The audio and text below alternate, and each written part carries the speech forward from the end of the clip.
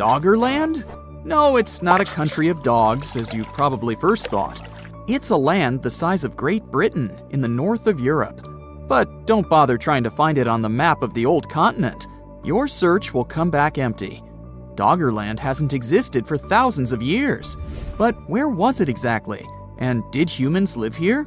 Scientists are doing their best to answer these questions. Let's start with the name. In the 1990s, a British archaeologist named the area Doggerland after Dogger Bank, a sandbank some 60 miles off the east coast of England. The word probably comes from Dutch. It was used for a fishing boat with 2 masts. Makes sense, since today, the North Sea is a rich fishing area. But thousands of years ago, people living here had a different diet. Some 12,000 years ago, the last major ice age was slowly reaching its end. Doggerland didn't feature seawater, but marshlands, lagoons, forests, and gently sloping hills. At that time, Britain and Ireland weren't islands. They sat deep inland. You could set off in Denmark and walk all the way to the north of Scotland. There was a system of rivers that emptied themselves in the North Sea. Back then, it was more of a channel that separated Doggerland from Norway. The rivers were different too. The Thames flowed into the Rhine. The ancient river they formed flowed into the place of today's English Channel and emptied itself into the Atlantic Ocean. Doggerland even featured a lake. There were some glaciers as well, but the land was still inhabitable. So who lived there? There were communities of hunter-gatherers from the Middle Stone Age. This was the time of human history when our ancestors mastered chipped stone tools. They used these stones with sharp edges for spears and arrowheads. This came in handy at Doggerland, which was the richest hunting area in all of Europe. It could have easily been the most populated region in the northwestern part of the continent. The hunters' prey likely consisted of reindeer, mammoths, oxen, wild pigs, brown bears, wolves, and many other species. In short, nobody went hungry here. Meat wasn't the only thing on the menu. Ancient residents of Doggerland collected hazelnuts and berries. They lived in wooden huts. They built them close to rivers, and they even constructed their settlements on hills. Remember Dogger Bank? It now sits underwater, but it used to be a mountainous region. Doggerland must have been prime real estate in prehistoric times. Its total surface area was over 18,000 miles, but things were about to go under. Literally. The last ice age was ending. All the water trapped in glaciers and ice sheets started to melt. You experience this process firsthand every time you order a cold drink. Even if you drink it bottoms up, after a while, the glass is full again. Why? Because the ice cubes have melted. Think of Doggerland as that glass. The sea levels started rising quickly. Every century, the sea flooded from 3 to 6 feet of dry land. Just imagine what this would mean today. Miami's elevation is just over 6 feet. The city would be flooded in less than 100 years. But there was one event that speeded things up. The Storegga slides were a series of submarine landslides in the Norwegian Sea thousands of years ago. And what happens when huge chunks of Earth shift suddenly underwater? Gigantic waves. You probably know what a tsunami is. Doggerland was likely pounded by several of them. They were so powerful that researchers believe they washed away Great Britain's land bridge to the rest of the continent. All that was left of Doggerland was an island the size of Wales. Scientists estimate that the waves of this ancient tsunami were at least 40 feet high. Some 6,000 years ago, Doggerlanders were on the move. They were migrating to higher grounds, England and the Netherlands in their case. The ironic part is that when we literally translate the name of the country of Netherlands into English, we get lower lands. But thousands of years ago, this was higher ground for hunter-gatherers escaping the flood. Once it was all over, the continent of Europe got the shape we easily recognize today. But Doggerland was nowhere to be seen. It's been sitting under the waves of the North Sea for 8,200 years. Does the idea of Doggerland remind you of a more famous case of a submerged land? The lost city of Atlantis comes straight to mind. But there is an important difference. Atlantis is only a legend. Everything we know about it comes from the writings of the Greek philosopher Plato. Scientists have been searching for Atlantis for a long time. And, up to this day, they can't even agree where exactly it was. Theories range from the Mediterranean to even Antarctica. Doggerland is not a myth. Everything science knows about this lost land comes from hard evidence. In 1931, a fishing boat was doing its thing off the coast of Norfolk in England. At the time, the crew would drag a net along the sea floor, sweeping everything in its path. And they caught something more than fish. It was peat, like the stuff we find in Alaska and in Ireland. But what was it doing at the bottom of the North Sea? It didn't belong there, because seawater destroys peat. There was only one possible explanation. The area must have been dry land at some point in history. The final proof was that the peat contained a harpoon spear point, a sure sign of human activity. The idea wasn't new, though. Since the Middle Ages, there has been talk of submerged land with underwater forests. In 1913, a British geologist came forward with the idea of an undersea world in this part of Europe. Scientific evidence kept piling up. Local fishermen started pulling out human-made tools and animal bones. Researchers dated them to be around 9,000 years old. But the deep, murky waters of the North Sea made it impossible to send down divers. One archaeologist noted that they knew more about the surface of the moon than what lay at the bottom of this relatively shallow sea. The discovery of oil in the area in the 1960s was a real game changer. Companies from the industry provided seismic survey data to scientists. This helped them piece together the full image of what Doggerland used to look like. Computer models soon produced images of river valleys, coastlines, freshwater lakes, and hills. There are even footprints of nomadic tribes preserved on the sea floor. Today, marine biologists are using magnetic fields to map out this lost underwater world. But Doggerland isn't the only place on Earth that went under the waves. Beringia is another lost world of global importance.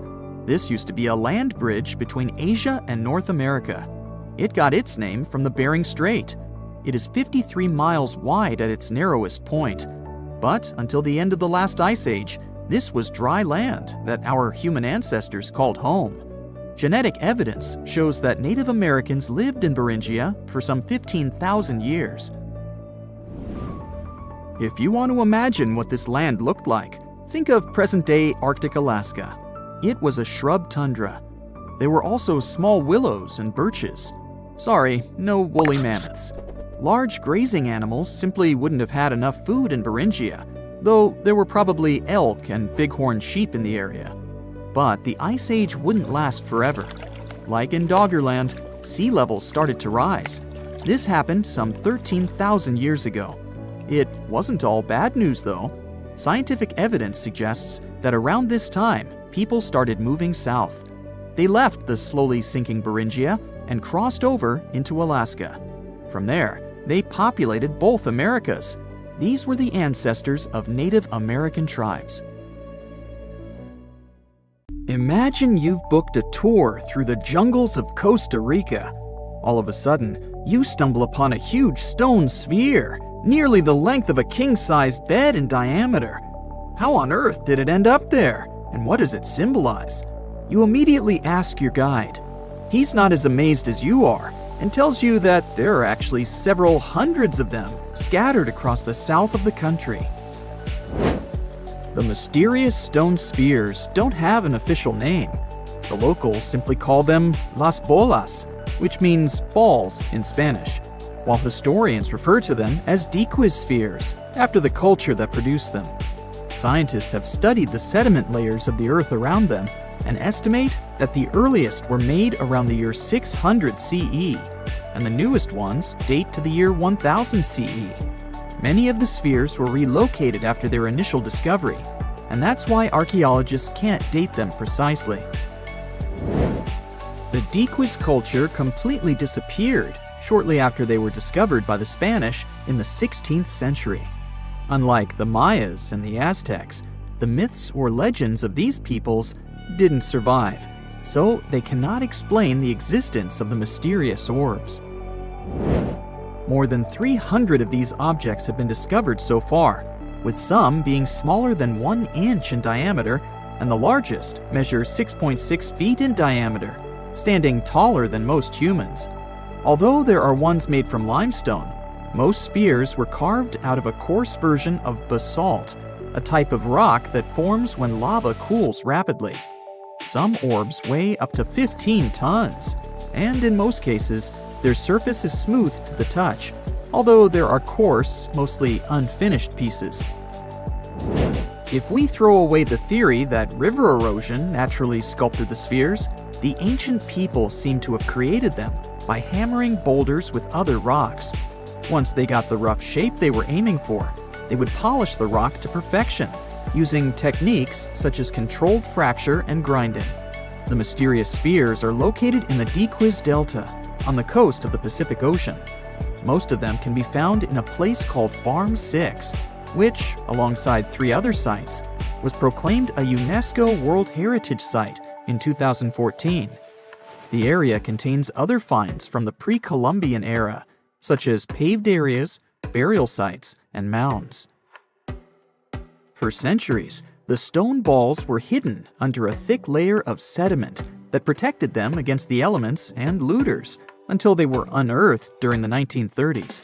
The company that owned the land was clearing the rainforest for banana plantations when they stumbled upon these unusual stone constructions. Some were damaged by bulldozers, and some by workers trying to pry them open, as they believed there was gold hidden inside. It took a while before the authorities intervened to stop further damage to the finds. Doris Stone, the daughter of an executive of the company that owned the land, was the first to study the spheres. In 1943, she published an article in a leading American archaeological journal, turning the world's attention to the orbs. Expeditions soon followed, and archaeologists were immediately able to determine that the stone formations were human-made, probably created by the ancient indigenous population of Costa Rica. To this day, no one has been able to fully explain their function in a scientific way. It means there's still room for some wild theories about the sphere's origins and true purpose. The most popular theory in the scientific community is that the stone spheres served as decorations and status symbols, as many of them were found near the houses of chieftains.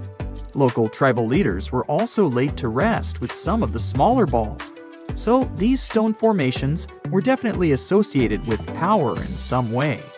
Chiseling a boulder to perfection involved a lot of labor and planning, and only powerful individuals could afford it at the time. The other popular theory is that the boulders were used for astronomical observations. Individual spheres represented stars or planets, like a primitive map of the night sky. Since they were perfectly round, it was easy to roll them around. Before the jungle engulfed them, the area where they were found was a flat alluvial plain, ideal for rolling large boulders around. Another version of this theory suggests that the stones were used as boundary markers, much like modern border stones, which are also mostly made from stone.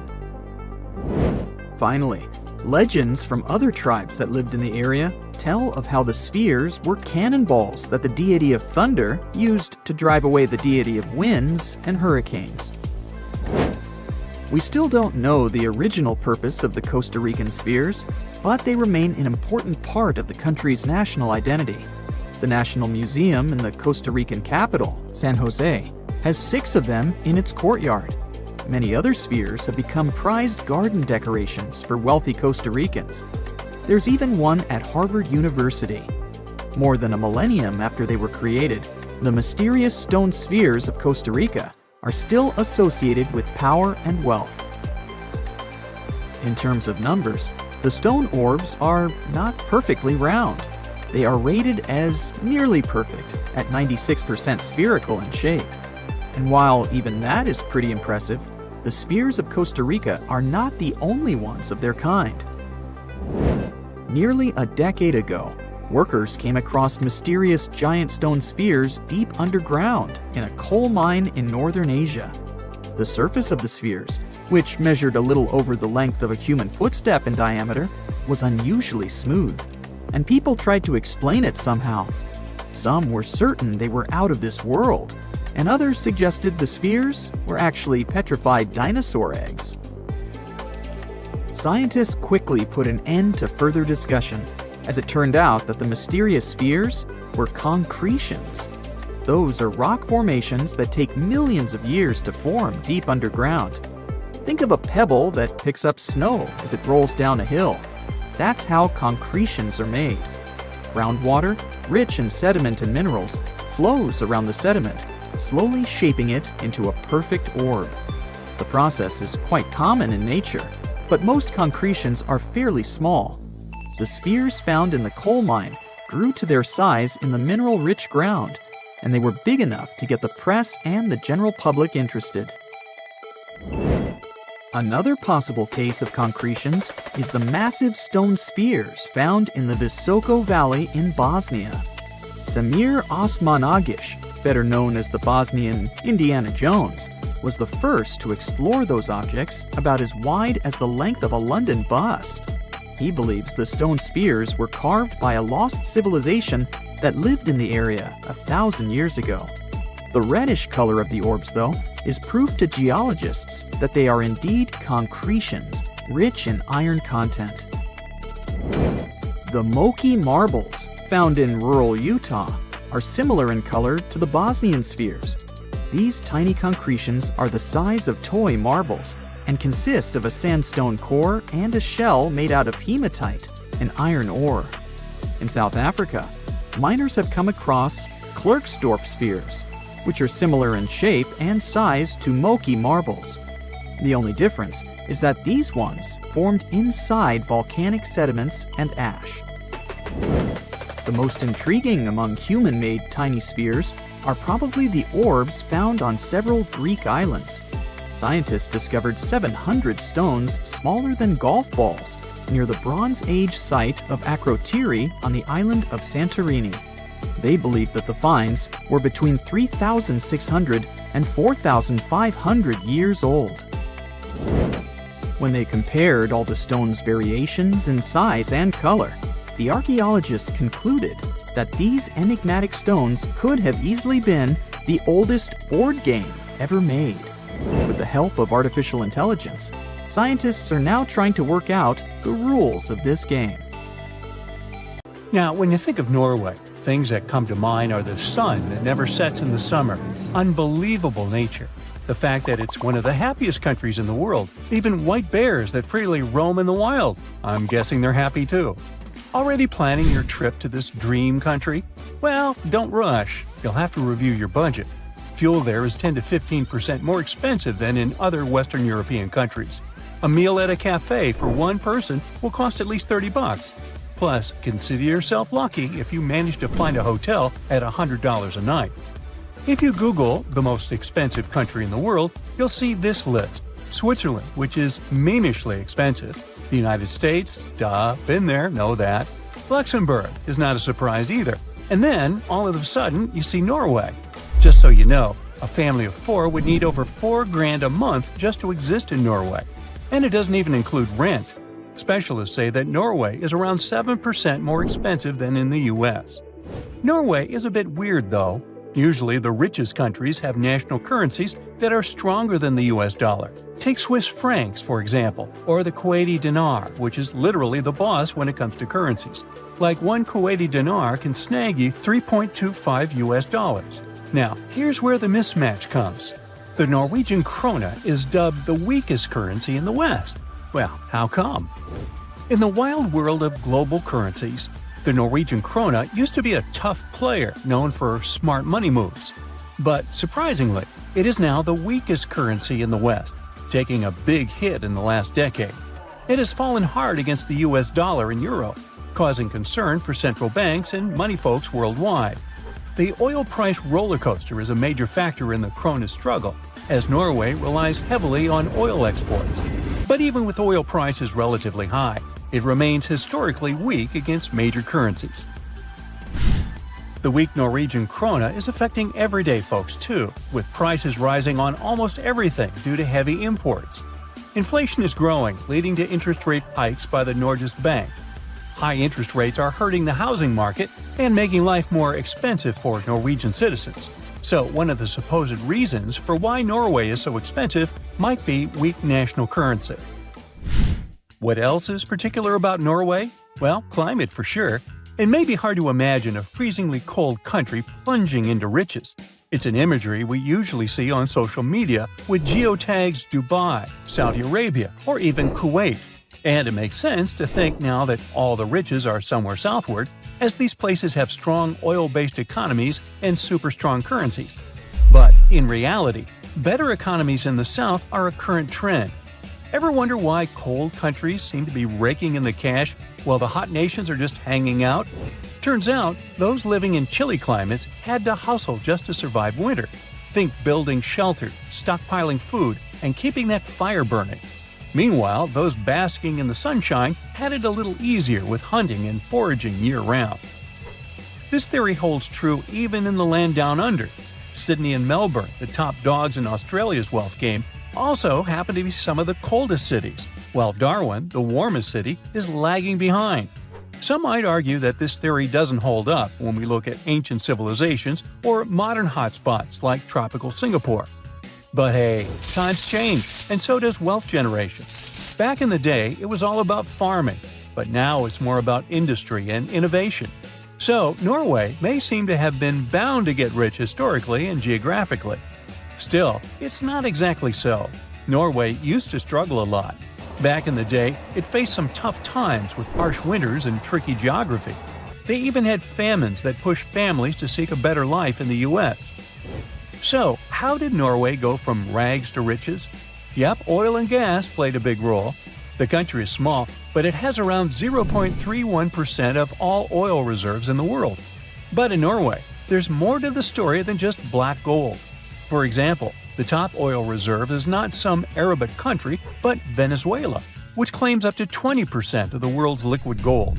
Still, Venezuelan's economy is far from stable, so it's not all about oil. Although bested in forest size by other European nations, Norway was an unrivaled powerhouse in lumber during the Age of Sail. Thanks to its strategic fjord path, timber from its inland forests could quickly reach fjordside mills and global markets. As railroads unlocked larger forest potential in other countries post the 19th century, Norway was Europe's timber king, bolstered by a world-class merchant fleet by the 20th century. The Norwegian timber wealth, coupled with early cooperative societal norms, spurred growth across several sectors, from agriculture to fishing and banking. Despite being labeled poor in the 19th century, Norway's GDP per capita outshone Eastern and Southern European nations. The nation's ascendancy continues beyond the discovery of its oil reserves. Norway is unique, with a small population but sprawling land. Despite its vastness, the Nordics are scattered and considered one of the most spacious countries globally. Much of the North's territory stretches beyond the Arctic Circle, offering harsh landscapes with thin topsoil covering the bedrock. The tough terrain in Norway, full of mountains and with a short growing season, limits arable land to only 2.2%, similar to Yemen. The scattered arable land in small valleys makes extensive farming impractical, a far cry from the efficient farming in the US. With a huge chunk of land and coastlines, but a small population, Norway makes some serious cash from its reserves. Plus, nature has been pretty kind to Norway, with rich fishing grounds, hydropower from rivers, and power from cold waters. And only then comes the little thing called oil. The late 50s saw a big discovery that changed everything for Norway's economy. Fast forward to today, and petroleum activities have been a major game changer for Norway, feeding its economic growth and funding its welfare state. But Norway didn't just sit back and watch the money flow in. They made smart moves, like creating a sovereign wealth fund to manage their oil wealth for the long haul. The fund sees some big bucks, currently standing at 1.7 billion Norwegian kroner, or over 160 million US dollars.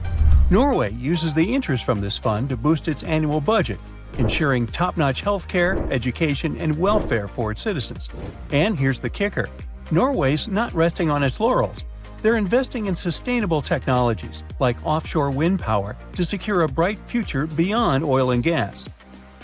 Now, Norway may be expensive, but it can't compete with the world's costliest place to live, Monaco. It's almost 4 times more expensive than the global average. So, if you're looking to rub elbows with the rich and famous, look no further than Monaco.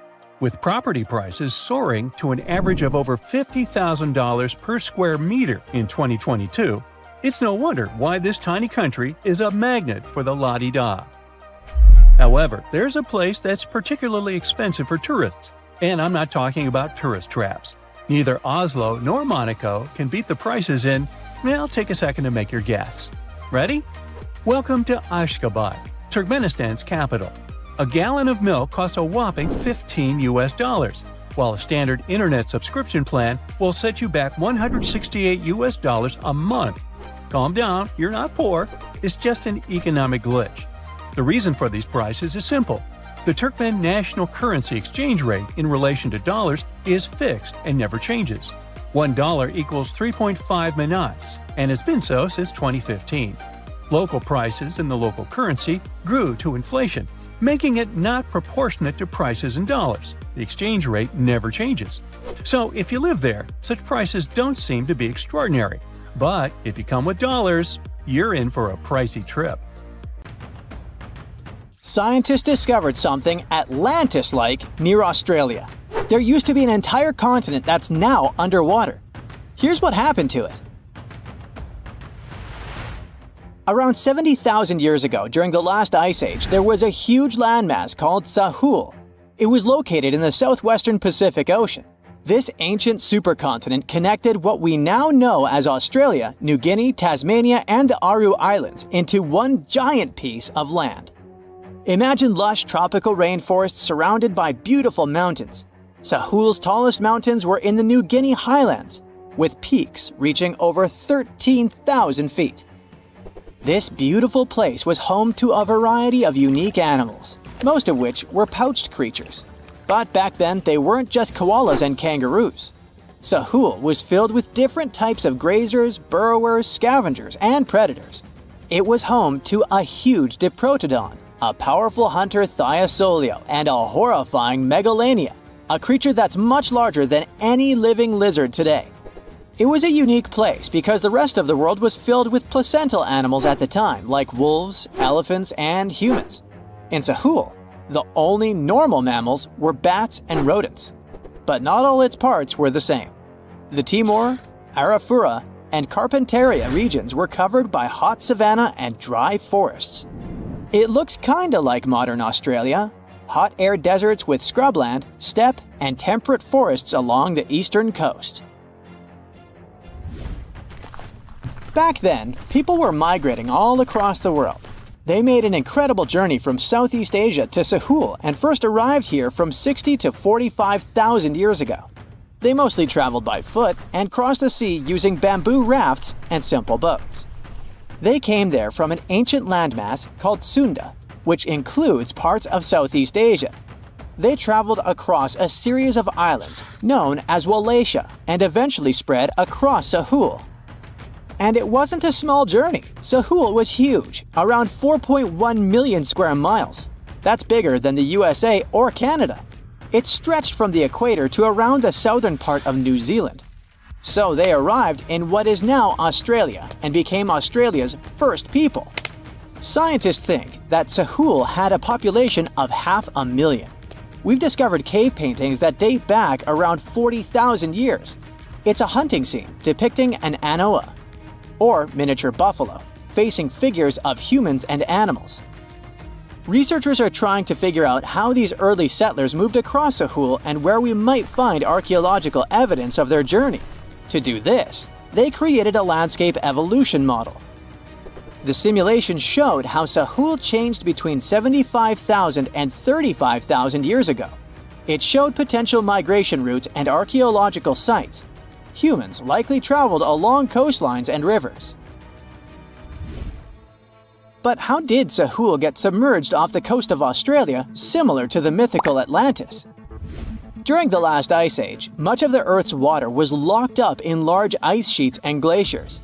The sea levels were much lower than they are today. After that, the global temperatures increased. The ice sheets melted and the sea levels rose, flooding the land bridges that once connected different parts of Sahul together. About 8,000 years ago, New Guinea separated from mainland Australia, and then, about 6,000 years ago, Tasmania did the same. We still can explore the underwater parts of Sahul thanks to new technology. Divers explore and collect samples directly from the ocean floor. Underwater drones can go to places that are too deep or dangerous for humans to explore. And with sonar mapping, scientists use sound waves to create maps of the ocean floor. It's like using an echo to see what's underwater. The sound waves bounce off the seabed and come back, helping us create a picture of what it looks like. Deep underwater, archaeologists have found stone tools and other artifacts. They also discovered fossils of animals like Diprotodon and Thylacoleo. By studying the underwater terrain of Sahul, they learned about the ancient rivers, lakes, and coastlines that existed during the Ice Age. But Sahul isn't the only underwater continent. Sahul isn't the only hidden gem of Southeast Asia. Take Sundaland, a place made up of Sumatra, Java, Borneo, and some other islands. This place was crazy huge during the Ice Age, but now almost fully underwater. Almost, but not entirely. The parts above the ocean are teeming with life. If you like birds, check this place out. It has almost a fifth of the world's bird species.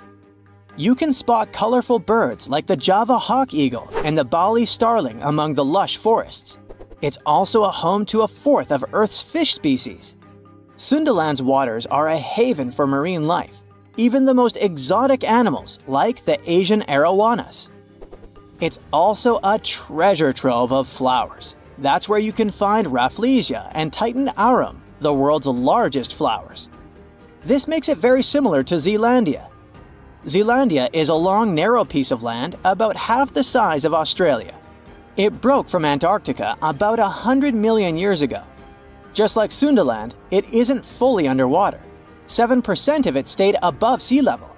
This sticking out little piece is what we now call New Zealand, along with Stewart Island and some smaller islands. These pieces of Zealandia are lush and warm. They're packed with volcanoes, mountain ranges, beautiful natural geysers, and hot springs. Local people, Maori, use these hot springs for cooking. People place corn, eggs, and vegetables in baskets and lower them directly in the hot springs. Sometimes they cook food in a pit oven using heated rocks.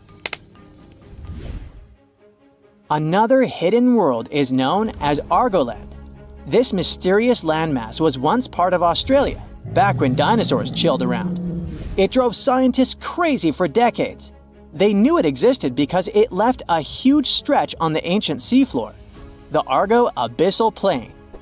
About 155 million years ago, it broke off from Australia, saying bye-bye.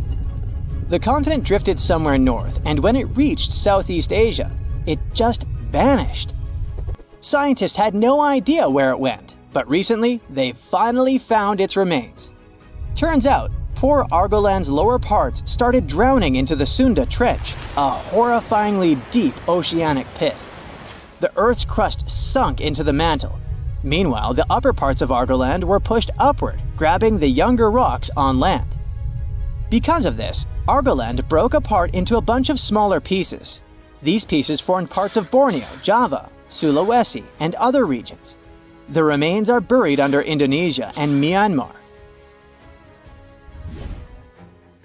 Imagine a colossal landmass the size of Greenland, Greater Adria. Its journey began about 240 million years ago when it broke away from the supercontinent Gondwana. It started moving north, and after 100 million years of enjoying the warm seas, it suddenly crashed into Europe and shattered into pieces. Most of these pieces went deep into the Earth's mantle, but some were scraped off and became part of mountain ranges like the Alps. Today, the remnants of Greater Adria are scattered across more than 30 countries, from Spain to Iran. That's why they're hard to look for.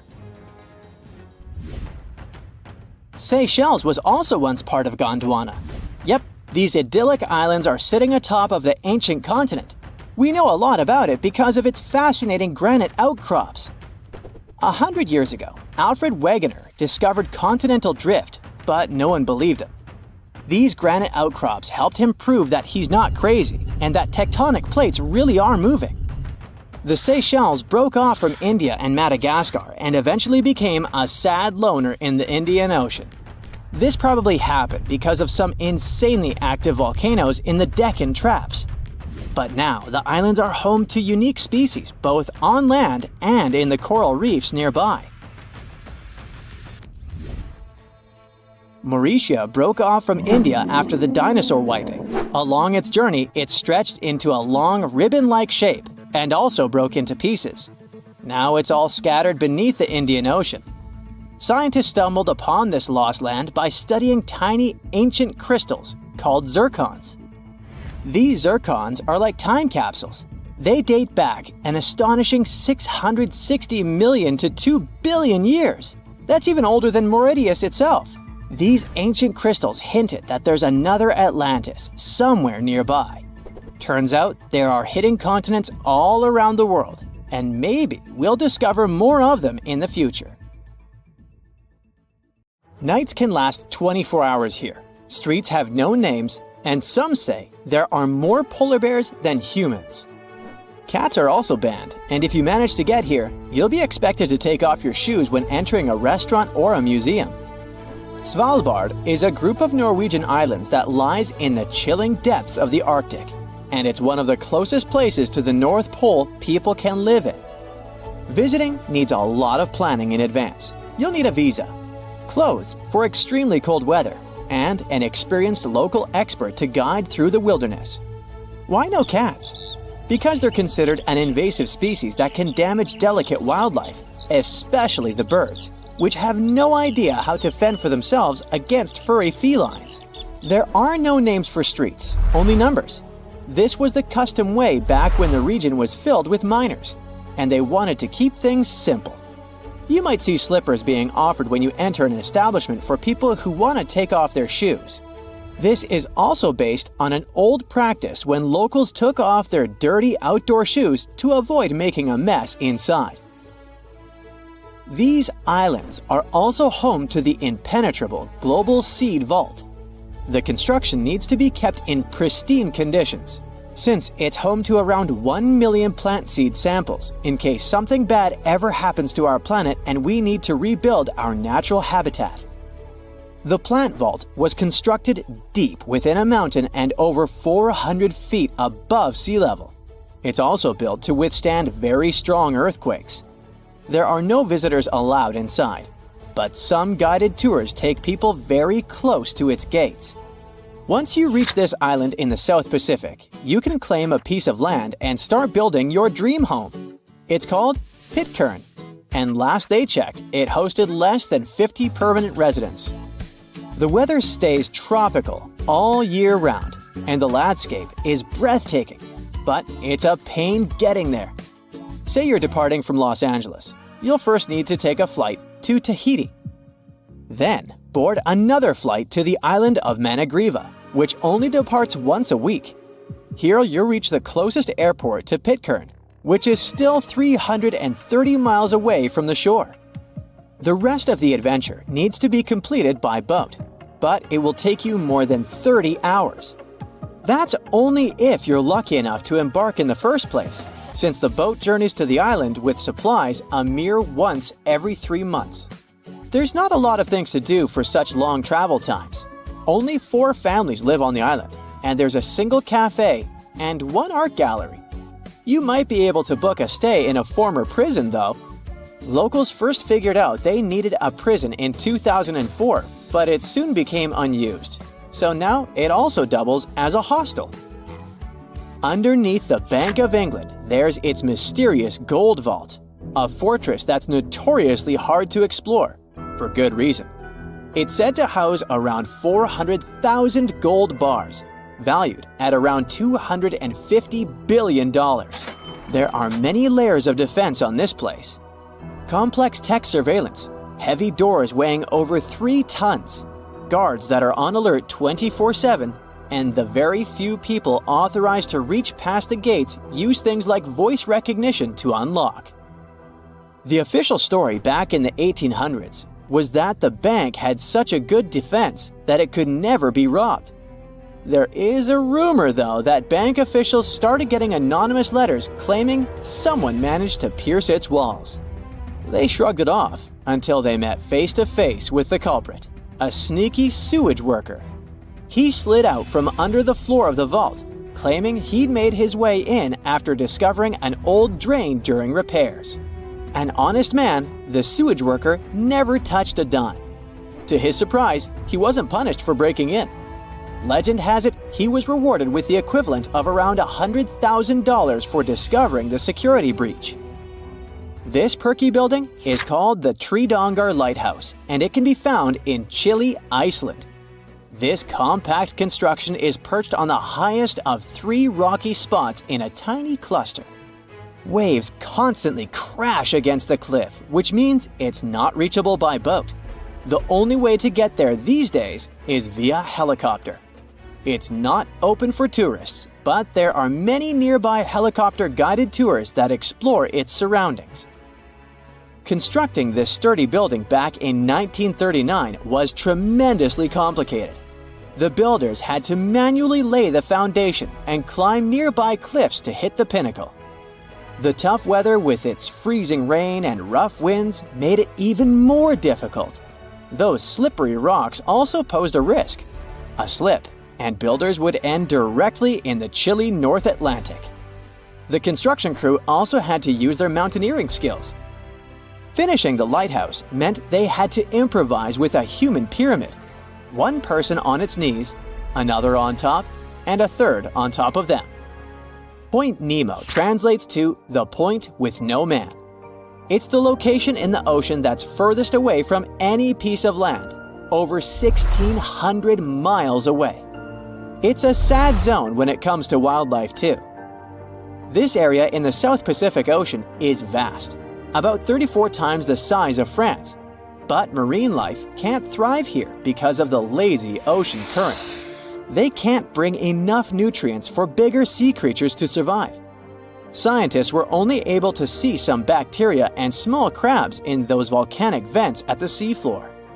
Point Nemo was first pinpointed in 1992, but it hasn't been explored much since.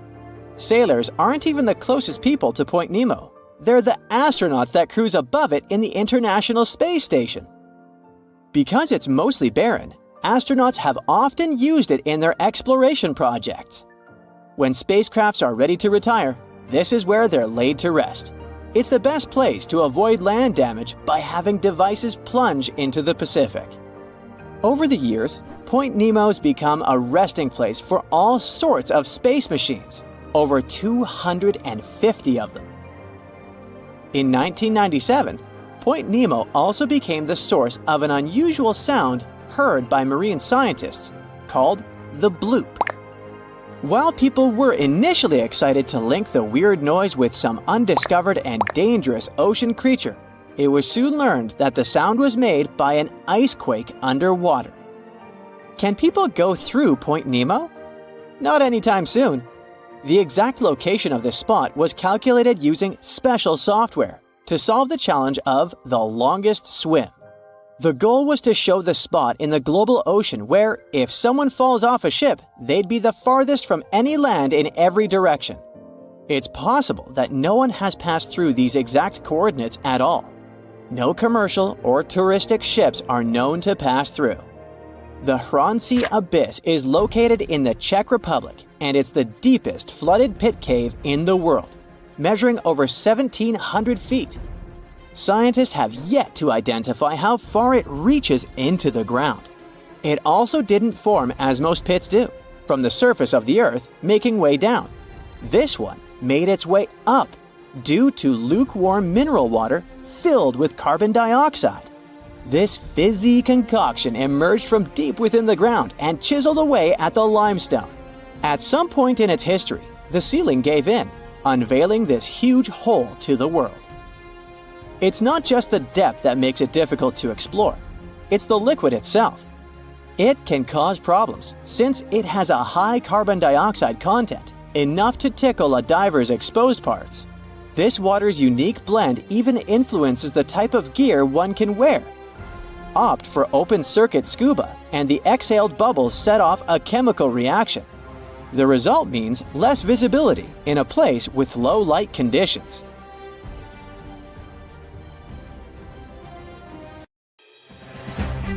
Hey now, get ready to dive into the Sea of Mysteries, also known as the Black Sea. It is the largest inland body of water in the world, bigger than the entire state of California. It has dozens of lost ships and some secret underwater tunnels. And some people believe it's an ancient quarry that was mined out in 6 stages. The Black Sea has distinct vertical layers that don't mix, with higher and lower salinity. The salty water comes from the Mediterranean, and fresh water comes from rivers. 10 of the largest rivers in Europe flow into the Black Sea. It receives more fresh water from the rivers and rainfall than it loses from evaporation. The extra water flows through the Bosphorus into the Marmara Sea.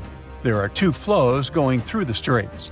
The upper flow leaves the Black Sea and takes surface water out of it. The bottom flow carries salt water from the Mediterranean to the Black Sea. That's why the upper layers of the Black Sea are less dense than its saltier lower layers. The oxygen that comes from the atmosphere and photosynthesis stays in the surface layers. Everything deeper than about 300 feet in the middle and up to 500 feet near the edge is not fit for life. Only certain bacteria can survive in these conditions. Although there's no air deep down in the Black Sea, the upper layer is home to around 750 species of phytoplankton. Eggs and larvae of fish and invertebrates chill in coastal regions. There are also 180 fish species in the Black Sea, and some of them are valuable, such as horse mackerel, spiny dogfish, and sprat. The water level in the Black Sea is always the same because there are no high or low tides, so the sea is always calm, quiet, and serene on the surface. But it has one surprise feature, an underwater river. It's a current of salty water flowing through the Bosphorus Strait and along the seabed. This amazing discovery was made by scientists from the University of Leeds and was announced in 2010. It's the first undersea river of its kind ever found. The river forms because salty water from the Mediterranean Sea spills through the Bosphorus Strait into the Black Sea, where the water is much less salty. The no-air zone of the sea is an ideal conservation chamber for what's hiding on its bottom. The Black Sea is like a treasure trove for shipwrecks, and we discovered it by accident. Some maritime archaeologists were studying sea levels to see how quickly the water levels rose after the last ice age, and they ran across over 40 previously unknown shipwrecks as a complete bonus. Researchers used 2 remotely operated vehicles to explore the seafloor and the wrecks. Thanks to it, we have a video and detailed 3D images of the ships that were stitched together from thousands of high-resolution photos. According to the New York Times, some of the standout discoveries among the 44 ships found include a medieval training vessel from the 13th or 14th century. Expedition members nicknamed another ship from the Ottoman Empire the Flower of the Black Sea for its beautiful petal carvings. The team also noticed unusual details on other ships, like coiled ropes, chisel marks, rudders, and other carvings. So far, they haven't announced any plans to excavate the shipwrecks, but the ships might be filled with historical treasures like books, parchments, and documents. It's worth a try to rescue them. The most extraordinary discovery in the Black Sea is what archaeologists believe to be the world's oldest intact shipwreck. It has been lying undisturbed for over 2,400 years. This ancient Greek vessel, 75 feet long, was found with its mast, rudders, and rowing benches all still in place, over a mile beneath the surface. Researchers believe the ship was a trading vessel, like those depicted on ancient Greek pottery, such as the Siren vase in the British Museum. This vase, or vase, dating from the same period, shows a vessel carrying Odysseus past the Sirens. The team took a small piece for carbon dating, and the results confirmed it as the oldest intact shipwreck known to humankind. The fact that it's so elaborate and well preserved deserves a standing ovation for shipbuilders of the ancient world. Without microbes, worms, or other creatures to eat away the wrecks, it's no wonder the ships are in almost perfect condition. If the Titanic had sunk in these waters, we would have found it in a much better state now, not being eaten by nasty underwater microorganisms. Now, there's an interesting theory called the Black Sea Deluge hypothesis, which suggests a huge flood happened around 7,500 years ago. Two geologists in the 1990s suggested that at the end of the last ice age, when the Earth's climate was heating up, ice sheets were melting and sea levels were rising. The Black Sea was a much smaller freshwater lake. It was separated from the Mediterranean Sea by a natural dam at the Bosphorus Strait. As global sea levels rose, the Mediterranean overflowed into the Black Sea basin. They suggest the sea level rose by 6 inches every day, flooded coastal settlements, and changed the environment for good. Samples from the Black Sea floor show a sudden shift from freshwater to marine species around that time, which means there was a rapid influx of salt water. Underwater surveys have also found what look like the old shorelines and human-made structures. So, people were living in areas now submerged by the Black Sea. Plus, the timing of this flood matches up with known patterns of human migration into Europe, Asia, and Africa. They also say this flood could be the terrible flood from the story of Noah's Ark. Critics of the deluge theory say the evidence isn't as straightforward as it seems. Some think the transition from freshwater to saltwater in the Black Sea was more gradual than one sudden flood. They're also debating if people left the settlements before they went underwater or as a result. An old chronicle that's been around for about a century says there were 2 underground tunnels starting in what is now Romania and Bulgaria and stretching all the way under the Black Sea to Turkey. Back in the day, peasants used these tunnels to move their flocks of sheep to the Ottoman Empire and countries on the Asia Minor Peninsula. Who built these tunnels and why they run under the sea is a complete mystery. At some point, the entrances to these tunnels were sealed off for national security and were under tight guard. The security forces knew all about these massive tunnels and kept them off limits. In the 1980s, a group of people working on the Danube-Black Sea Canal accidentally found another entrance to these mysterious tunnels. This one was in a cemetery in a town of Romania. Canal workers used it to regularly cross over into Bulgaria. One more cool thing about these 2 tunnels is that some people think they were built thousands of years ago. If you ever try to dig a tunnel under the sea, you'll know how tricky it is even now with all the tech we have.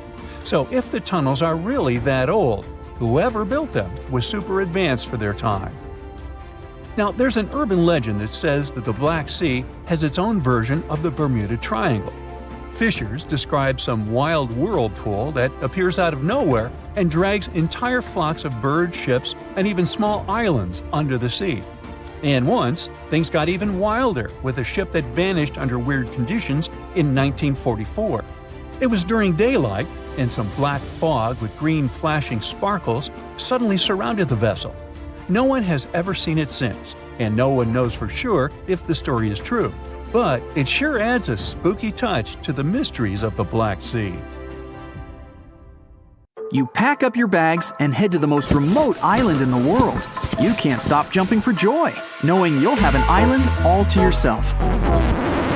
Destination: Bouvet, the loneliest place on Earth. There's no airport on the island, so all those who have a fear of flying can just relax. This lonely island is located in the Atlantic Ocean between South Africa and Antarctica and is frozen all over. It's uninhabited, so there aren't any humans for at least 1,400 miles from here. And even though you won't find any coffee shops or theaters, the island hosts a decent number of animals, like seals, birds, and penguins. And no, there aren't any forests or jungles, but you can find some moss and lichen. Right now, you're on a ship wearing a thick jacket and cupping hot tea in your hands. It's been days since you left the coast of South Africa. Finally, you see the island out in the distance. Many frozen cliffs surround it, so it's really difficult to scale it. Maybe a helicopter could do the trick. The place was pretty popular back in the day and was named 3 times since its discovery. But not even the smallest piece of land goes homeless for long. So Norway decided to keep it. They even gave it its own internet domain, .bv. But no one has created any websites under it yet. As of now, the place is mainly used by scientists to study whale migration. Tristan da Cunha is a small volcanic island in the Atlantic. It's quite lonely too, but this time you can actually find some settlers. Its closest neighbors are Buenos Aires in Argentina and Cape Town in South Africa, both of which are more than 1,000 miles away. Just like Bouvet, this place doesn't have an airport. You could catch a ship from Cape Town instead for a 7-day voyage costing you between $800 to $1,500. Be prepared for a long visit. These ships don't come and go every day. You may find yourself booking a place for an entire month before going back home.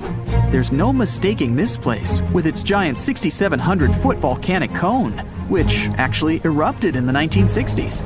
Luckily, they were able to evacuate everyone to a neighboring island in time. This little piece of land is home to no more than 280 people and has its own decent economy to sustain itself. About 1,300 miles south is St. Helena, a more vibrant and hip island because, guess what? It has an airport. Planes fly all the way from South Africa once a week. But there's a trick. Pilots have to be specially trained to land in the mountaintop airport. The country is smaller than Rhode Island, the smallest state in the U.S., but what it lacks in real estate, it makes up for in its rich history. Napoleon spent his final years on the island, and it's also home to the oldest tortoise in the world. Population here doesn't exceed 5,000 people who love to enjoy the beach and the amazing highland scenery. In 1790, a group of British and Tahitian sailors reached a chain of islands in the South Pacific in the middle of nowhere. Seeing as they were stuck and loving the isolation, they decided to create a settlement on one of them. Later, these land spots would be called Pitcairn Islands, and still, only one would be left inhabited. The population? 50 people. You can find a mix of cultures between British, Polynesian, and other Pacific Islanders thriving and living life to the fullest. And why wouldn't they? All 4 islands have incredible subtropical climates and rich volcanic soil for crops and vegetation. In 2016, it was labeled the world's 2nd largest marine protected area. Be prepared for a long sea voyage if you plan on paying a little visit. You can catch a ride on a supply ship that hosts 12 passengers each trip. 2,500 miles off Africa, in the southern part of the Indian Ocean, you'll find Amsterdam Island. No, the capital of the Netherlands didn't pack up and sail away. This remote island is home to an extinct volcano that rises to about 3,000 feet, and the place itself is only as big as a mall. There are no permanent residents, but it hosts scientists and a research facility, around 30 people. All the way north is the Norwegian archipelago of Svalbard. Seems calm and peaceful, with people enjoying their days. Except, wait, get back inside. This place is known as Polar Bear Island, where the bear population outnumbers the human one. You may arrive by plane or ship, but either way, you'd be getting a breathtaking view of snowy mountains and cute, colorful buildings. Despite the curious bears, people have been able to maintain a stable life there, and the island is actually home to many nationalities from over 50 different countries. Svalbard welcomes anyone to stay and live without a visa, as long as they have some place to stay and a job to make a living. It's located roughly 500 miles north of Norway in the Arctic Ocean. But where isn't the only tough question. It's when you go, too. If you're not a nocturnal type, then consider going there in the bright half of the year, where you could experience sunlight nearly all day, every day. Because during the other half of the year, there's total darkness. But you'll get to witness some beautiful northern lights right above you for quite a while. Svalbard is considered the most northern settlement in the world, and actually has the most northern university as well. Because of the permafrost, life isn't easy here, which means they get most of their stuff on ships from abroad. But that didn't stop the dwellers from having the global seed vault to host almost 1 million seeds from around the world as a backup. in case crops can't grow anymore. Off the coast of Chile is the easternmost presence of Polynesian culture. 2,300 miles west of South America and 1,200 miles away from Pitcairn Islands, the most famous island inhabitants are known around the world for their huge heads.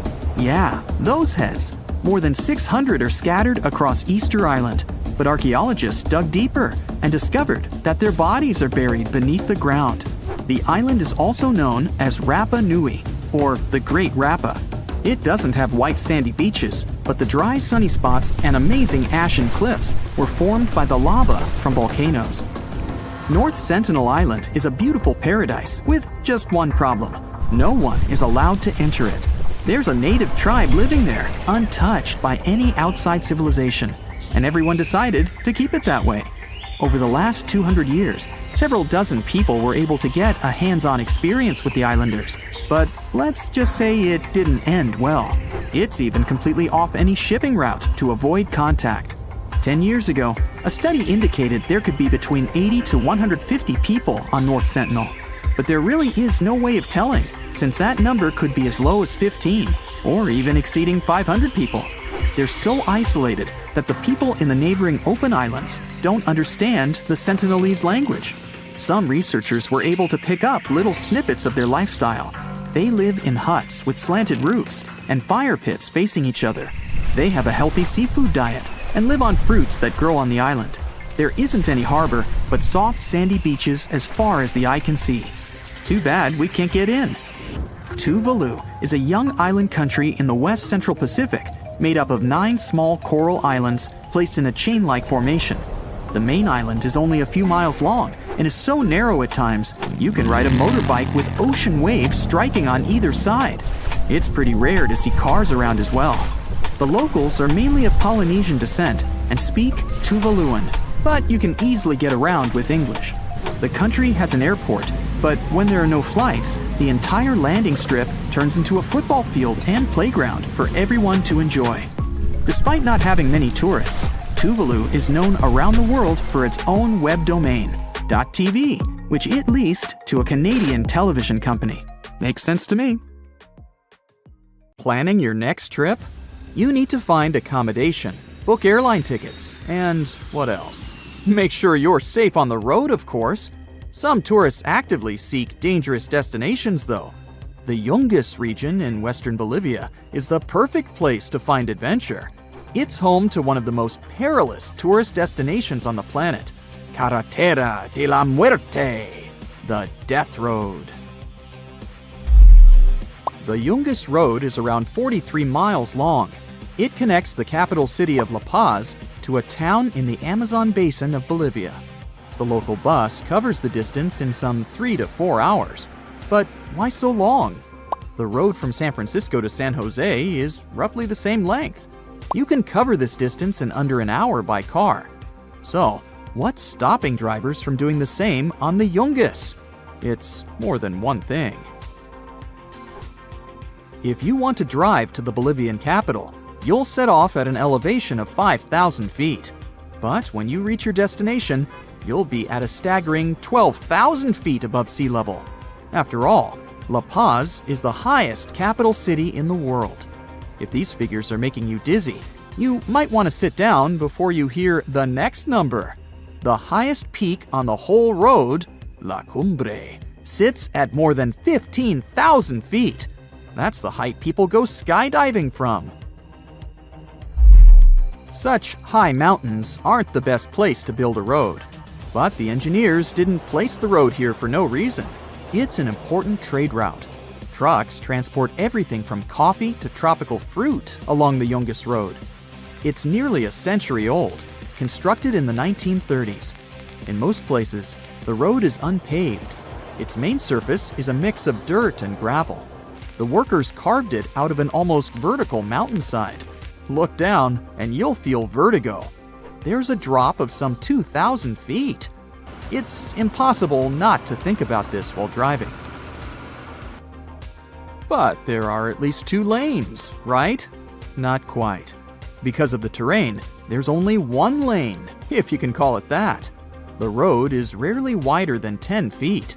By comparison, A Tesla Model S is 6.5 feet wide, and that's without the mirrors sticking out on each side. That would be one tight squeeze. But believe it or not, even large trucks go up and down this path. For the most part, there are no guardrails to prevent the vehicles from dropping into the abyss. And then there's the weather. In summer, the dust from the vehicles decreases visibility, and fog often appears, making the drivers feel as if they were driving blindfolded. In winter, it's no better. Heavy rains make the road muddy and slippery. Torrents can wash away whole sections of the roadway. Landslides occur frequently. A boulder can fall on an unsuspecting driver at any moment. Sounds more like an obstacle course than a roadway. The only good side is that you shower on the go. There are natural waterfalls along the way that travelers use to wash themselves. Until 2006, this mountain highway was the only way to reach the capital from the Yungas region. That's why buses and trucks of all sizes had to squeeze along cliff edges. Sadly, some of them never made it to their destination. On average, 26 vehicles plummet over the edge each year. The total cost in human life? 200 to 300 people lose their lives each year on the Yungas Road. That's really sad. The Bolivian authorities were determined to change something. It took them a full 20 years, but they finally constructed an alternative road. It runs along a nearby mountain range. The new bypass has 2 paved lanes. It's secured with guardrails, and it even has drainage. This helped relieve pressure from the old and dangerous route. Today, there is significantly less traffic than in the 90s. At that time, the Inter-American Development Bank proclaimed the route as the most dangerous road in the world. In come the tourists. Yes, after the locals could finally travel safely across the region, travelers from all over the world took on the challenging road. Tens of thousands of them flocked to the road in search of adrenaline, mostly traveling by bike. But the path is still dangerous. Since 1998, at least 25 cyclists have lost their lives here. The road is so narrow that you don't have enough space to brake. The side of the road is lined with memorials to people who perished riding their bicycles here. But the Bolivian highway isn't the only dangerous destination tourists like to visit. In Africa, there is a natural pool at the very edge of Victoria Falls. It becomes accessible only in the dry season. That's when the water level of the mighty Zambezi River drops enough to reveal the pool. People come here to take amazing photos, but they're just inches away from danger. A rock lip forms the edge of the pool. If a careless swimmer goes beyond it, there is a huge drop, well over 300 feet. The danger is very real. Tourists often forget they're in the middle of a powerful river. More than 1 million gallons of water cascade down Victoria Falls every minute. A complete lack of water can be dangerous as well. That is the case in one region of California, Death Valley. This is the hottest place on Earth. Temperatures here reach 130 degrees Fahrenheit. But tourists are attracted to these extreme conditions. In 2022 alone, more than 1 million people visited the area. Trekking in this desert landscape is highly dangerous. Even driving can cost people their lives. If you have a car accident here, the heat will soon get to you. Dehydration and heat stroke are real dangers. And if that wasn't enough, there are rattlesnakes. 7 species of snakes live in the Mojave Desert. Back in Europe, Ireland is a popular travel destination. In 2019, 19 million people visited the Emerald Isle. That's close to 4 times the population of the Republic of Ireland. Tourists first explore Dublin, but then they want to see the countryside. And the biggest attraction there is as dangerous as it is beautiful: the Cliffs of Moher. They stand on the island's rugged west side. Visitors who try to get close to their edge for a better photo are risking their lives. The drop is 700 feet. One wrong step, and they can fall down from a height greater than the height of the Great Pyramid at Giza. Sadly, this has already happened several times in the past. In Florida, there is a place that looks like a dream to any American surfer, New Smyrna Beach. But there is a danger lurking beneath the waves: sharks. New Smyrna is a hotspot for them. A surfer paddling on his board looks like a seal to the shark below, and seals are their main prey. Since 2010, there have been 32 reported shark attacks in the area. That's why people call this section of the coastline the most dangerous beach in America. Not your ideal summer destination, definitely. Maybe it's better to go to Hawaii. Or not. This atoll hides dangers of its own. The Hawaiian Islands were formed by volcanic activity. These volcanoes attract tourists from all over the world. But slow-flowing lava isn't what's going to get you. It's poisonous gases. Can you guess what VOG is? No, I'm not speaking about the fashion magazine. This is volcanic smog, a mixture of ash and sulfur dioxide. That's the toxic gas you smell when you light a match. And when the lava flow hits the salt water in the ocean, you get laze, or lava haze. These plumes can travel up to 15 miles downwind, and they're not pleasant to inhale. Your eyes become dry, and your throat starts to itch, and those are the less severe symptoms. In a span of just 20 years, 5 tourists passed away due to exposure to volcanic gases. The Amazon River, the boat, and dense jungle on both sides. All is silent. Only the engine is revving, and you look around nervously under the earnest gaze of the Peruvian guide. Suddenly, the man smiles and points ahead. This is it. You've finally arrived at Iquitos. The city is hidden deep within the Amazon rainforest. On one side, Iquitos is surrounded by water, and on the other lies thick, impenetrable rainforest as far as the eye can see, making this city extremely difficult to reach. First, you had to fly to Peru's capital, Lima, a vibrant coastal city. From there, you traveled by bus through Peru's vast jagged mountains before being plunged into the heart of the Amazon rainforest. 3 days into this bus journey, you reached a small town where the road suddenly stopped. At over 140 square miles, Iquitos is the largest continental city in the world that cannot be reached by road. You're still over 200 miles away from Iquitos, so from here you take a boat ride along the hot, humid Amazon River before finally reaching the remote city 5 days after you left Lima. When you arrive in the city, you notice many of the houses are built on tall stilts. This is because, in the springtime, the river surrounding Iquitos swells up, submerging parts of the city in water. For this, Iquitos has been nicknamed the Venice of the Amazon. The stilted houses are tall enough to avoid the murky waters of the Amazon River. You hear loud buzzing coming from all around the city. It sounds like a gang of bikers have arrived. In reality, these are motocarrios. There are very few cars in Iquitos. Instead, they have motorcycles with small passenger cabins attached to them. There are around 45,000 of these things whizzing around Iquitos, making the city very noisy. Your trip to the most isolated places has just begun. So, you head to Norway and arrive in the capital city, Oslo. Immediately, you hop on another plane. After a 3-hour flight, you land at the world's northernmost public airport, Longyearbyen. You step off the plane to see a small and colorful town enclosed by snow-topped mountains. There's no settlement further to the north than this. Longyearbyen translates to the Long Year Town, named after its American founder, coal miner John Longyear. You take a walk along the coast of the small town.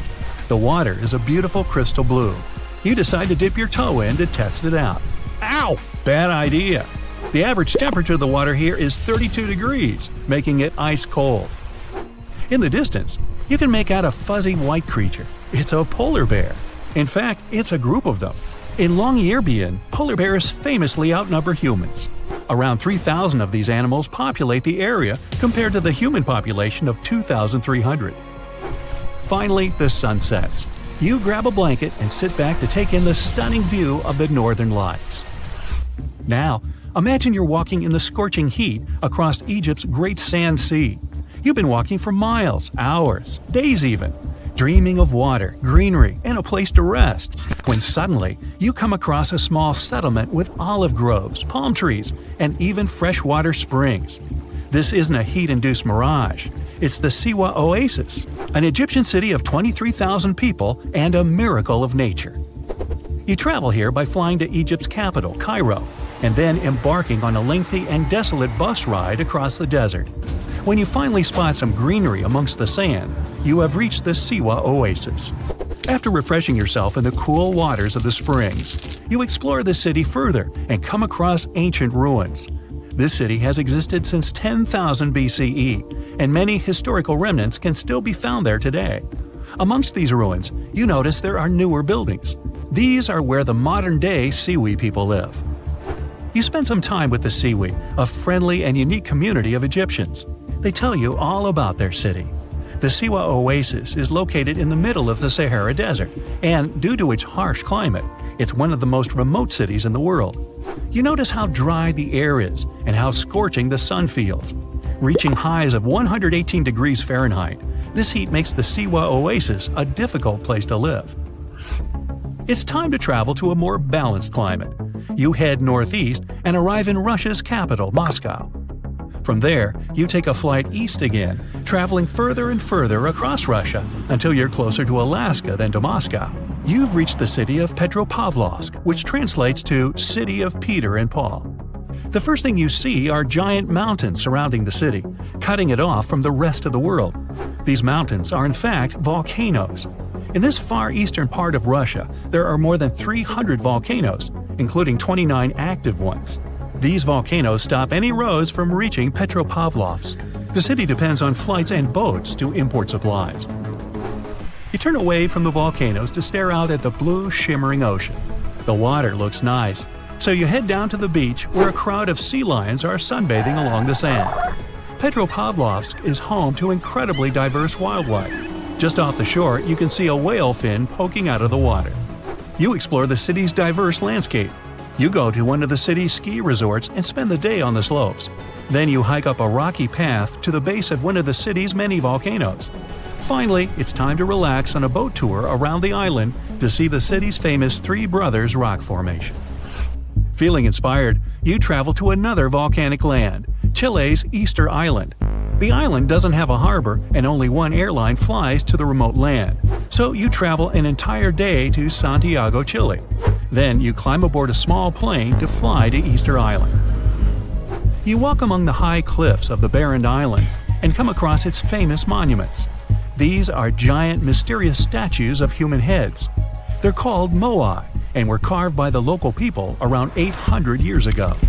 You inspect the earth beneath your feet. It looks and feels very dry. Easter Island consists of 3 ancient volcanoes. The volcanic soil makes it very difficult to grow crops or vegetation. Some of the city's trees were cleared hundreds of years ago to make way for the stone monuments, giving the island the empty look it has today.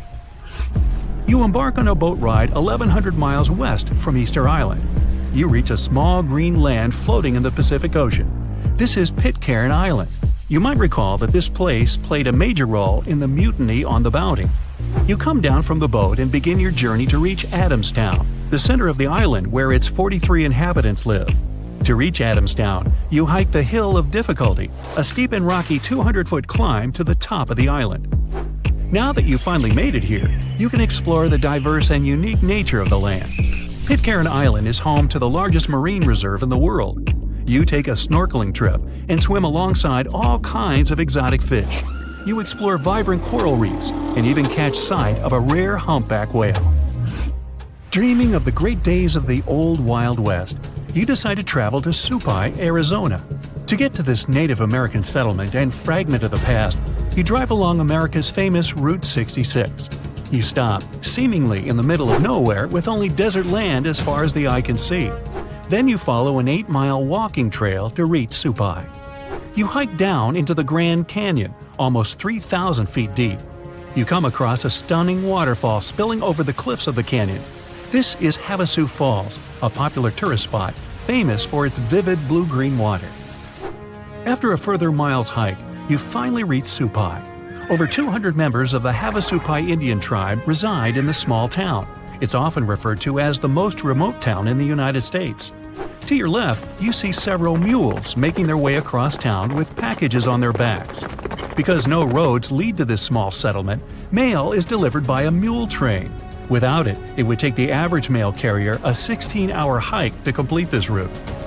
You walk around the area and come across many more towering blue waterfalls. The untouched nature and great views of the Grand Canyon make the long hike worthwhile. After a beautiful sunset, nighttime falls, and there are no lights for miles. The land is lit up by the countless stars shining overhead. You've been wandering through the hot desert for several hours, trying to find a unique artifact. The sun seems to be shining more and more brightly with every minute. You have enough supplies of water and food, but not enough information about the object you're looking for. You check the compass, look at the horizon, and suddenly, something blinds you. It looks like a beam of light reflected from a mirror. Yeah, you found it! You run toward it and notice some red rocks. In the middle of the desert, far from civilization, there's a majestic metal monument. It's dug into the ground. The sun is warming its surface. You walk around it and take a few photos. Perhaps this is a technology from another planet. Let's try to study it. On November 18, 2020, a group of biologists observed sheep in southeast Utah. They arrived at a small desert and watched the animals from a helicopter. It was not far from the area with red rocks. During the flight, one of the scientists noticed a strange shine coming from an unusual object. They landed and discovered a shiny metal monolith, rectangular in shape. It stood among the rocks, dug into the ground upright. The object was about 12 feet tall and 23 inches thick. There was a triangular prism made of stainless steel at its top. The whole monolith looked like some technological device with unknown functions. Biologists took a photo and posted it on the internet. These images became viral. People from all over the world wanted to see the artifact, but none of the scientists revealed its exact location. The fact is that the monolith was installed in a remote area, away from roads and cities. People could easily get lost trying to get there, or fail to find their way back. The monolith didn't release any electromagnetic or radio waves. It was made of ordinary metal alloys. There was actually nothing unusual about it. No one had dropped it from the sky. In general, it was just a beautiful piece of metal. But why was it standing here? Scientists couldn't answer. The biologists left this place. The mysterious monolith was left alone again in the middle of the desert. But not for long. Social media users managed to figure out the coordinates of this place. Hundreds of people came there, but didn't find the monolith. Only a triangular prism lay in the dust on the ground. Someone took the monolith. Who was it? No one knows. Then, such monoliths began to appear in other places around the world. One was found in the state of Atlanta, and another monolith appeared in Compton Beach, England. Someone put up a third monolith in Romania. They always appear unexpectedly and disappear just as suddenly. No one has ever seen people install them or take them away. But when the information about the monoliths spread worldwide, some people came out as their creators. It was a group of anonymous artists called the Most Famous. They said they were the creators of the monoliths in Utah and California, and that they had sold those sculptures for $45,000. Apparently, other monoliths were also created by these artists. Now we're going to another desert, somewhere in Southern California. There's only dried up land with a thin layer of sand, gray thickets of thorny bushes, and the scorching rays of the Californian sun. Somewhere in the distance, you notice a mirage. Many people who wandered through the desert without water said they had seen a fake lake in the distance. It was an illusion created by the sun, hot air, refraction of light, and their brain wanting to get a sip of water. So you also see a mirage now. But it's not a lake. It's a pool. You run closer and realize that this is not an illusion. In the middle of a hot desert, someone installed a pool with clean, cool water. You could be swimming there and probably even drinking this water if people hadn't destroyed this pool. One artist built it in the summer of 2014 and posted several photos on the internet, but without the coordinates. Many tourists tried to find it, but only a few succeeded. They took photos of the pool and left. But then, someone destroyed it completely. There has been no water there for many years, and the whole structure has gotten covered with sand and rust. Now let's visit a scary place. We're in the Czech Republic, in the small village of Lukova.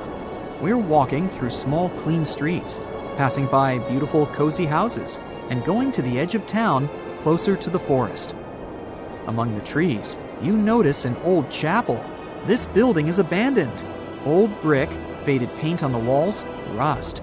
It looks pretty creepy. You go inside and freeze in horror. You see people there. Each of them is covered with a white sheet. They're just standing there, unmoving. Some of them are sitting on benches, but you don't see their faces. Don't worry, they're not phantoms. These are plaster statues. In 1968, locals stopped visiting this chapel because of the collapsing roof. In 2014, one artist made this frightening installation and thus attracted many tourists. But still, the locals hope that soon the chapel will be restored. If you want to go to space, you don't have to become an astronaut. All you need to do is come to Bolivia, to the Uyuni Salt Flats.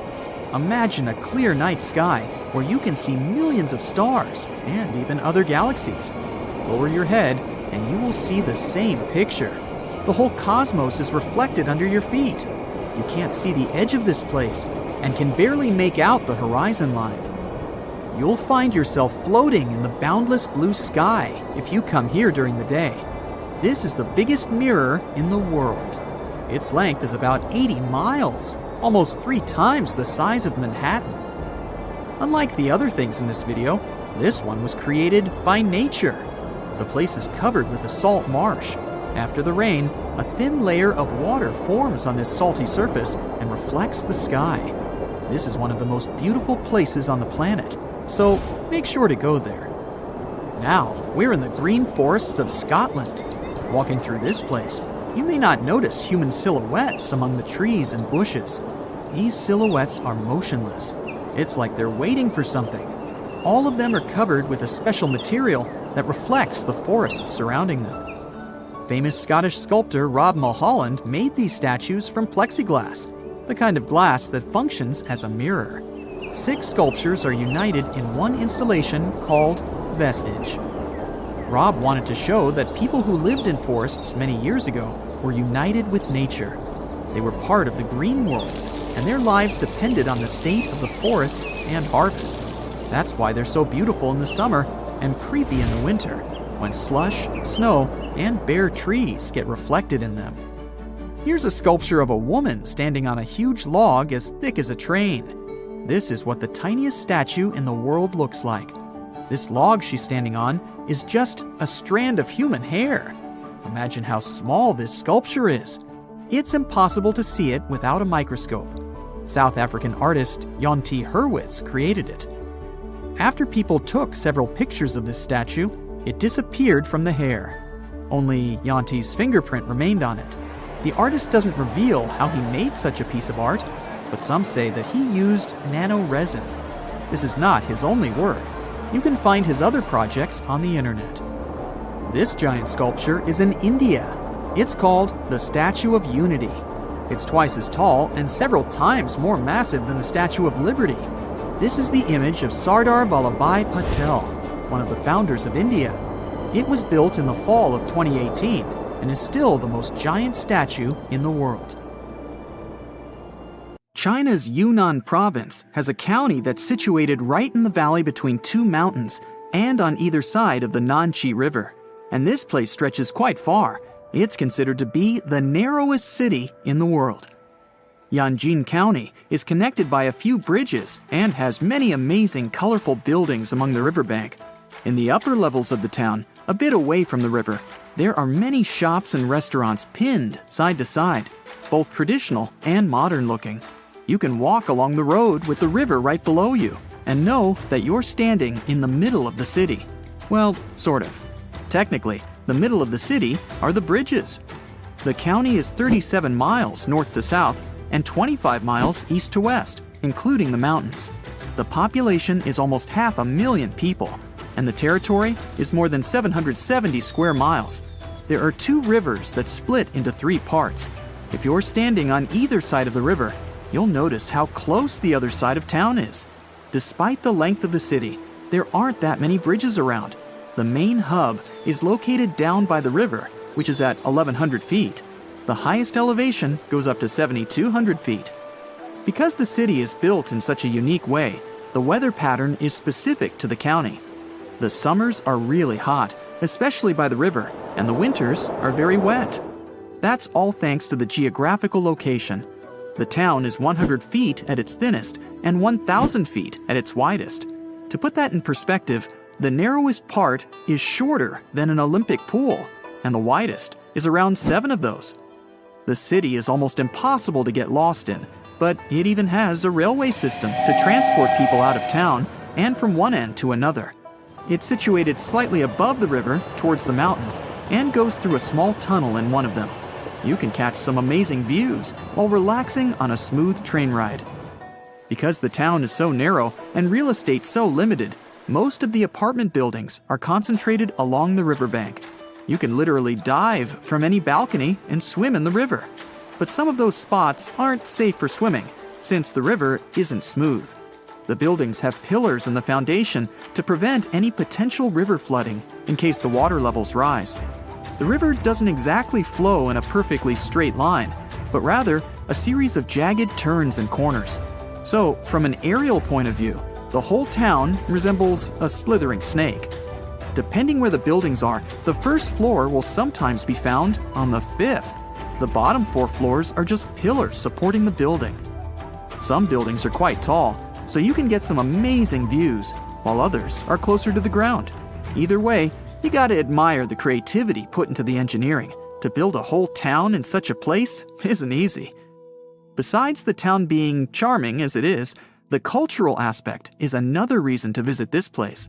Once a year, the Dancing Flower Festival takes place. A group of locals dress up in traditional clothes in a special space where the dancing is. There's also the old town of Dusha. Even though most of the town adopted modern ways of living, they still keep the old traditional architecture around. This little charming spectacle is more than 2,200 years old and was an important passage linking Yunnan province and central China during the 3rd century. The entrance to the old town combines the ancient architecture with modern designs. At the entrance of the town is the famous Old Pavilion. Walking along its roads makes you feel like you're in the ancient times. They're all rugged, yet still well preserved since they built them centuries ago. And nearby is the mountain scenery, which has limestone peaks covered with flowers and herbs. You can get lost in a natural maze of trees and rocks. This place is an escape from the hustle and bustle of the main town, and isn't so far away either. The town has a deep history and has been populated for hundreds of years. The county was famous for its salt trade, since it's strategically one of the best routes for caravans and traders. But sadly, the economic situation isn't easy for imports today. Since there's only one access road to the town, trucks bringing in goods are always limited. It does well on tourism for foreigners and local Chinese too. The old town of Lijiang is another charming town in the same province as Yanjin.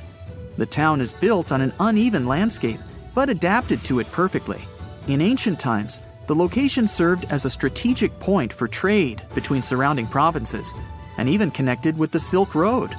It was also a cultural melting pot between different ethnic groups in the region for over 800 years. So, most of the traditions and architecture are a result of all those years of trading and sharing and mixing different cultures. It's also a good location that gives access through the mountains. The rivers and springs flow down to the town through ancient canals that are still used to this day. The town is divided into the Dian Old Town, Baisha, and Shuye. Dian Old Town was considered to be the commercial center for Lijiang. It has amazing architecture that feels like you're in some kind of movie. Many of the buildings have unique tiled roofs and arched gateways, all carved with murals. This part of town still has some of its old landmarks, even today. They even preserved some of the utensils from the past. The Baisha isn't that far north of the Dian Old Town and comprises housing units that are centuries old. The Shuye housing is located northwest of the Old Town and arranged in the mountains surrounded by lots of water. The water system is distributed very neatly and keeps the charm of the town. Here, you can find a blend of many cultures and traditions collected throughout the centuries. The Old Town of Lijiang is a unity between people and nature. They utilize the mountains, trees, rivers, and architecture to create a perfect harmony for living. The water originally comes from the snowy mountains and flows to the town and supplies the farms. The whole town itself is built around the water, which influenced the style, landscape, urban layout, and everything else in between. Many canals are linked to the buildings and alleyways to make sure the town doesn't go dry. Yangzhou is famous for its bamboo cruise boats for fishing and transportation. It's surrounded by broad expanses of land and mountains in the background. In these boat tours, you can have an up-close experience of the traditional village life and how they fish to sustain themselves. You can even find some unique wildlife lurking around. Besides the river, the town is located in the center of the mountains, with the river not too far away. The marketplace is buzzing with local artisans, displaying their works and art for tourists to bring home. You can find cycling trips in various places and let the cheerful atmosphere sink in. Moon Hill is famous for the amazing panoramic view of the mountain peaks and the rest of the province. You can also check out the water cave if you have an extra taste for adventure. And while you're at it, you can go climbing, kayaking, and trekking. To get an even better view of everything, you can catch a ride on a hot air balloon that'll float you to the top and immerse yourself in the beautiful landscape. You can get a view of the stone village perched on top of a hill surrounded by walls dating back centuries. The place is around 1400 years old and is also a mix between different ethnic groups, adding the richness to the culture. Many locals have kept the same festivals and customs, but even though the place has deeply rooted cultural traditions, it's adapted to the modern ways of life. So picture this. You're about to endure a 6-hour flight. And right now, before departure, you're sure that you're going to be bored to tears. After all, it's 6 hours of sitting still in your seat with only short bathroom breaks. Sounds tough, but how about doing that for 18 hours instead? Such flights do exist, and they're becoming increasingly popular. People nowadays prefer to get from A to B without any unnecessary stops. It's the nature of our increasingly busy world. But surprisingly, the first long-haul flight took place 20 years ago. On March 1, 2001, Continental Airlines had its first non-stop trip covering a distance of 7,332 miles. In the late morning, the aircraft left Newark, New Jersey and headed north. It traveled over the northern part of the U.S., then Canada, and flew over the North Pole. Then the plane went over Russia, Mongolia, and China, and a staggering 16 hours later, it landed in Hong Kong. People all over the world were elated by this new development since it opened so many possibilities for fast travel. A lot of business travelers have frequent trips to these two leading financial centers of the world. But before 2001, there hadn't been any non-stop commercial flights that could make such trips more convenient.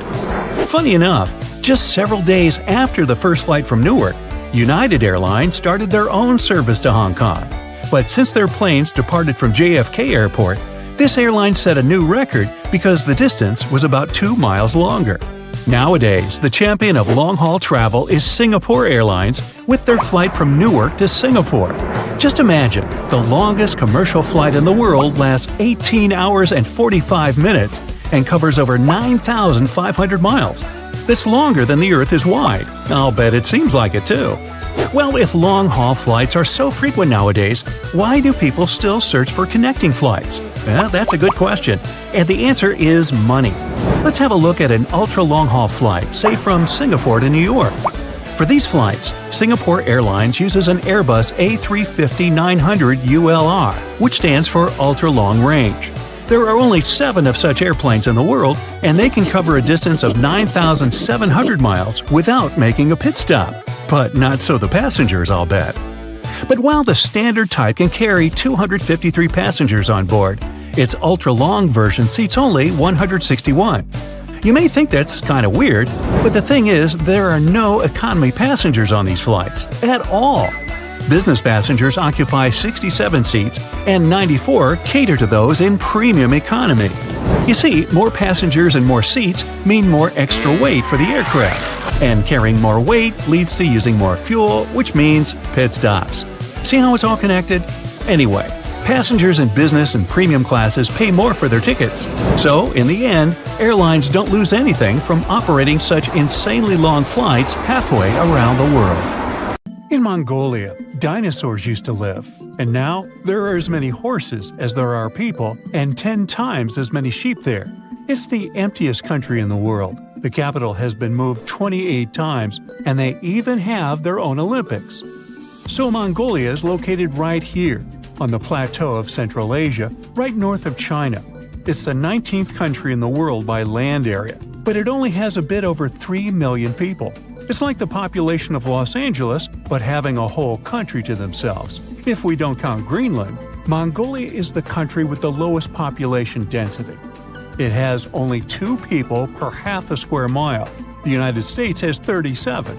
Well, that is if we only count people. Mongolia has a lot of livestock, about 67 million. It's 20 times more than the number of people there. Half of that livestock is sheep. Yet, of all their animals, the most prestigious one is the horse. There's a traditional saying, a Mongol without a horse is like a bird without wings, and it explains a lot. A person with many horses is considered wealthy, but don't picture huge farms with big stables filled with horses. In Mongolia, having stables is more of an exception. Horses there roam free outside all year long. It costs next to nothing to sustain a horse there because they roam outside and even find food themselves, and the country's nature provides them with enough. Winter is tough because everything is covered in snow, but horses can separate grass from snow. They get frail by spring due to a lack of food, but recover very soon after winter is over. A family can have a sacred horse in their herd. It wears a blue scarf around its neck and is almost never ridden. People there do love their horses, and this tender relationship goes centuries back. There are many songs, stories, myths, and artwork featuring horses. In the Mongolian language, there are about 500 words to describe the traits of horses, and over 200 words to describe the coat color and pattern alone. Horses have a spiritual meaning too. It's believed that they have spirits that can help the owner, and they are also believed to be a transport to heaven. So they were often sacrificed after their owner's passing. Apart from domestic animals, the country is home to some endangered species. Plus, back in the day, dinosaurs roamed the land. The first ever discovered dinosaur egg was found right there. Today, dinosaurs are, of course, extinct, except in the movies. But there are snow leopards in Mongolia, and those are also rare. If you ever do go to this country, you must be careful. Snow leopards are so quiet, you won't hear them approaching you. They make no sound as they walk. But let's get back to geography. The climate in Mongolia can be harsh and unpredictable. Within just one day, the temperature can change by 35 degrees Fahrenheit. The country doesn't have any access to large bodies of water. That's why it's very dry and doesn't get much rain. In the south of Mongolia, there is a part of one of the coldest deserts on Earth, the Gobi Desert. Only 5% of the desert is covered in sand. The rest is bare rock. It has rivers, small lakes, and grasslands, but also gold, coal, and copper. So it's not a very typical desert, but still a desert. Rain clouds don't reach there because of the Himalayan range that keeps the area in the shadow. The desert is expanding every year, because of climate change, of course, but also because of deforestation and changes in land use. The whole country is quite dry with little precipitation, and that's why the inhabitants aren't afraid of the desert. Yes, the desert is populated. There are people living there. They're nomads who are busy with raising cattle. Nomads are people who don't have a settled home. They travel with their animals from place to place following the seasons. When they settle somewhere before their next trip, they set up a tent that is called a yurt. These have been homes in Mongolia for thousands of years, and it's amazing that some people still live in them. The skeleton of a yurt is made of poles, which are then covered with layers of felt and waterproof fabric. The Mongols are a very welcoming nation overall, But the nomads are on a whole other level. They don't get guests often, and they're always ready to greet someone and give them a taste of traditional horse milk. They don't even have bells at the entrance of their yurts, inviting guests to walk right in. Of course, there are also people who live in cities and villages and have settled homes, and they are the majority, about 3/4 of the population. The biggest city in the country is the capital, Ulaanbaatar. Almost half of the country's population is concentrated there, in just one city, even though it's the coldest capital city in the world. The average yearly temperature there is 32 degrees Fahrenheit. The average temperature in Washington, D.C. is 60 degrees, and it's 44 in Ottawa. When the city was first founded in the 17th century, it was located about 180 miles southwest of the current place. Then it was moved a little bit 28 times until it finally settled in the current location. Why? Well, back then, most of the population were nomads, so the capital city was a mobile settlement too. Depending on seasons, pastures, water supplies, and many other factors, it moved along with its inhabitants. Now the city is big and settled, so maybe it won't be moved again. But who knows? I know, I have yet to tell you about the Mongolian Olympic Games. The event is called Nadam Festival. It's an annual festival held in the middle of summer that most Mongolians watch. In one form or another, the festival has existed for centuries. Locally, the festival is called the 3 Games of Men, and people compete in 3 skills that have traditionally been considered 3 manly skills. So, what are those 3 games? It's Mongolian wrestling, horse racing, and archery. Originally, it was just men competing, but recently women have started participating in archery and horse racing. Mongolian wrestling is a folk wrestling style that's been around for thousands of years. The depictions of it can be seen on many ancient plates found in the area. Today, it's the most popular sport in the country, and Mongolia hosts many international tournaments too. So, of course, there is a wrestling part at the festival, and it's the first game. The rules are quite simple. Whoever touches the ground with anything other than a foot loses. There are no weight classes, no age or time limits, so it takes as long as it needs to win. And yet, they do it with grace. Match courtesy is important. For example, if an opponent's clothes get tangled, the other one is supposed to stop and help solve the issue, even if it means missing a good opportunity to win. At the end of the match, when one participant is defeated, the winner will give them a hand and help them back up on their feet. The game starts with either 512 or 1,024 participants who wrestle in pairs. Every loser is eliminated. The game goes on for 9 or 10 rounds, depending on the initial number of participants, until there is a winner. Then there's horse racing. This is a cross-country long-distance event, between 10 to 17 miles, depending on the age of the horse.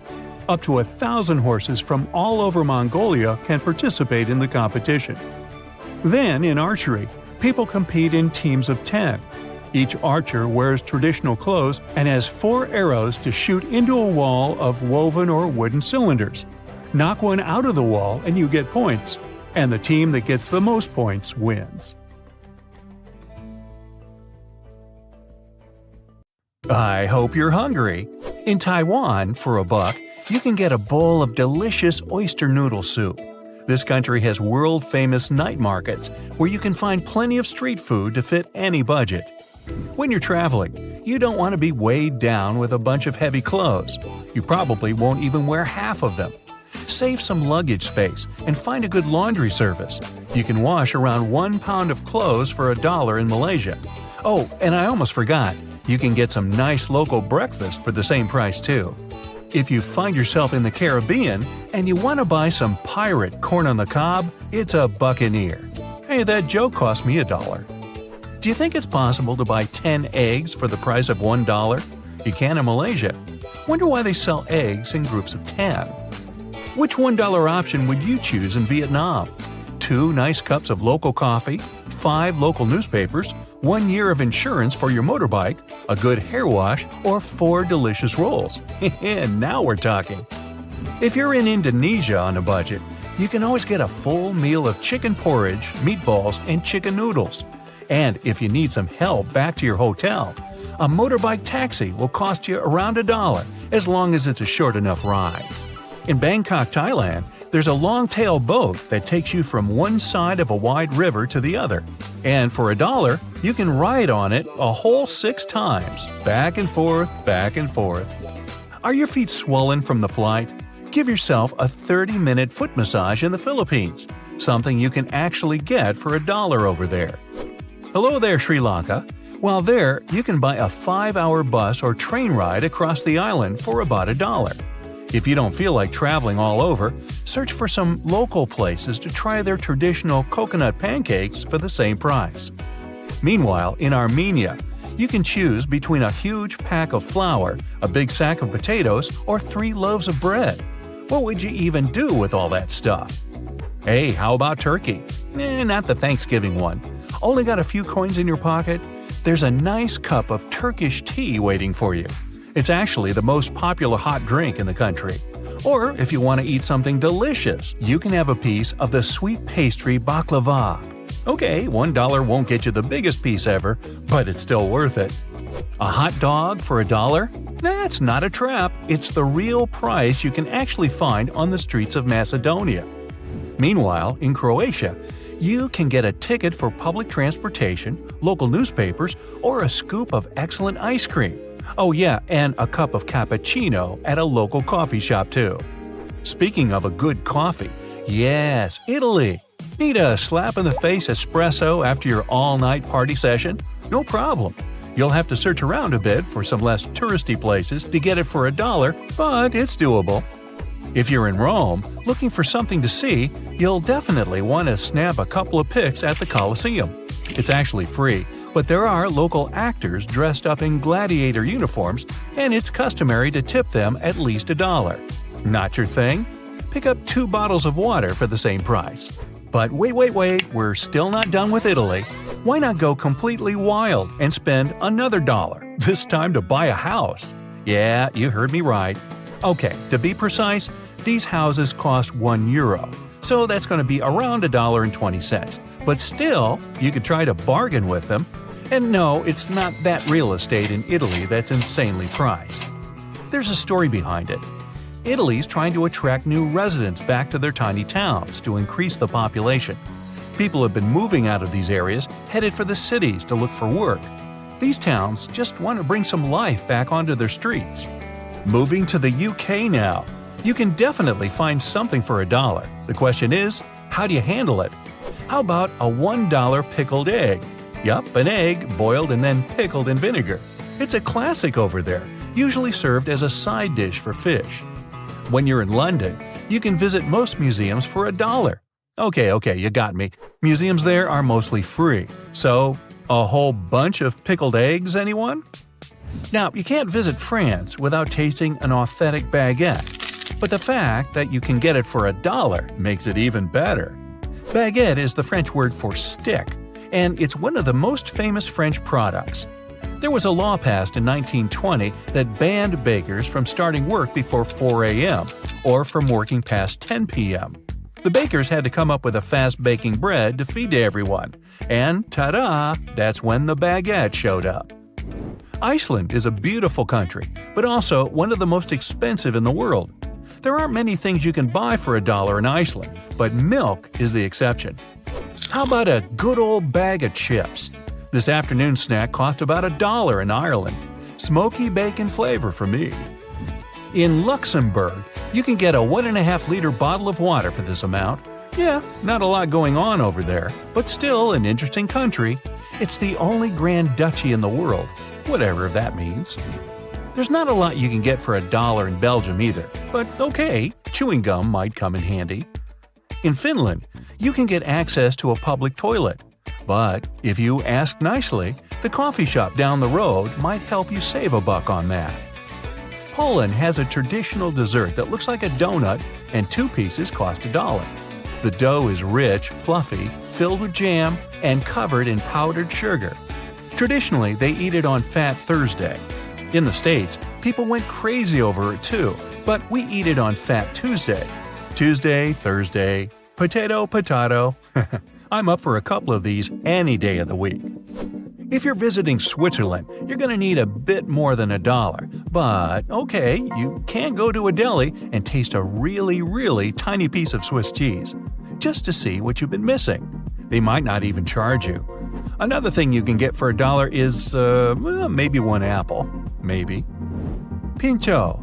It's a traditional Spanish snack, usually just bread with toppings like vegetables, pickles, or meat.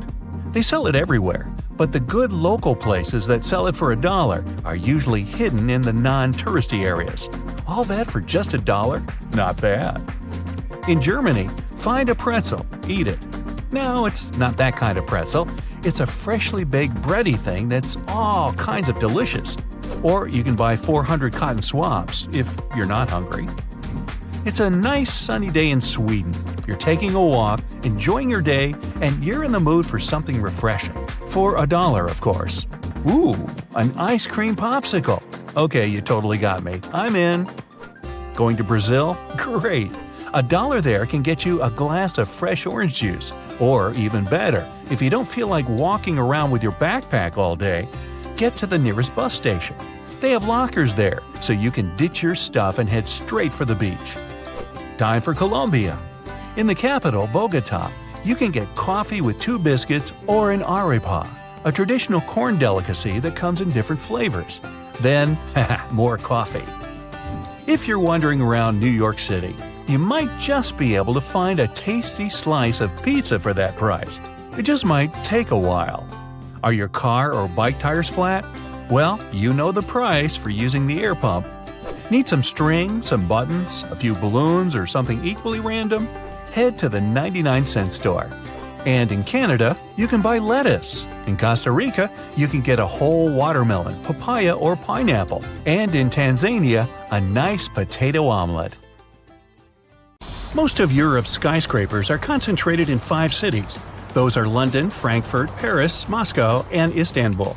But even combined, all these places have fewer skyscrapers than New York City alone. For a building to be considered a modern skyscraper, it has to be about 490 feet high, which means it should have at least 40 to 50 stories. A story is simply one floor of a building with an average of 14 feet from floor to ceiling. If you had visited the U.S. just before the 1870s, you'd have found only one skyscraper.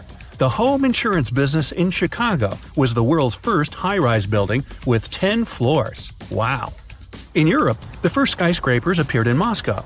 They were called the Seven Sisters, but they were built only in the mid-1900s. North America started to construct more and more high-rise buildings. It happened because cities were getting too populated.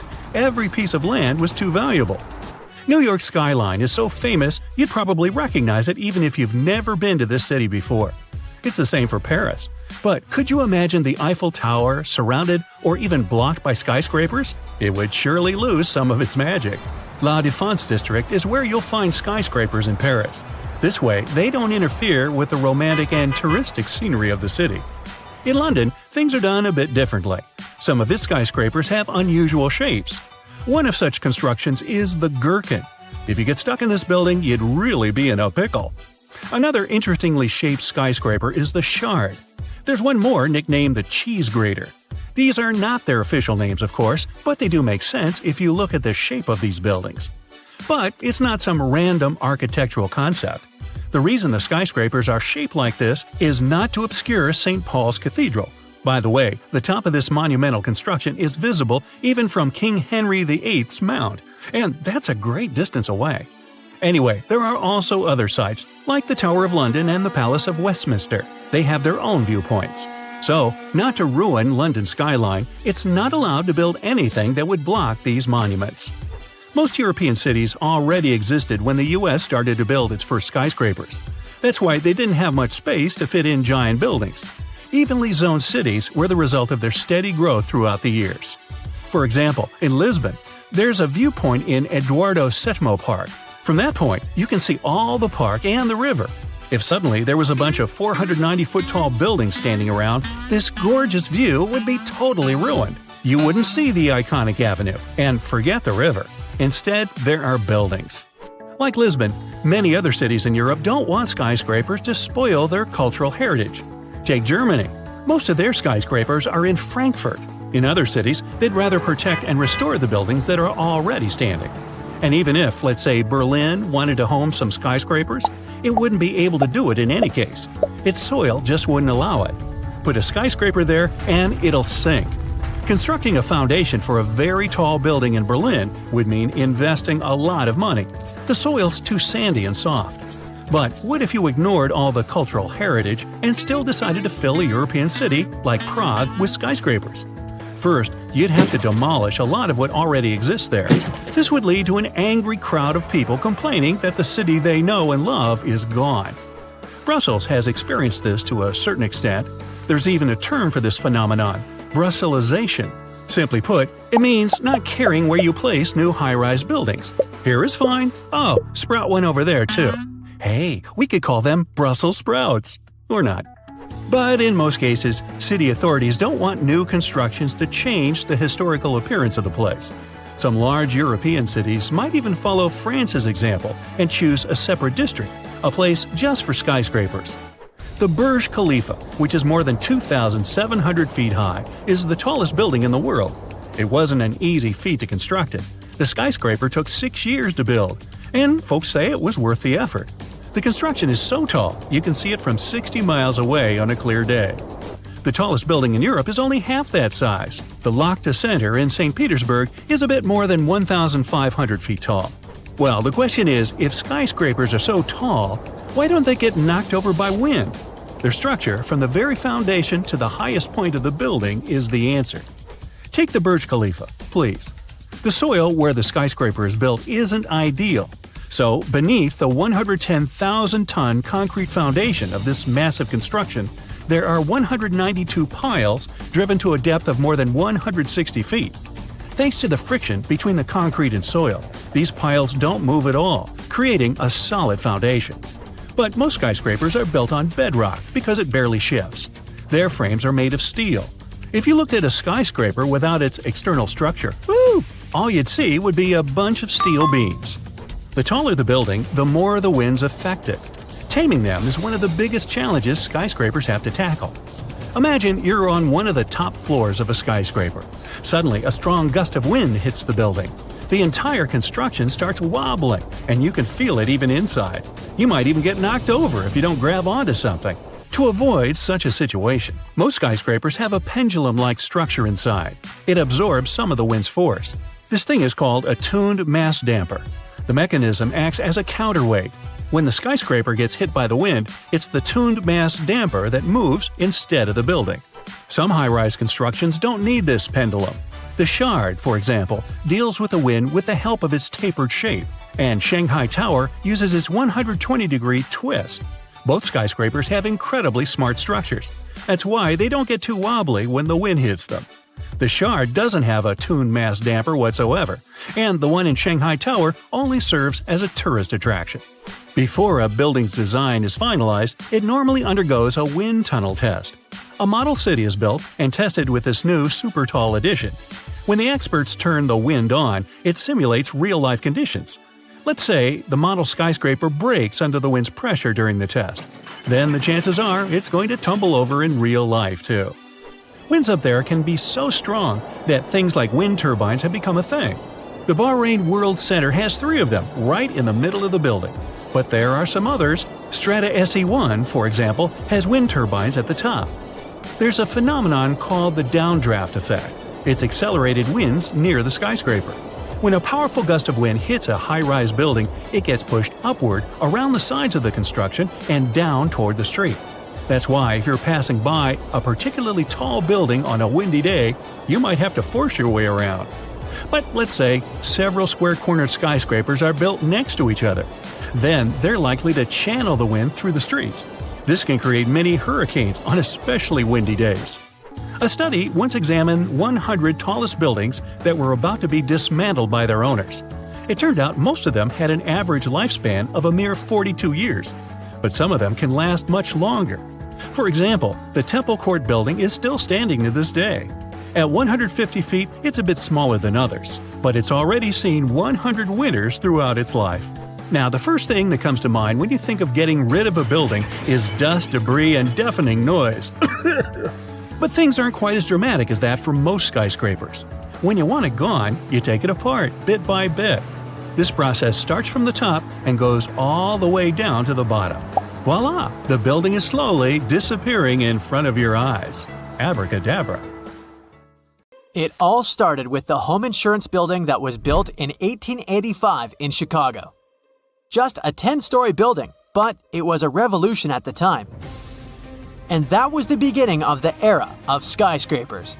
It was constructed using a revolutionary method.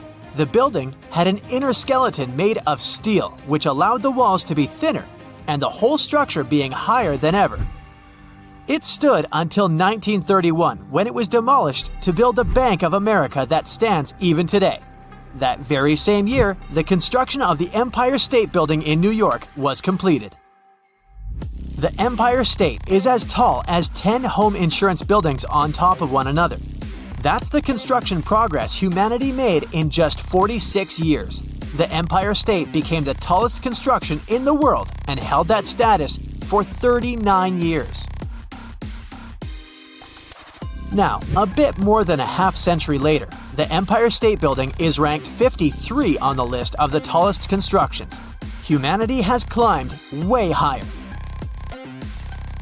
The tallest building in the world today is Burj Khalifa, located in Dubai in the United Arab Emirates. It's 2,717 feet tall, more than 2 Empire State Buildings on top of one another. Even though skyscrapers started out in the United States, they became tremendously popular in Asia. Just to put it in perspective, around 80% of the skyscrapers that exist in the world are in Asia. And in total, the continent has over 7,500 skyscrapers. The country with the most skyscrapers is China, having almost 3,000 of them. Why do they like skyscrapers so much? Well, Asia has the largest population in the world and their economy is booming. So, growing high is a perfect solution to fit as many people as possible in its cities.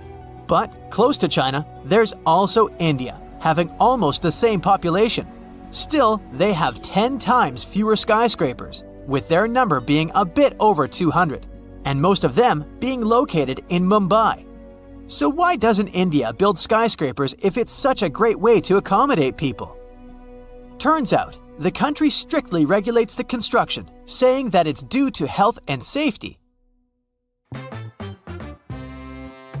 You see, there's quite a popular urban theory that big structures that accommodate a lot of people lead to higher population density, more anonymity in the city, and lower safety in the territory. So India is trying to avoid it by building low. Problem is that when a city can't accommodate everyone who wants to live there, the cities start growing horizontally. One more thing is that the land and the apartments are very expensive due to their scarcity, so very few people can afford it. This way, India has started to loosen the restrictions recently and is now slowly allowing to build a bit higher. 34 skyscrapers are now under construction. Do you know what other place in the world refuses to build skyscrapers too? Europe. New York alone has more skyscrapers than all of Europe combined. There are just 250 skyscrapers in Europe, and half of them are in just 3 cities. Europe has a whole different reason to resist tall buildings. The history of skyscrapers goes back to just a bit over 100 years ago, to the 20th century USA. The USA is quite a young country, and the cities are still being built from scratch. There is a lot of available land. When the United States were being built, many European cities had already been around for dozens of centuries. There's not much more room for construction, and no one has any desire to take down the Colosseum and put some fancy skyscraper there instead. There was also no practical reason for changing things. The driving force of Asian and American skyscrapers is the booming population of the cities. Also, Europeans are very protective of their city skylines. The story comes to Brussels, the capital of Belgium, which even got the term Brusselization. In the 1960s, there were no zoning regulations and some buildings in Brussels were demolished, to make room for more modern buildings to develop business districts.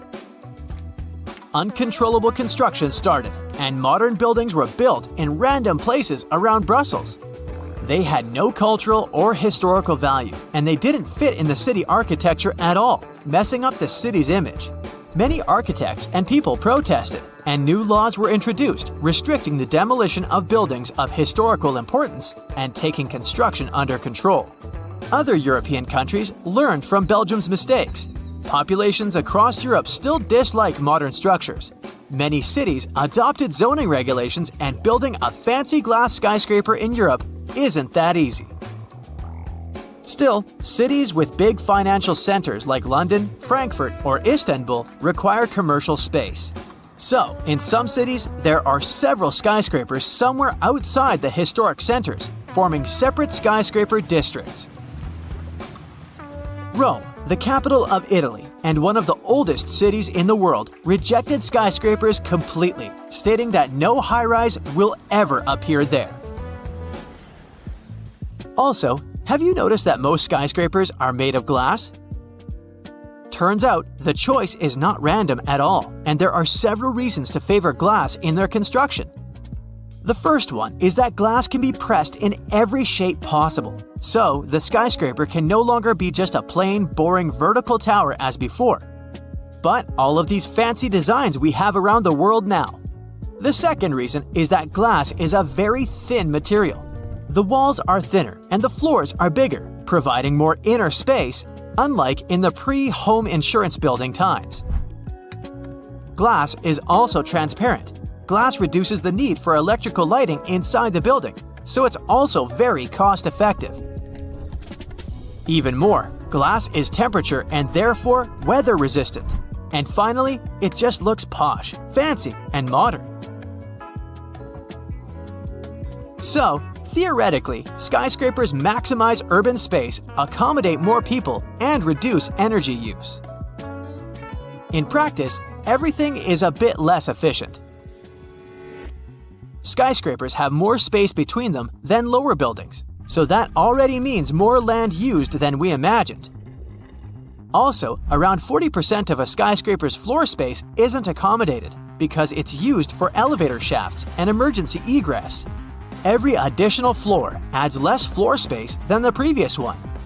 As for the energy, skyscrapers still require a lot of heat and cooling, and we shouldn't forget about the energy elevators use. Okay, let's find out what are the countries with the biggest number of skyscrapers in the world. I'll give you the top 15 as of September 2022. So, number 15 is Panama, with 66 skyscrapers there. Number 14, with 67 skyscrapers, is Turkey. 13th place goes to Singapore. They have 95 skyscrapers. Then there goes India, with 112 of them. Quite a few of those were built in recent years, so that's a big jump they made. Next up, 122 skyscrapers in the Philippines. Thailand opens the top 10 with 125 skyscrapers. Canada surpasses it a bit, having 126. 8th place goes to Indonesia, which has 129. Australia is home to 141 of them and gets 7th place. Level up, now we're talking 266, and it's Malaysia. Japan beats it by just 5 and opens the top 5. Number 4 is, no surprise, another Asian country. It's South Korea, with 276 skyscrapers. The United Arab Emirates make it to the top 3 with 314 buildings. Now, we all know the two countries with the biggest number of skyscrapers if you've been attentive today. Yes, the second place goes to the founding father of skyscrapers, the United States of America. They have 859 of them. That's a big jump from third place, but there's an even bigger one. With 2,976 skyscrapers, the first place goes to China. 9 countries in the top 15 are Asian. 3 countries are from the Americas, 1 in the Middle East, 1 in Europe, and 1 in Australia. If you've ever wondered what it feels like to walk on diamonds, head straight to the town of Nördlingen in Germany. It seems like a typical fairy tale village with cute houses and red roofs, but its walls and streets are actually studded with over 72,000 diamonds. You'll need a microscope to see them, but they're definitely there. When the first people came to live here, somewhere around the 9th century CE, they were positive they were settling down in a volcanic crater. They didn't know the stone they were using for construction was embedded with millions of tiny diamonds, and the origins of the crater were out of this world. An asteroid slightly larger than half a mile in diameter hit our planet around 14.5 million years ago in what is now Bavaria and left a crater 16 miles wide. The bedrock was under such intense heat and pressure that the bubbles of carbon inside transformed into tiny diamonds at a concentration like nowhere else in the world. The locals didn't pay attention to their houses, built of what was left of that asteroid impact, shimmering on sunrise. Then, in the 1960s, 2 geologists arrived from the USA, studied the landscape from a distance, and noticed it didn't look exactly like a volcanic crater. After further research, they realized their theory that the crater was shaped from above and not from below proved right. They even had to change school books after the discovery, not to mislead the students. Once the word of the crater had spread, NASA got interested in it and sent their Apollo 14 and Apollo 16 astronauts to visit it to learn about what kind of rocks they'd find in space and which of them were worth bringing home. A moon rock that arrived with one of the missions is now on display at the local museum, and astronauts still visit the place. The locals, though, are so used to living among diamonds, they don't even find it special. The Australian town of Coober Pedy is known as the opal capital of the world and exists completely underground. The town even has the first 4-star underground hotel in the world. The reason people settled in this area was to work at an opal mine. Back in the day, the miners could hardly survive under the burning desert sun, so someone decided to put a tent directly into the mine. Then it turned into a home.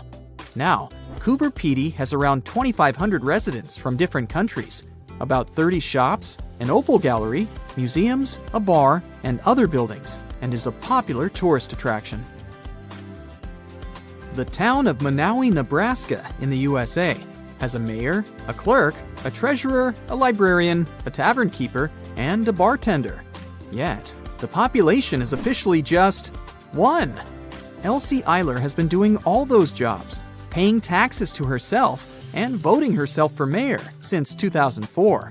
Back in the 1930s, Monowi had a population of 150 people, grocery shops, and restaurants.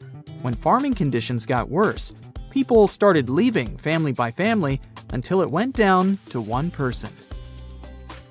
If you feel like saving some money on house construction, look up some property in the Spanish town of Centenil de las Bodegas.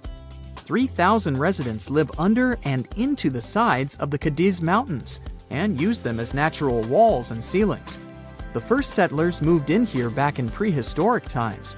The rocks keep the houses cool in the summer and warm in the winter. Neft Dashleri in Azerbaijan was built as an oil platform in 1940, directly in the Caspian Sea. Once they discovered rich oil deposits, it started growing and is now made up of a network of platforms with around 5,000 people working and living here. The town has apartments, bridges, a library, a community center, and even a movie theater. The Japanese village of Nagoro has an unofficial second name, the Scarecrow Village. The last children were born here over 20 years ago. It officially has less than 50 residents, but it feels complete thanks to 350 life-size human dolls. When a local lady came back here in 2000 to look after her aging father, she saw the empty streets, shops, and schools. To change that, she and her friends started making cute dolls to replace the residents. The entire town of Whittier, Alaska, lives under one roof of a 14-story building of a former barracks. That's around 220 people who live here all year round, plus all the shops, a police station, a post office, a hospital, and a church. The locals are mostly working in commercial fishing, recreation, and tourism, or for the state ferry and railroad. The idea behind having everyone and everything in one place is to save money on heating in the always cold climate and let the people do all their business inside. This way, they don't have to face the unbearably strong winds. There's a town in Svalbard, Norway called Longyearbyen, where the sun sets on October 25th and doesn't rise again for the next 4 months. When it rises again in spring, the locals gather on the step of an old hospital at 12:15 to welcome the sun and celebrate its return. Then, it doesn't set for over 4 months. It happens because of the way the Earth is tilted on its axis. The sun only rises and sets once each year at the North and South Poles. Longyearbyen is the northernmost town in the world, so it gets affected by that. Its residents occasionally see polar bears and reindeer in the streets and get around on snowmobiles. The Italian village of Viganella was built right at the bottom of a deep valley and on the wrong side of the mountains. They cast huge shadows and deprived the village of the sun for the entire winter. The locals used to live like that for centuries, until one engineer decided to build a large mirror high on the opposite slope of the mountain.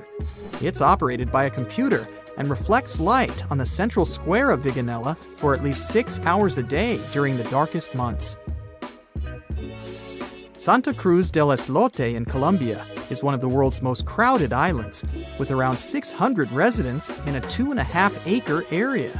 Fishermen built this island on a coral platform over a century ago. They chose it because of its beautiful location and the absence of mosquitoes. The families of the original settlers were growing, and most of them never left the island. You'll only find people with 6 different last names living here. When the family needs extra space, they just add an extra floor to one of around 100 homes in town. Now it has a school, shops, a church, and 1 restaurant. There is no traffic, since the streets aren't wide enough for cars or trucks, and the distances are perfectly walkable. No one on the island locks their doors, because everyone knows each other, and there hasn't been a single crime. Another place where people don't lock their doors is the Shani Shingnapur village in India. In fact, local homes and even shops don't have front doors, keys, and locks, but locals never feel unsafe. Residents believe their village is under the protection of Lord Shani, who will punish anyone who tries to steal something. A legend says that around 300 years ago, after heavy rain and flooding, the locals found a huge rock. The same night, Lord Shani appeared in the dreams of the village head and promised to protect the village if they kept the rock in the village unsheltered. The deity would live on the rock and oversee the village. Once the first bank opened in the village, they added a glass entrance and a barely visible electromagnetic lock with a remote control to respect the tradition. If you're looking for the most relaxed place in the world, check out the Villages in Florida. You can't move here unless there is at least one person over 55 in your home. And you'd have to leave behind any family members under 19. The most popular means of transportation in the villages is a golf cart. There are all sorts of free fun activities for the residents, so it's far from boring.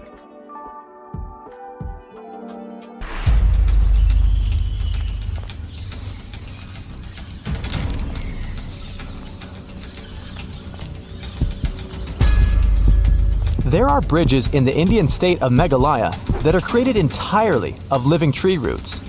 The bridges are made up of tangled thick roots that makes them strong enough to hold over 50 people at a time. The Khasi and Jantia tribes became masters in the art of growing these insane bridges. They need them to cross the streams below with ease. Some of these bridges are over 180 years old. To make them, the members of the tribe care for the roots until they grow long enough to reach the opposite bank. It can take as long as 10 to 15 years to grow a bridge.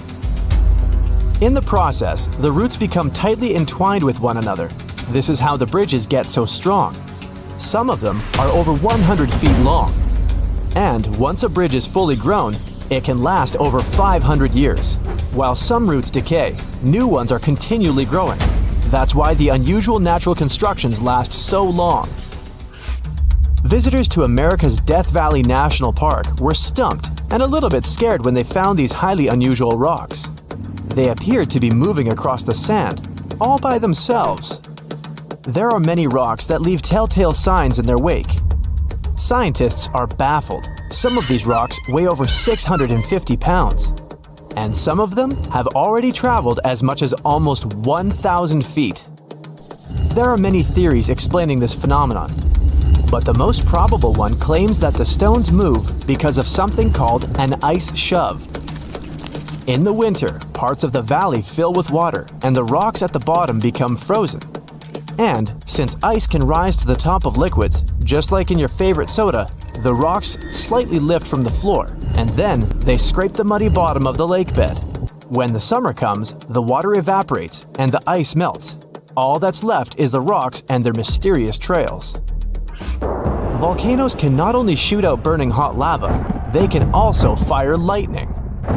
When volcanoes erupt quickly, ash, dust, rock, lava, and gases are all released at breakneck speeds.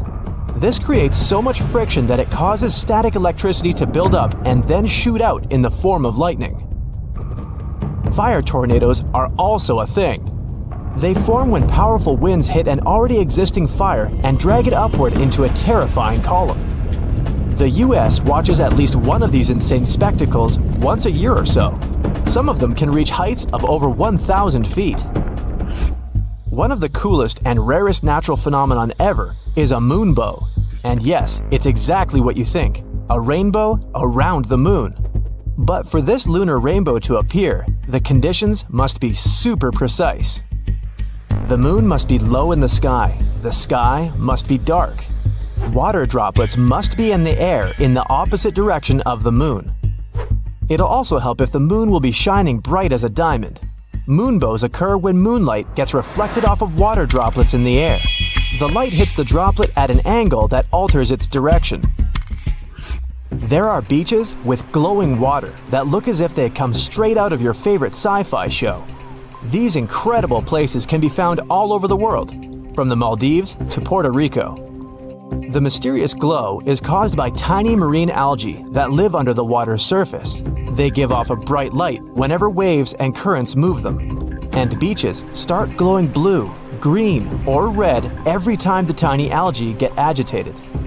Take a flight over the emerald woodlands of Western Australia, and you'll be surprised to find a series of bubblegum pink lakes. If you manage to venture down to the lakes, you're in for a treat. Their waters are completely safe to swim in. Not only will it make for the perfect Instapic, but this water also has incredibly high salinity. This basically means you'll be able to float on its surface. The lakes are surrounded by the deep blue Southern Ocean. Some lakes have their trademark color because they're filled with algae that have high levels of a red-orange pigment. Others are likely to contain tiny microorganisms called haloarchaea. They look red or pink when there's a bunch of them together. And there are people who believe that the lakes have this hue because they're full of bright pink prawns. Light pillars are colorful beams of light that either jet up from Earth towards the sky or shine down from the clouds. Usually, they only occur in cold temperatures as they form when the sunlight gets reflected off of ice crystals floating in the air. The higher the crystals are in the air, the taller these bright and colorful pillars become. They're most common at sunrise and sunset. There are hidden caves all over the world that are filled with glowing light. This light comes from hundreds of glowworms that have made a cozy home in the caves. Some of the caves are more than 30 million years old, and most of them can be found in New Zealand and Australia. The worms themselves don't actually glow, but baby worms called larvae form silk strings made out of mucus. These strings form nets. It's these nets that can illuminate the entire cave. Their purpose is to attract flies and other tasty insects for the glowworms to munch on. Rainbow trees are 100% a real thing. Hailing from the Philippines and Indonesia, these colorful wonders are called rainbow eucalyptus or rainbow gum. The rainbow hues are created by the contrast in colors of old and new bark.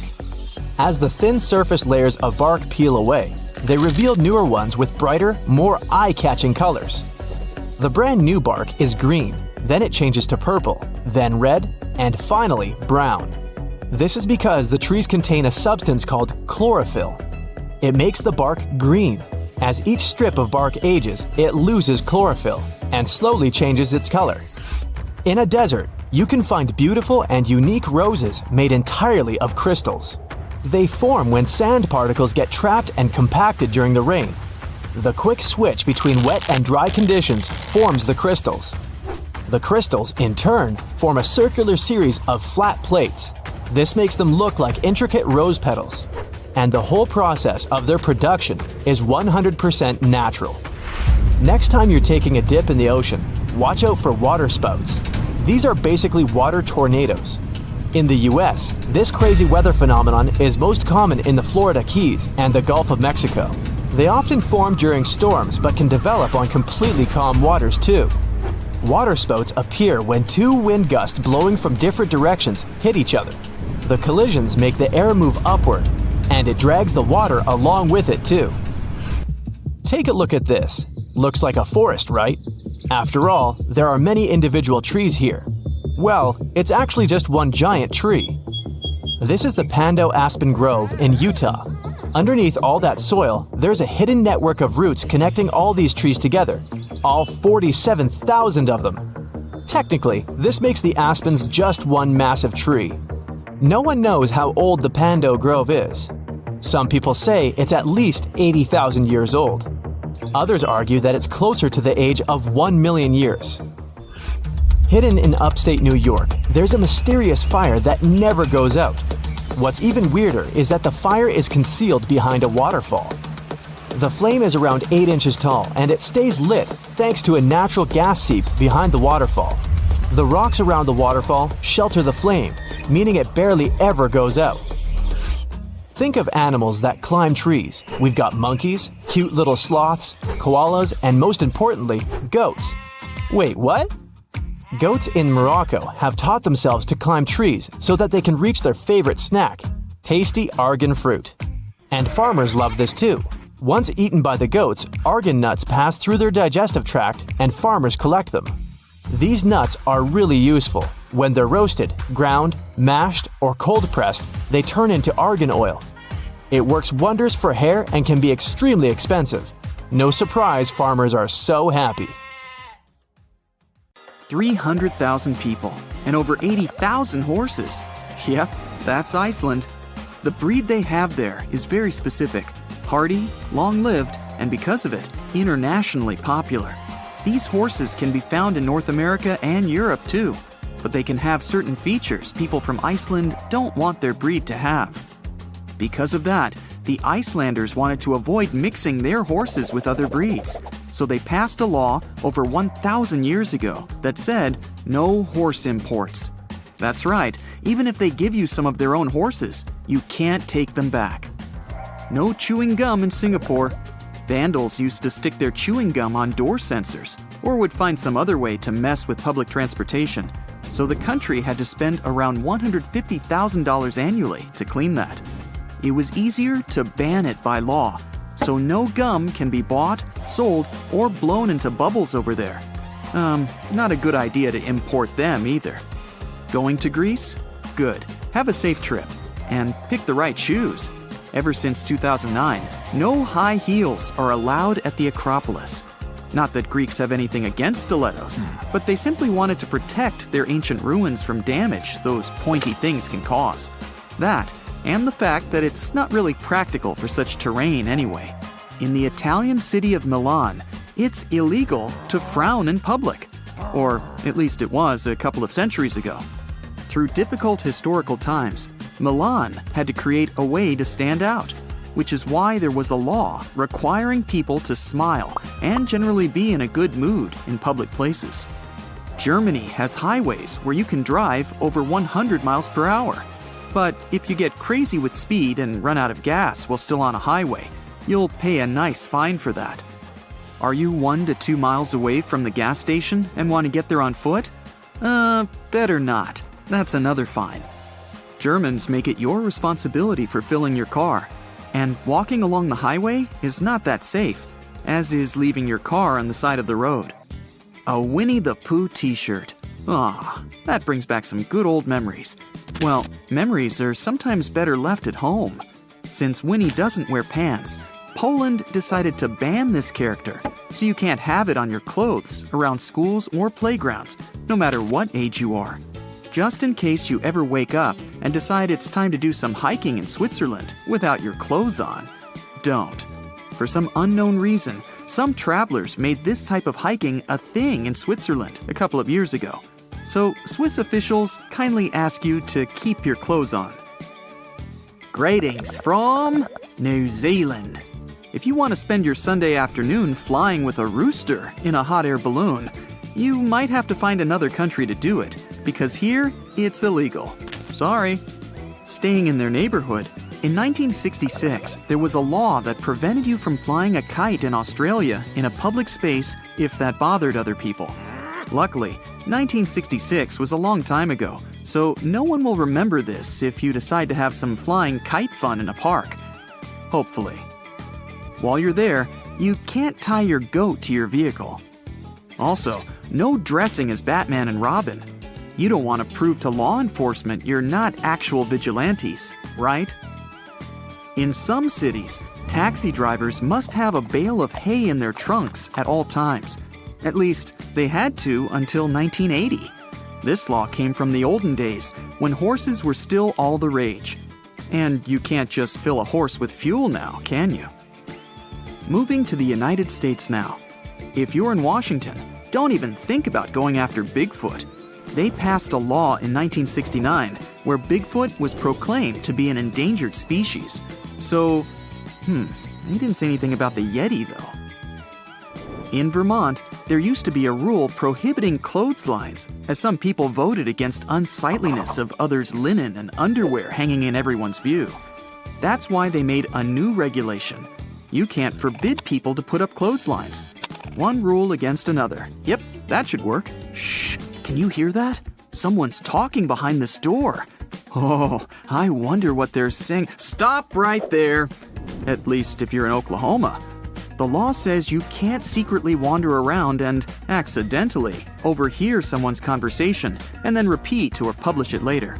So if you have anything to share, go tell it to the people of Oklahoma. Your secret is safe there. If you ever take a walk in Nevada and then decide to lay down on the sidewalk and take some rest, think twice, since that's illegal there. Don't sit either. You won't get away with it. Nuances, you know. If you're from Baltimore, Maryland, remember not to bring your lion to the movies. I know the big cat wanted to see it badly, but rules are rules. Also, while you're there, remember a couple of more things you shouldn't violate. No saying bad words in public places. No eating while swimming in the ocean. And no sleeveless shirts in public parks. You shouldn't throw bricks onto a highway in Iowa, unless you get written permission from the city council. Well, when you think about it, it's fair enough. If you don't feel like looking at large shiny billboards all over the city, go to Hawaii, since they banned those in 1920. Well, definitely not the only reason to visit Hawaii, but it's good to know. Meanwhile, other states like Vermont and Maine followed suit and are proud of it. One town in Georgia takes eating fried chicken very seriously. No fork, you eat it with your hands. In fact, in 2009, a woman who celebrated her 91st birthday in a restaurant was eating chicken with a fork when the police came and told her she was under arrest. The lady was later pardoned, but careful how you eat your chicken in Georgia. What else is there to say? Speaking of which, do you know why the chicken crossed the road? Not sure, but what I do know is that these jokes certainly weren't made up in Georgia, since there, it's illegal for a chicken to do just that. You think silly string is fun? Well, a town in Alabama doesn't agree on that, because it says a firm no to keeping, using, storing, selling, manufacturing, or giving away any kind of snap pops, spray string, or similar substances. Yikes. Also, when you're there, don't drive blindfolded. It's been passed as a law. which means they take the phrase, "keep your eyes on the road," quite seriously. Okay, enough is enough. No more sleeping in a bathtub, donkey! Something people in Arizona must say to avoid breaking a law. In the 1920s, local people could see a rancher's donkey in a bathtub carried by a flood. The flood was caused because a local dam broke, and the tub was abandoned in the rancher's backyard. The donkey simply decided to take a nap in it. And you know how it goes. Long day, warm afternoon, post-lunch rest, just couldn't help it. After they managed to save the animal from the sailing tub, the town decided to prohibit donkeys from sleeping in a tub. You know, just in case. In Connecticut, a pickle must bounce in order for it to be considered a pickle. In the 1940s, 2 men were even arrested for selling pickles that weren't legitimate because they didn't bounce. Now, the question is, how exactly does a pickle bounce? More from the Meanwhile in Connecticut episode. It's illegal to cross a street while walking on your hands. Oh man, that's one of the hardest ones not to break. Your best friend is having a birthday. What could you give her? A spa day voucher? Tickets to Disneyland? Dinner at a fancy restaurant? A rat? Well, unfortunately, a rat is out of the legal game if you're in Montana. Well, you've got to respect the law. Luckily, if you're from Florida, rats are a completely fine gift. At least, way better than some bigger animals. Because while you're there, you need to pay parking fees for them. Camels, elephants, horses, and the rest of the animal crew. Sorry guys, you gotta respect the rules. If you're picking a vacation spot, you should definitely look at this list. And then remember to never visit any of these places. They're incredibly dangerous, and life struggles to exist in them at all. This is Ethiopia's geothermal field, Dalal. With toxic green pools and bright orange sand, the landscape here resembles another planet. Scientists believe that it shares a good resemblance with the surface of Jupiter's moon, Io. The bright yellows and oranges just scream that this place is poisonous, and your instincts are right. Dalal is full of sulfur, which makes it uninhabitable. This place looks so crazy because it's actually in the mouth of a volcano. What's even more strange is that, unlike normal volcanoes, this one is inverted. Most volcanoes rise into the sky like mountains, but Dalal is indented. The mouth of the volcano sits at 160 feet below sea level. The surface above the volcano is covered with water reservoirs, soil, and crazy mineral formations that look like coral reefs. All of this is created by the activity of the magma about 2.5 miles underground. The magma heats the water in the ground, and it begins to rise through layers of salt. When the volcano is live, it produces a lot more magma, which forces more water up to the surface. The water brings minerals up with it, and they create the fake coral reef. The breathtaking visuals at Dalal don't end at the mineral formations. There's even a purple and yellow lake. You wouldn't want to risk swimming in it though. The lake's temperature is above that of boiling water. The heat is one of the main reasons that this isn't the perfect vacation destination. Dalal's average temperature is higher than anywhere else on Earth, at about 94 degrees Fahrenheit. By comparison, the average temperature across the United States is about 54 degrees. This part of the world barely ever experiences rain, so it's one of the driest places on the planet as well. Amazingly, people were once settled in this incredibly hostile climate. The small village evacuated though, leaving Dalal deserted. Dalal has the highest average temperature on Earth, but there is a place with a higher recorded peak temperature. Death Valley, California, was recorded to reach 134 degrees Fahrenheit at one point. That's so hot that you couldn't even fry an egg on the rocks there. It would just burn within a few seconds. Unlike Dalal, it isn't always this unhospitable. It can be comfortable for humans, from November to February, and it has even seen rain and snow. The temperature might not even be far from what you have at home. This valley is also home to some stones that were nicknamed the Sailing Stones. These huge rocks sit at the bottom of a dried lake, and they sometimes move without anyone knowing why. They weigh several hundred pounds, and it wouldn't be possible for a person to move them So the process was a complete mystery for years. After a while, scientists noticed that the stones moved infrequently, maybe only once every 3 or 4 years. They only move a couple of dozen feet, too. Using this information, they eventually realized that the rocks were actually being moved whenever it got icy.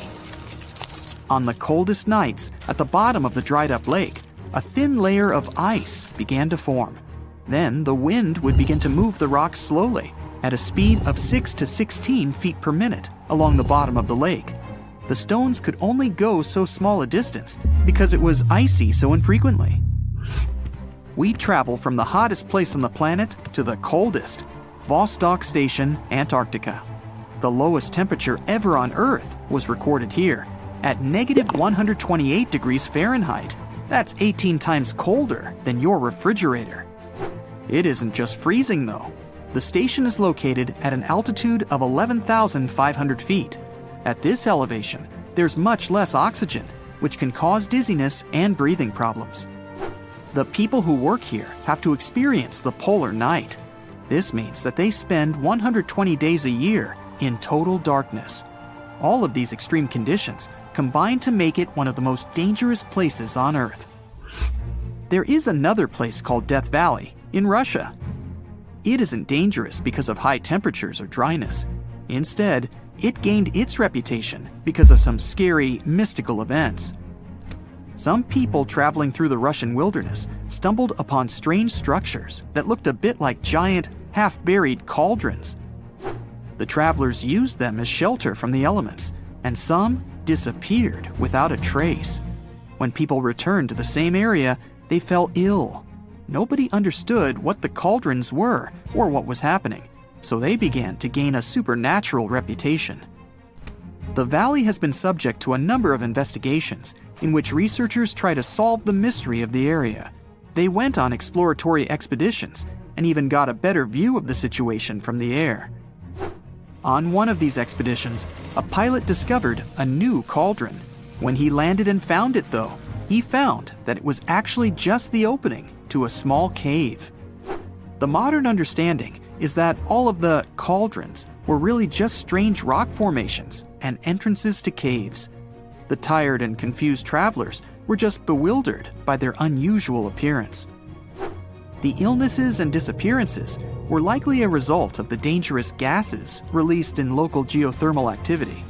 In reality, the travelers were probably camping out in an area with an accumulation of CO2 or other poisonous gases.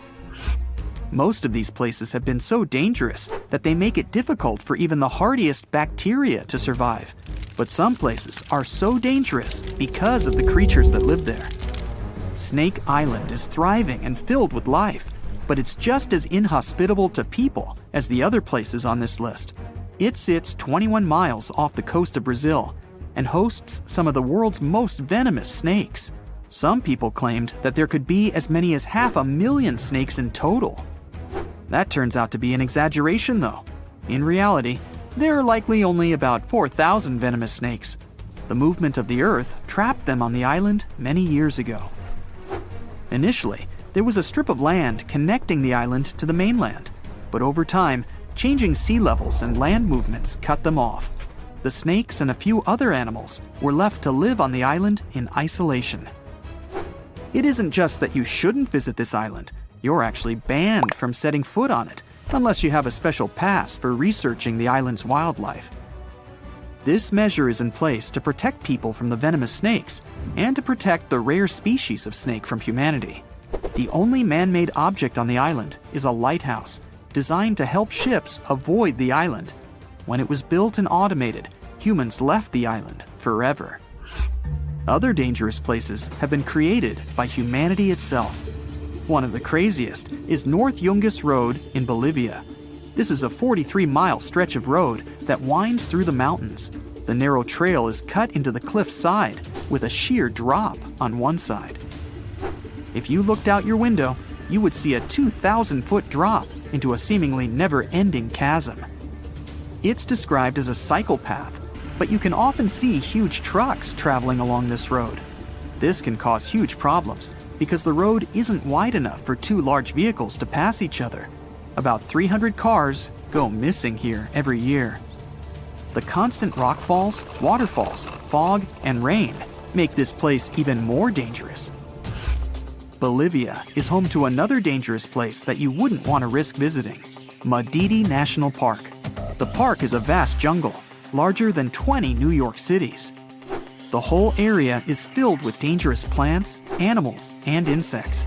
It's highly discouraged to visit this park without being accompanied by experts.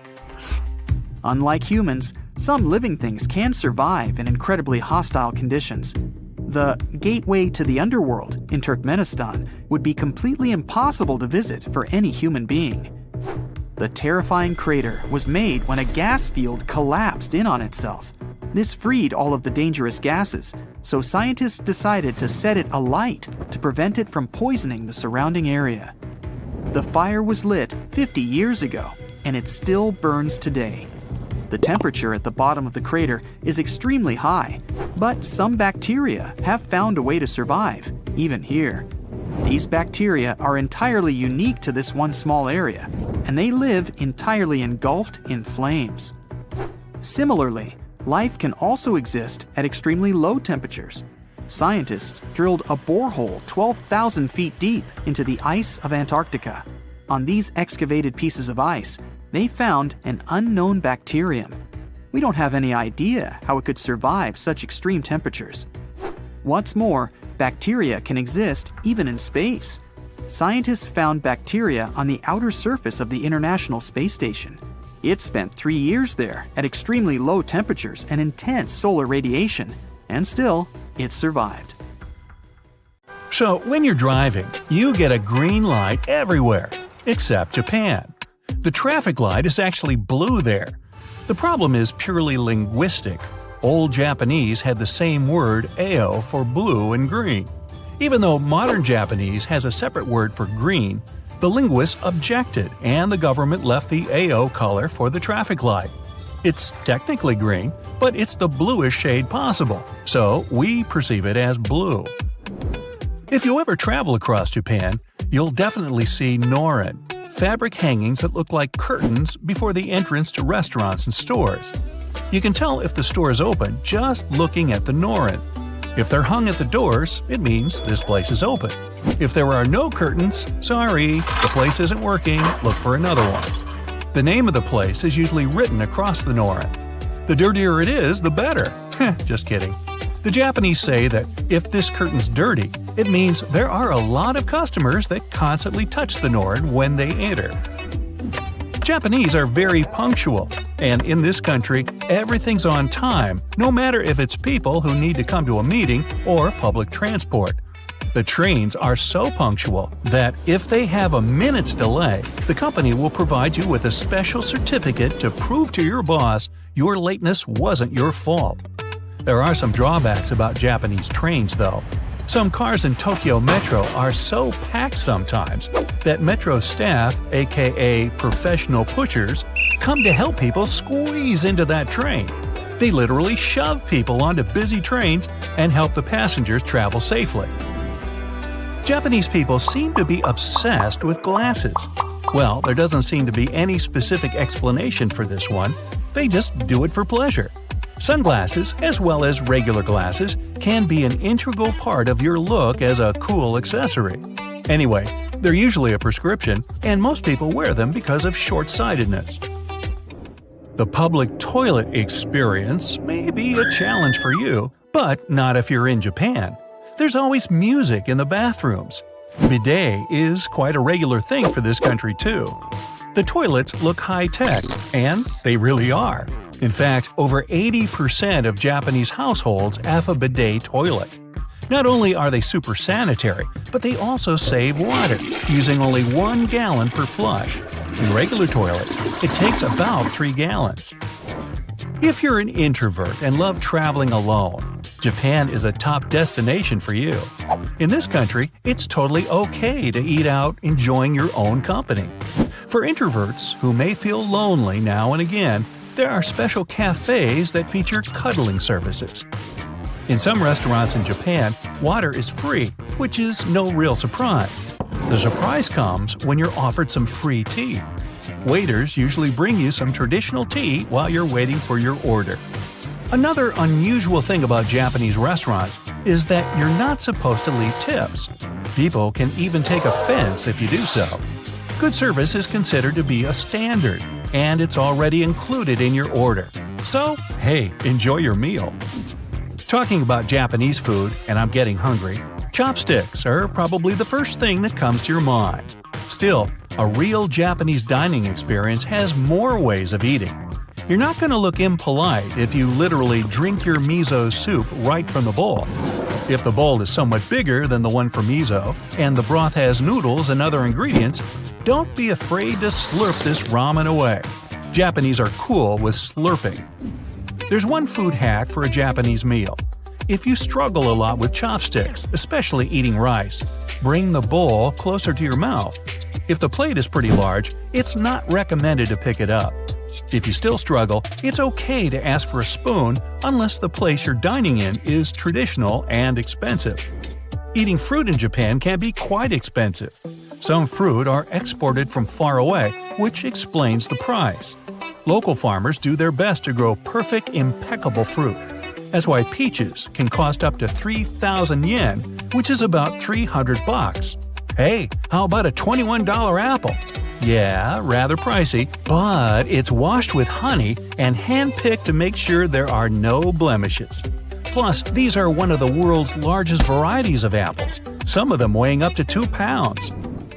Japanese eat rice anytime, no matter if it's breakfast, lunch, or dinner. Another incredible fact about their food is that their sweets aren't actually sweet at all. Alright, not sweets, but rather desserts. Traditional Japanese desserts are usually made of chestnuts, matcha tea, or rice flour. They can even cook many desserts such as brownies, puddings, and chocolate bites using a special type of beans called azuki as the main ingredient. People in Japan believe that the dessert is good quality if it's not sweet. Japanese food is crazy, combining a bunch of unusual flavors in regular things. Hey, how about ice cream? Choose the flavor. There are potato, miso, wasabi, soy, and many other flavors. For those who like it extreme, there's even raw horse meat ice cream. That's really good horse. Yeah, right. These tastes are not very common for the Japanese either, though. Some other unusual foods feature hot dogs with noodles instead of sausage or unagi cola. Yeah, it's like eel plus cola. And if that's not enough, you can also find chocolate chip ramen in Japan. You can't beat it.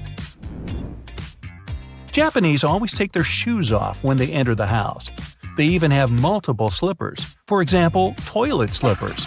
Don't come inside a Japanese house with your shoes on. It's very impolite. Most cultures usually use handshakes for greetings, but in Japan, people mostly use bows for this purpose. The more times and the deeper you bow, the more respect you show to a person. There's a catch though. If you bow too deep, it could be offensive. Bows are acceptable everywhere – supermarket, workplace, and even among friends. Sometimes, getting connected working on something on a train can be next to impossible because of the noise level. In Japan, nothing can distract you on a train, so you can even work. People usually don't even answer the phone there. Still, the Japanese aren't quiet all the time. Bars make a big part of the Japanese everyday culture, so it's pretty loud there. Watermelons are round, right? Well, not in Japan. Japanese farmers have a special technique for growing square watermelons. They grow it in a special container. This way, they can fit into a fridge easier. Some other shapes are available. For example, the fruit can be triangular or heart-shaped. The only drawback is that such fruits are quite pricey. Turning train seats in Japanese trains are super convenient. You can make a square if you travel in a group of friends. You can adjust your seat to the direction of the train. If you simply don't like your travel companions, you can just turn around too. You will probably never see a janitor in Japan because students have to clean up the schools by themselves. Japanese students even serve lunch. Plus, besides a regular school cleaning, they will go out now and again and clean up the neighborhood. The Japanese never stop inventing, and one of their recent innovations is their non-melting ice cream. Just imagine, you casually walk in the scorching sun, it's 90 degrees outside, and you're enjoying your ice cream, not being afraid of staining your shirt. The secret ingredient is polyphenol extracted from strawberries that prevents oils and water from separating, preserving the ice cream shape. In Japan, with such an abundance of vending machines, you seem to be likely to buy anything you want without ever going to a store. Vending machines sell everything from food to canned bread — yeah, it exists — super spicy snacks with warning disclaimers on the machine, and even toys. Anyways, the Japanese themselves are more likely to grab a quick snack in a store instead of those machines. Long ago, Japanese women would blacken their teeth instead of whitening. Pitch black objects were a kind of beauty standard. To dye the teeth black, they would use iron filing dissolved in vinegar plus some tea powder. And finally, if you want to wish someone a good day in Japan, do you say, "Have a bidet"? No, probably not. Meet Hulamale, also known as the City of Hope.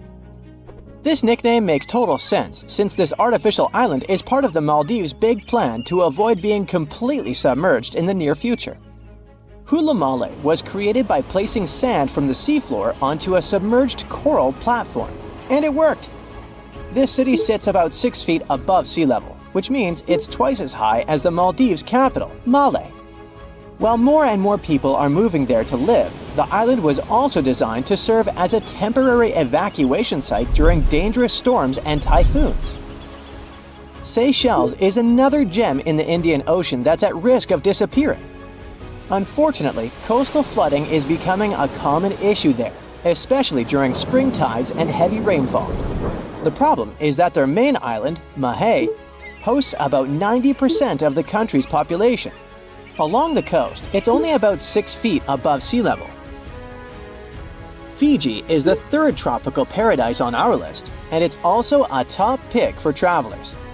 But this nation is in a tough spot, since it's located right in the middle of the Pacific Ocean, where huge storms can really turn things into chaos. Take Cyclone Winston. It hit Fiji back in 2016 and ended up costing them over $1 billion in damage. So one thing they're doing to protect themselves is planting mangroves along the coast and preserving the ones that already exist. These trees are awesome since they help reduce wind speed during cyclone emergencies and also combat erosion by trapping sediments. Egypt might be in trouble too. I mean, it's not like the whole country is going to be underwater, and we'll only see the tips of the pyramids in a few years. But things could really change for them as coastal cities are facing a serious risk. Take Alexandria, for instance. 45% of its population already lives below sea level. If the city is flooded, not only will everyone have to move, but Egypt in general will suffer a major impact on its fish production. In Europe, one of the most at-risk populations is in the Netherlands, where about half the people live in areas below sea level. In the future, planning a romantic gesture with tulips for your girlfriend could become an impossible mission. The Netherlands is responsible for 2/3 of the world's tulip production. So if fields are taken over by saltwater, it's game over for the blooms. But the good news is that the Dutch have centuries of experience dealing with water, so knowing how to work with storm barriers and seawalls can prevent them from a doomsday scenario. The risks of rising sea levels probably aren't higher anywhere else than here in Tuvalu. This island chain, located halfway between Australia and Hawaii, could be the first state to become uninhabitable. Its stunning land is only about 9 feet above sea level. And just by looking at it on the map, you can see how narrow it is. In fact, the narrowest part in Fongafale is only about 65 feet wide. So even before higher tides become a real problem, the country's limited farmland could be flooded with saltwater. The next country on our list is the Philippines. This archipelago in Southeast Asia boasts some of the most stunning scenery, but it faces the risk of flooding for 2 reasons. First, due to rising sea levels, and second, because of crazy, unpredictable weather. Since 1990, events like cyclones, earthquakes, and tsunamis have cost the country over $20 billion. Have you ever heard of Vanuatu? This chain of islands, spread out between Australia and Fiji, could be flooded soon. Vanuatu was one of the first Pacific nations to relocate an entire community to a safer spot. Back in 2005, residents living in risky coastal areas of the northern island of Tegua moved to higher ground. Next up, the Marshall Islands, a country located in the Central Pacific. Studies show that 40% of the buildings in the capital city, Majuro, could end up underwater in the future. But this country isn't throwing in the towel just yet. They've got a game plan. They are fortifying the infrastructures of their low-lying airport, relocating key buildings to higher ground, and putting up seawalls on rural islands. Heading south, we've got Nauru. This is actually one of the smallest countries in the world, covering just 8.1 square miles. Today, it's home to 10,000 people, but it's on the brink of becoming uninhabitable. Water levels are rising about 3 times faster there than the global average. The Buada Lagoon sparks special concern since it's the only surface freshwater resource, and it's located only 16 feet above sea level. Our next stop in the Pacific Ocean is the Republic of Palau. Rising sea levels are no joke for them either, but protecting their crops, especially taro, is a priority at this moment. About halfway between Hawaii and New Zealand lies Samoa, and this country is dealing with a unique situation. Not only is the volume of water increasing there, but their land is also sinking. You see, a couple of strong earthquakes and tsunamis hit Samoa back in 2009. So as the crust bounces back to its original position, the overall land surface is actually going down. Because of this, their housing and main infrastructure could take a serious hit, especially since all their airports are along the coast. Let's head to Kiribati. This Pacific nation has a big problem with frequent flooding because most of its people and infrastructure are near the coast. Apart from the volcanic island of Banaba, none of Kiribati's land is more than 6.5 feet above the ocean. To tackle this situation and keep their population safe, they had this big idea of making a massive floating platform, kind of like the ones oil companies have. But the problem is that it would cost them a fortune, as the project is estimated to be around $2 billion. If visiting Vietnam is on your bucket list, you better hurry up. The top 10 things to do there mostly involve cruising to jaw-dropping spots like down to Ha Long Bay, also known as the Descending Dragons Bay. But by 2050, the surrounding land over there might be underwater. Another huge problem Vietnam is facing is that the main rice fields are getting salty. And if you're into Vietnamese food, you know how important rice is for them. Right now, they're especially concerned about the Mekong Delta region being vulnerable. After all, this is a highly fertile area responsible for most of Vietnam's agricultural output, with over 50% of it being, rice. This nation is really putting in the effort to adjust to this new reality. They're flushing the rice fields in the Mekong Delta with fresh water to get rid of the saltiness. Our next stop is in the Caribbean Sea. Grenada is an island country, but you may know it as the Island of Spice, since its tropical climate is just perfect for cultivating things like nutmeg, cinnamon, cloves, and ginger. Unfortunately, Grenada and its incredible fertile soil also face an uncertain future of being submerged. Let's talk about the last country on our list, the Solomon Islands.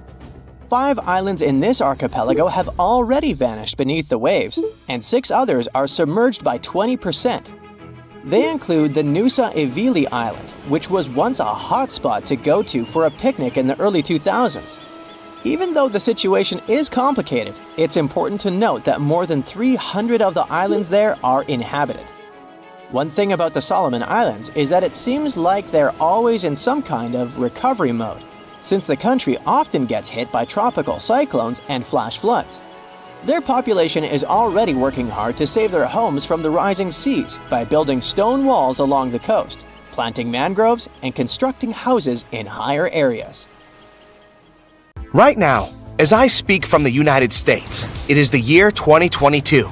You're likely watching in the same year, unless this video has now been up for 2 years, in which case it's 2024. If so, hello from the past. But what if you're watching from the year 111 or 4720? Am I talking to you from the future or the past? I'm confused. For example, if you're in China in 2022, it is the year 4720. And similarly, if in North Korea, it's the year 111. Not all countries have the same calendar. Most of the world uses the Gregorian calendar. It was established in the 16th century and replaced the Julian calendar. Let's do a speedy aerial trip around the world and visit some countries that are in different year zones. We power through the atmosphere. Where shall we stop? Let's start with one of the world's most populous nations, China.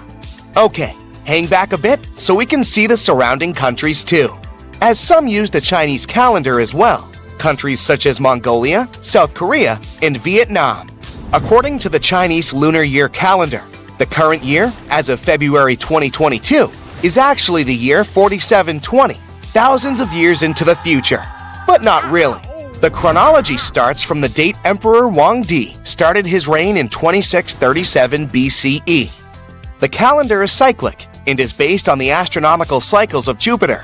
Within 60 years, Jupiter goes around the Sun 5 times, and those are the 5 elements of the Chinese calendar. One circle of Jupiter around the Sun takes 12 years. These years receive their names from animals. 2022, on the Gregorian calendar, is the year of the tiger. It's not only dates that are measured differently. People's ages are also complex. The chronology starts from 1, not 0. A newborn is 1 year old from birth. Their age increases with the coming of a new year, but not with their birth date. That means that all family members gathering together on New Year's become 1 year older with the passing of the New Year clock. That's why the age of an Asian person can be 2 years different from the age of a European person, even if they were born on the same day. Let's go up again. We may as well stay in the area. Let's move south. Yes, to North Korea. There, they use the Juche calendar. It has been used since July 8, 1997, together with the Gregorian calendar. The Juche calendar begins with the birth of Kim Il-sung, the founder of North Korea, and the eternal president of the country. His birth year, 1912, became Juche 1 in the Juche calendar. The calendar was adopted 3 years after the passing of Kim Il-sung. His year of birth is called Year 1. There is no year 0 on this calendar. This makes the year 2022 year 111 in North Korea. When writing dates, both calendars are used. Let's fly up again into the atmosphere and travel west, not too far away, to the populous country of India. The calendar of India was created in 1957.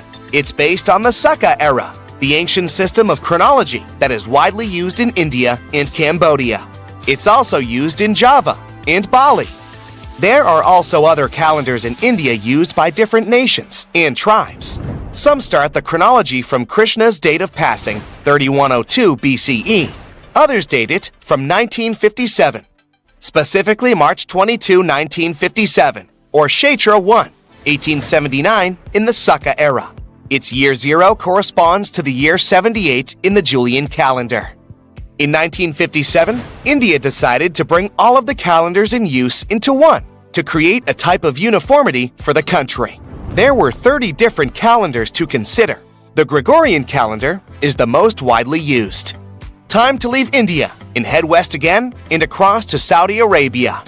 Here, the chronology starts from Hijra, in the first emigration to Medina, 622 CE. The day here starts at sunset, not at midnight. The beginning of a month is the day when the crescent moon first appears after the new moon. A year is 10 to 11 days shorter than the solar year. Months move in relation to seasons. Those months that were in summer will take place in winter after some time, and vice versa. So what year is it in Saudi Arabia? In 2022, the year there is 1443.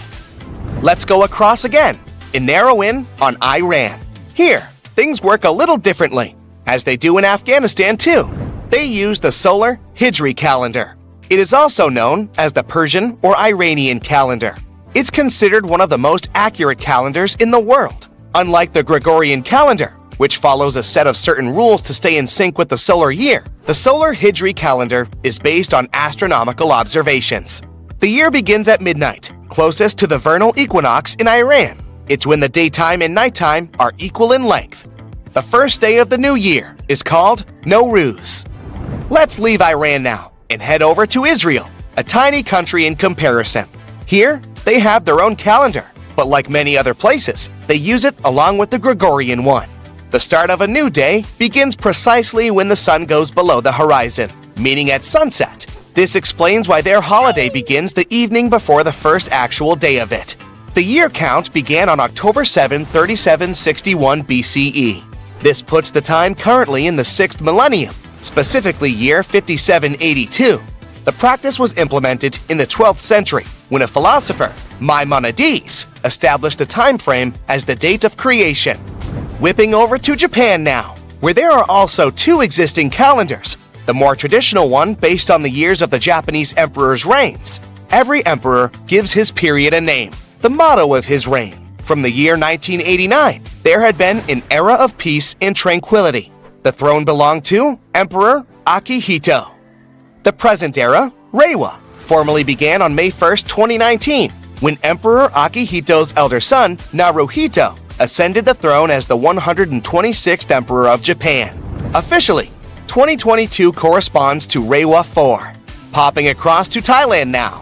Here, 2022 is the year 2565. Officially, Thailand lives according to the lunar calendar, in which the chronology starts from a traditional but significant cultural event. Still, they use the Gregorian calendar as well.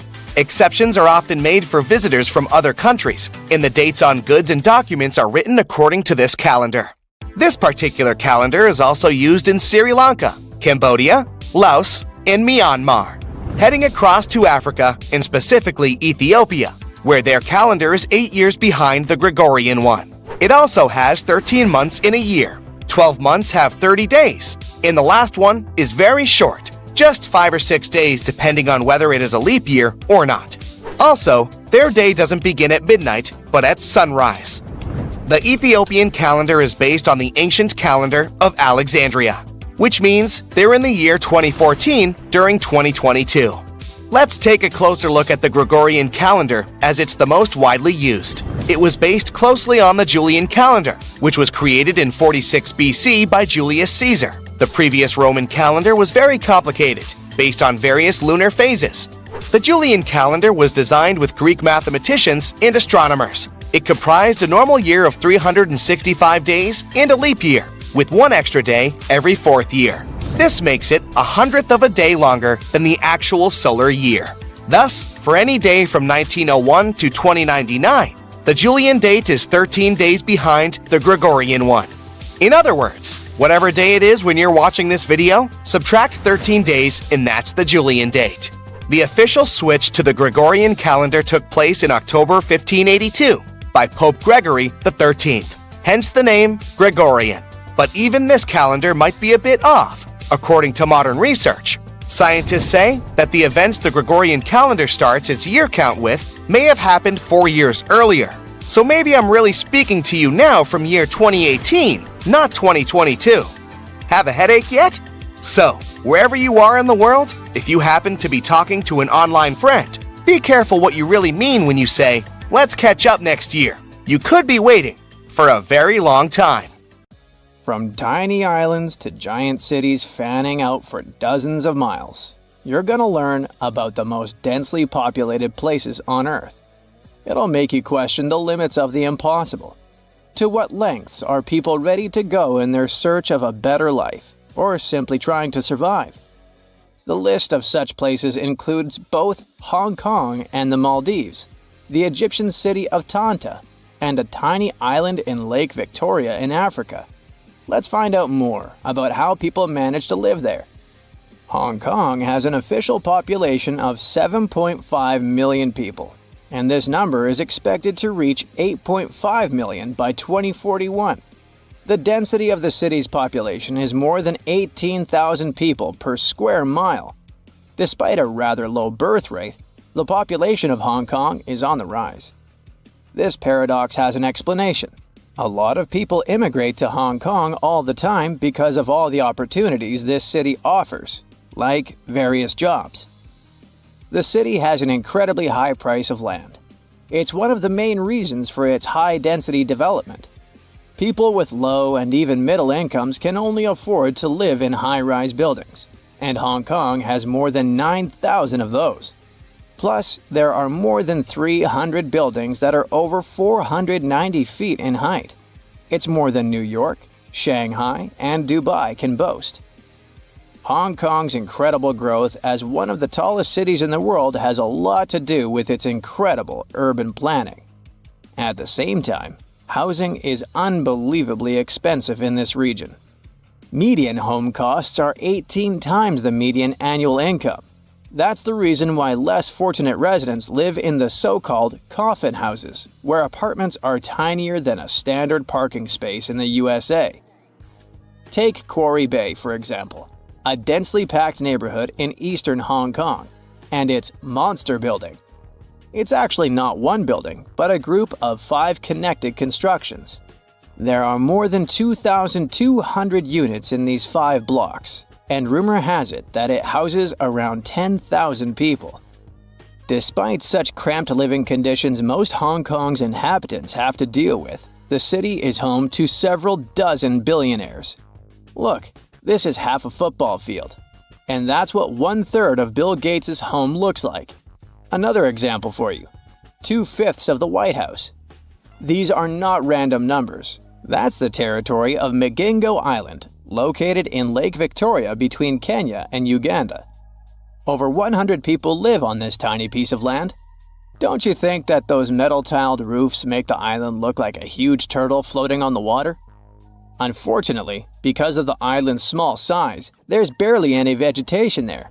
Most of the surface of the island is covered with rocks, except for this tiny area. It's covered with grass and hosts not more than 5 shrubs. The island is all about fish and fishing. The landing point turns into a fish market every day at noon. The trade doesn't last long. It usually finishes at 2 p.m. when the boat leaves. The only thing the inhabitants of the island have is fish. So every morning, they get essential supplies for small businesses from Kenya. That's why you can buy everything you need in local stores, from food to fishing equipment. The inhabitants of the island not only catch fish but also gut them on the rocks and then fry and eat them in cafes. Yep, there are around 13 cafes and bars on the islands where people eat, play dice, and cook ugali, a typical dish made from maize flour.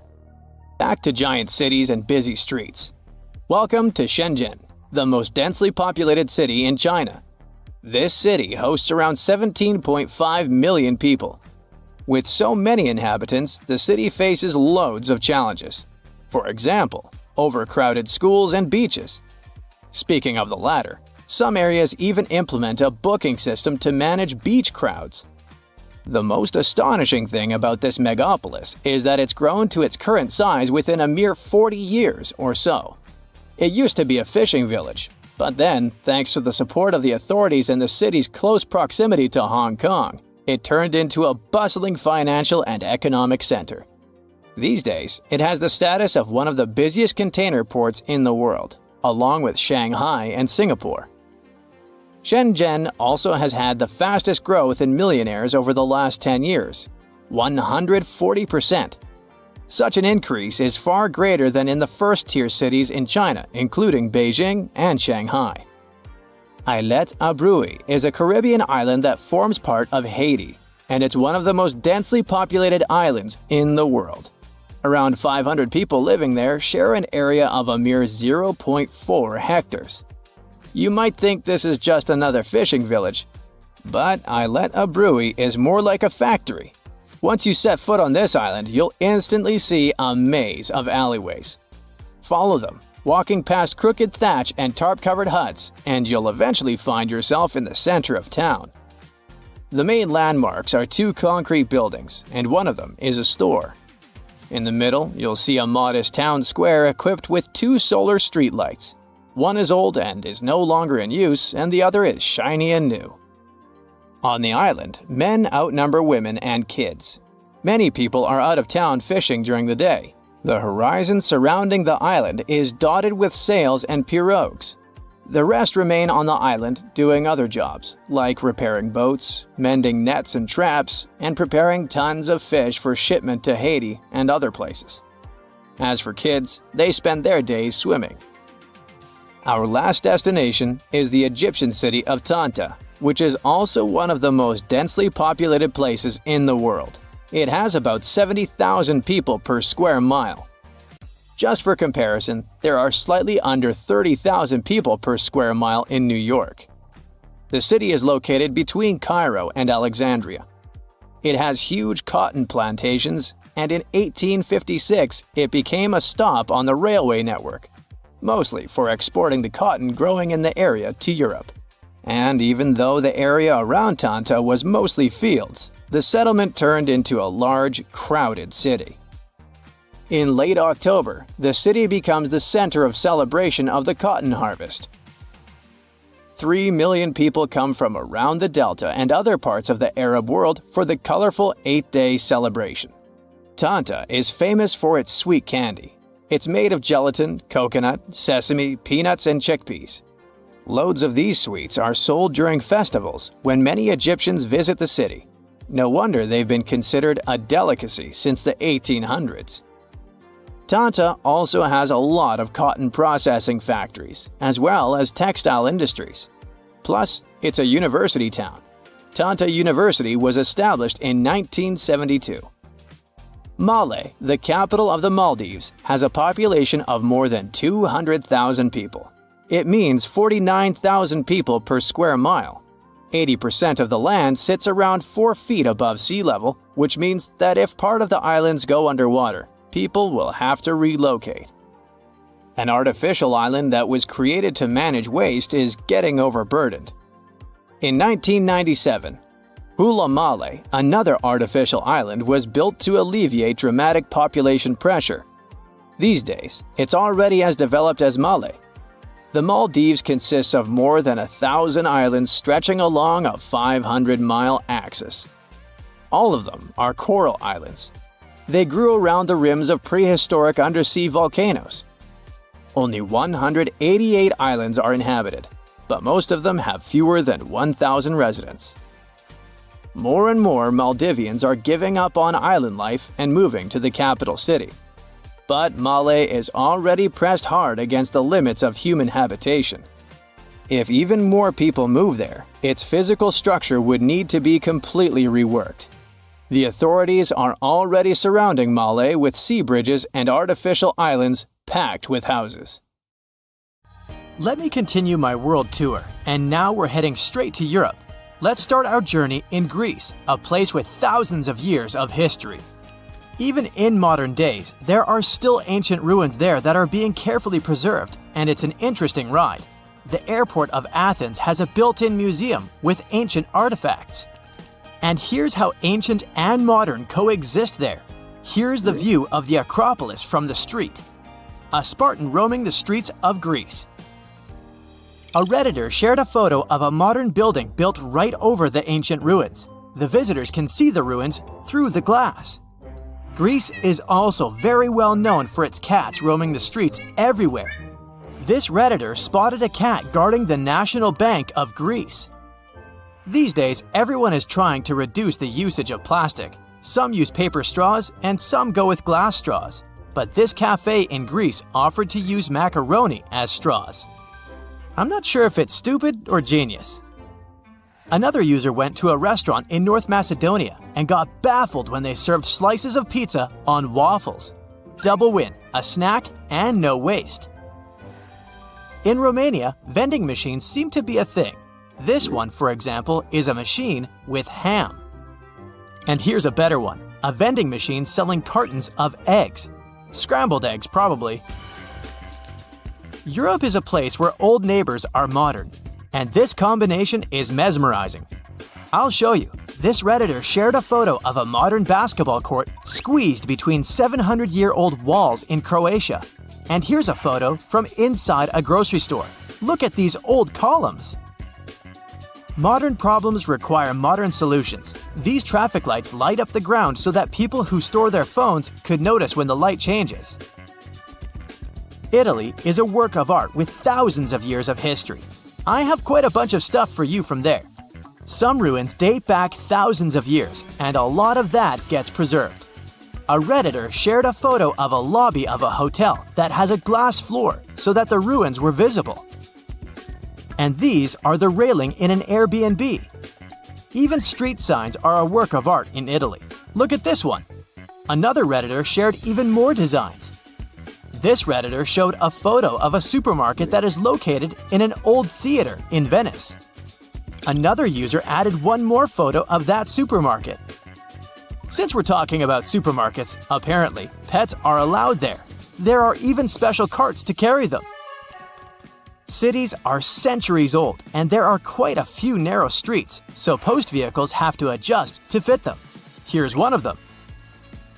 Some cities have canals or are located on islands, so boats are a thing.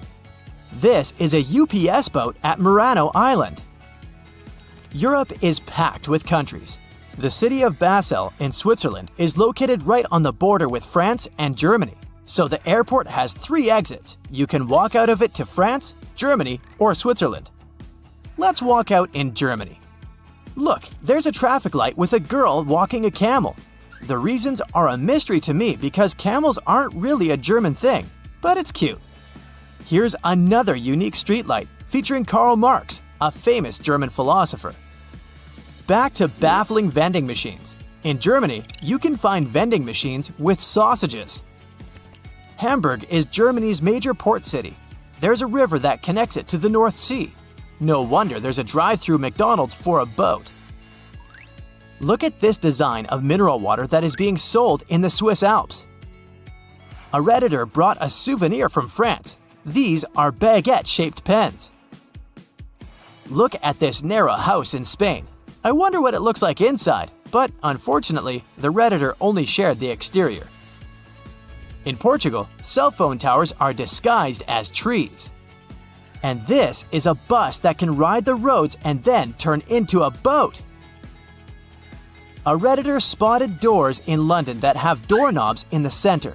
This seems super inconvenient, but apparently the handle doesn't turn and exists only to pull the door closed. And the metal part with the keyhole has a little handle on the bottom of it. Europe is a historical place. This postbox bears the mark of a king ruling over a century ago. Back in the day, red telephone boxes were in high demand. Nowadays, when every person has a cell phone or 2, not so much. So telephone boxes are being used in different ways. This one, for example, is now a smartphone repair shop. Luxembourg is a small but rich country squeezed between France, Germany, and Belgium, and they have baguette vending machines. Let's move north first, to the Netherlands. Farmers border their fields with a strip of flowers and put up a sign with a QR code, where people can pay for picking the flowers. And here's just a weird installation spotted by some Redditor. In Denmark, in Aarhus, a city founded by the Vikings in the 8th century, you can find traffic lights with Vikings pictured on them. Some trash cans in Swedish subways have a separate space for cans. Homeless people can pick them up and exchange the cans for some cash. There's a giant statue of a silver moose in Norway. And these are signs on bathroom stalls depicting reindeer. Apparently, Finnish people are as polite as Canadians. On the bus, they have a button to thank the bus driver. Also, a Redditor spotted a raccoon pattern on a bus seat. We all know rocking horses. Most of you probably had one in your early days. Well, Finnish little people have rocking moose. Many people come to Iceland hoping to see the northern lights. A Redditor had a phone in the hotel which had a special button to wake the guest up when the northern lights appear. Lithuanians sometimes put fake police cars on the sides of the road to combat road speeding. Europe has been ruled by kings and queens for centuries. Even today, many countries like the UK, the Netherlands, Spain, Denmark, Belgium, and some other countries have monarchs. So, no wonder that there are hundreds of castles scattered across Europe. Poland doesn't have any monarchs these days, but it still has 500 castles. Here's a warning sign for ghosts next to one of them. In Wrocław, all landmarks have a model so that visually impaired people could touch and see them too. There's also a statue of Darth Vader in one Polish city. In reality, it's a statue of a Polish magnate who supervised the construction of a port. But from time to time, locals dress the statue in Lord Vader's costume. This sign in Poland specifically prohibits bikes, tractors, and horses to go on a highway. In some places, there's a separate line on the sidewalk for people who are walking and staring at their phones. And now we travel across the Atlantic to Africa. This is Dune 7 in Namibia, the 7th biggest dune in the world. It's as tall as the Empire State Building. An internet user shared this photo. Someone in Tanzania put a literal penthouse on top of the building. I did some research and found out that it's a hotel. Still doesn't explain the roof, but I'm totally buying it. Maybe it's marketing. Drivers in Mozambique should be careful and watch out for elephants. And this is a sign from South Africa. Watch out for penguins. And another one that asks to baboon-proof the trash bins. So baboons are the raccoons of South Africa.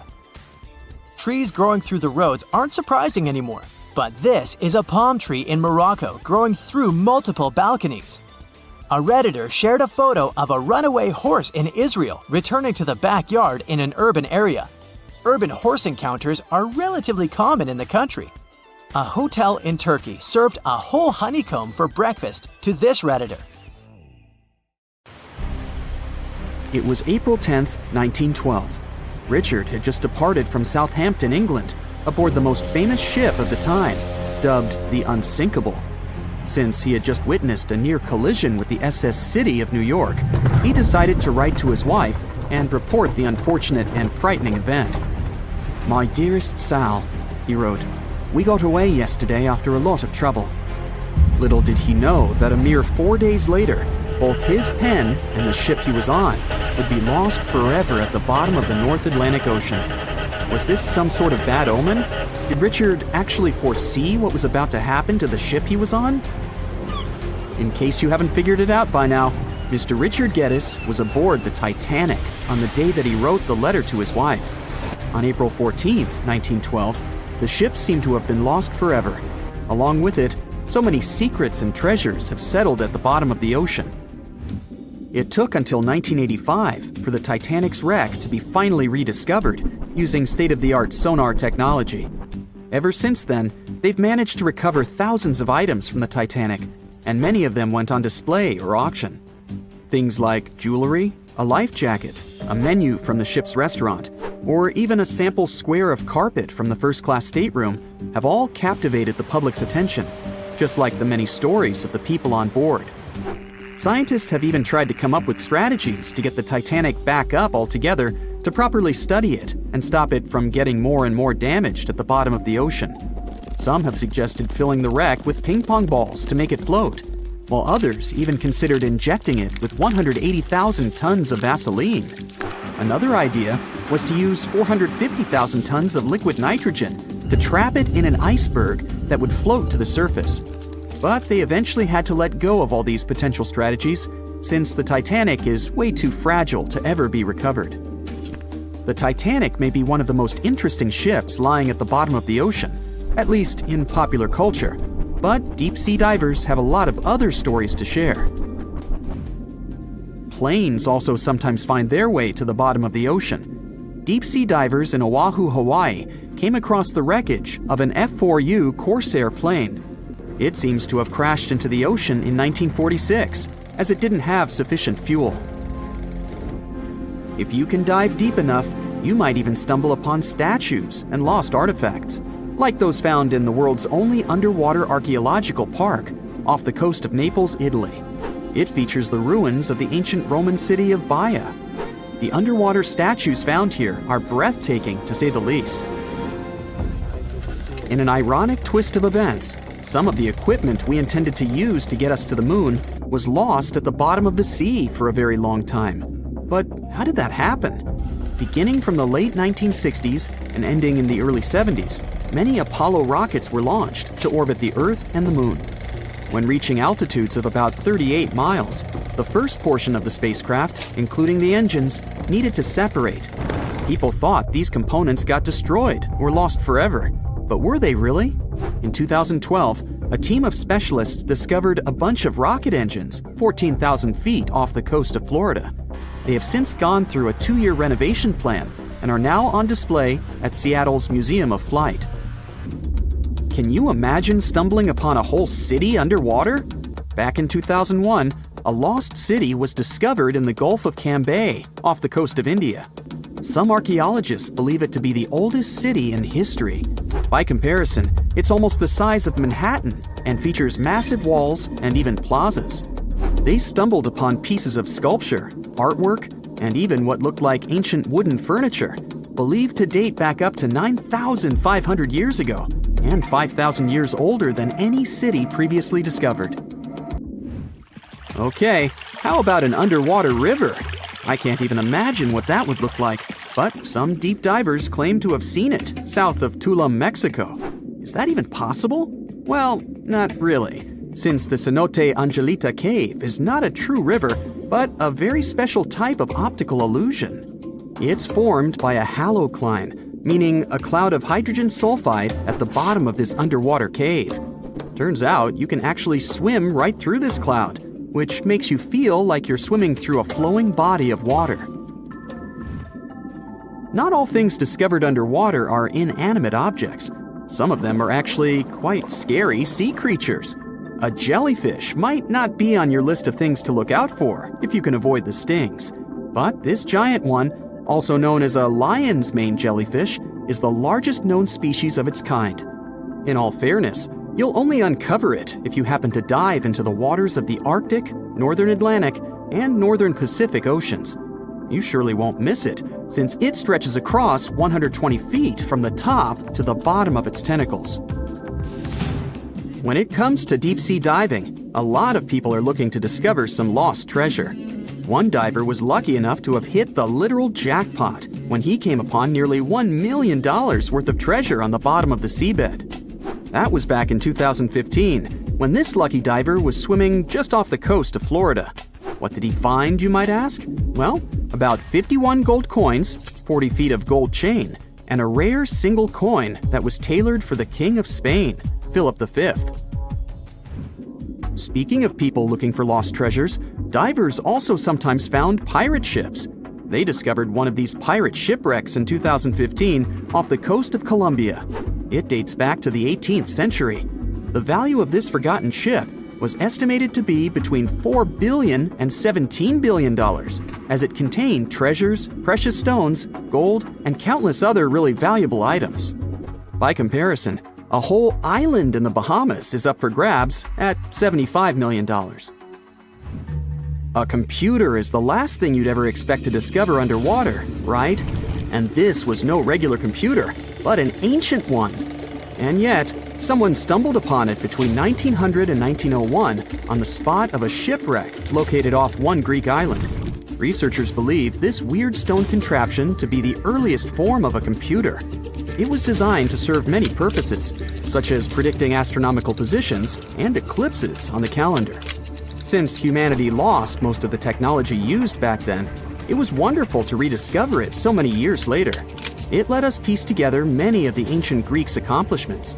The computer is now at the National Archaeological Museum of Athens, should you ever want to check it out in person.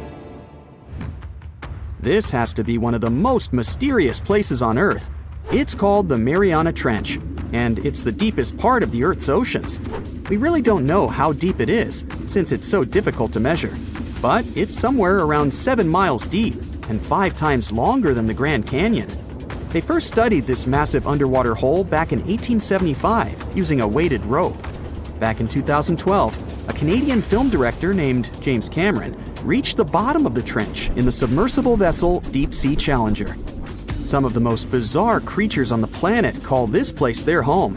including the Dumbo octopus, the sea cucumber, and the goblin shark. The Mariana Trench took its name after the nearby Mariana Islands, which are named Las Marianas in honor of the Spanish Queen Mariana of Austria. So, you want to get as close to the moon as possible without leaving Earth? Easy. Hop on a plane to Ecuador and climb Mount Chimborazo. I know, it may sound weird, but hear me out. Now, Everest is the tallest mountain when you're measuring from sea level, but Chimborazo's peak is actually the closest spot on Earth to the moon. Here's the physics behind it. Mount Everest is over 29,000 feet tall, and Chimborazo is only around 20,000 feet. But the secret lies in how far they are from the Earth's core. You see, Earth is not a perfect sphere. It's chubby in the middle and slightly squished at the top and the bottom. The chubby part in the middle is called the equator. FYI, the country Ecuador actually translates to equator in Spanish. Now you know. The mountain we're talking about, Chimborazo, is located a few degrees from the equator line. So since the squishy sphere is chubbier in the middle part, Chimborazo's peak sticks out farther into space. This means that if you hike all the way up to this mountain's peak, you'll be a smidge closer to the moon than if you hike all the way up Mount Everest. In the North Sea, off the coast of England, there's a tiny platform bobbing around, roughly the size of 2 tennis courts. You might think it's an oil platform, but this is Sealand, the world's tiniest country. The Ruff's Tower platform was built during the first half of the 20th century as a fort to protect English ships. Jump to the 1960s when a guy named Paddy Roy Bates decided to claim this old fort as his own country, naming it the Principality of Sealand. Paddy gave his country everything it deserved: a national flag, currency, a constitution, stamps, and a hoisting swing system. That's how you get into the country, by the way, hoisted all the way up to the upper part of the platform. Today, this micronation is headed by ruling monarch Michael Bates, who is a member of the country's self-proclaimed royalty. I know, right? Why wait in line for the British throne? The nation has its own fan club, who cheer for the country's national soccer club. Their team competes in international tournaments, where they usually play with other tiny nations. Although Sealand only has one official resident as of right now, players from other countries join to help out their soccer team. One of the country's supporters also placed a Sealand flag on top of Mount Everest. Having your kitchen in one country and your living room in another, well, this is the daily reality for some locals in Barle. In this town, the border between Belgium and the Netherlands doesn't just run along streets, it slices right through buildings. So, to navigate this setup, a rule was made that a house's nationality is determined where its front door is located. But this solution created its own problems. There's a house where the front door is exactly on the border, giving it 2 addresses, one in Belgium and one in the Netherlands. The owners of this house were given a unique opportunity. They could choose which country they'd like to get their utilities from, like gas and water. And you guessed it, they picked the country where the stuff was cheaper, in this case, Belgium. Down in Senegal, Africa, there's a lake that looks like something straight out of a sci-fi movie. About 18 miles north of the capital, Dakar, you'll find Lake Retba, also known as La Rosa. This lake is famous for its bright pink water. Yes, it really is pink, and you can even take a swim if you're up for it. But be prepared, the water is super salty, one of the saltiest lakes in the world with salt levels over 40%. The pink color comes from a species of tiny algae. These algae produce red pigments that reflect sunlight, giving the lake its unique shade.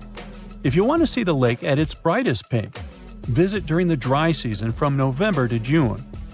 The rainwater during other times of the year can wash away some of the color.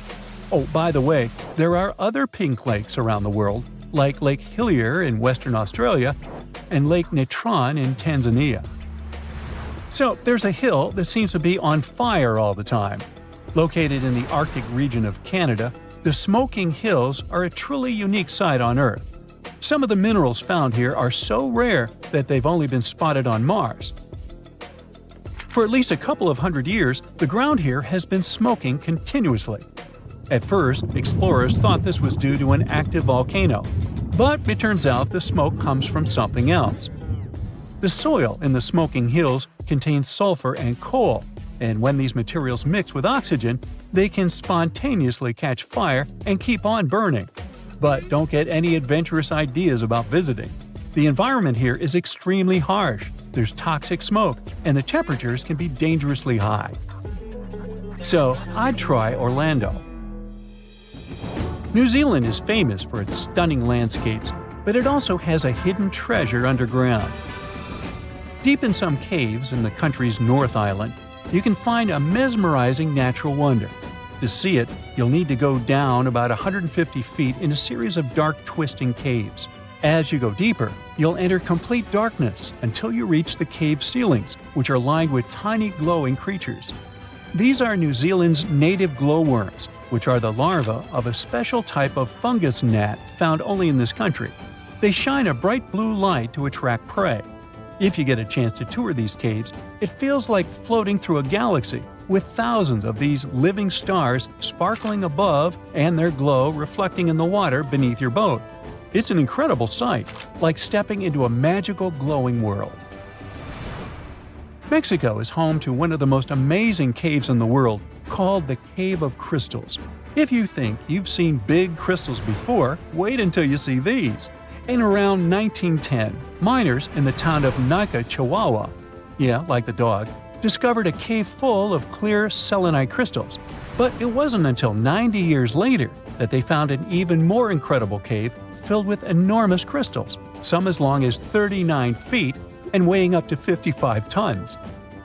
Scientists believe that 26 million years ago, give or take, hot, mineral-rich water filled this cave, allowing these huge crystals to grow. The Nica crystals are thought to be the biggest in the world, making people standing next to them look teeny in comparison. However, exploring the cave isn't easy. Inside, temperatures reach 136 degrees Fahrenheit. Even with protection, people can only stay inside for 20 to 30 minutes. It's an extraordinary place, but not exactly a comfortable one for humans. Mauritius is famous for its beautiful beaches and clear blue waters. But it also has a stunning optical illusion at its southwest corner that looks like an underwater waterfall. Even though it seems like water is flowing down into the ocean, what you're actually seeing is a trick of the light and the seafloor. The island is on an ocean shelf that's only about 500 feet deep, but just beyond the edge, it drops down to 2.5 miles deep. This drop creates the illusion of a waterfall as currents push sand and particles over the edge, making it look like water is cascading down. So, while it's not a real underwater waterfall, it's definitely a cool sight to see from a boat. Now here's a place that might either give you chills or leave you in awe, depending on when you visit.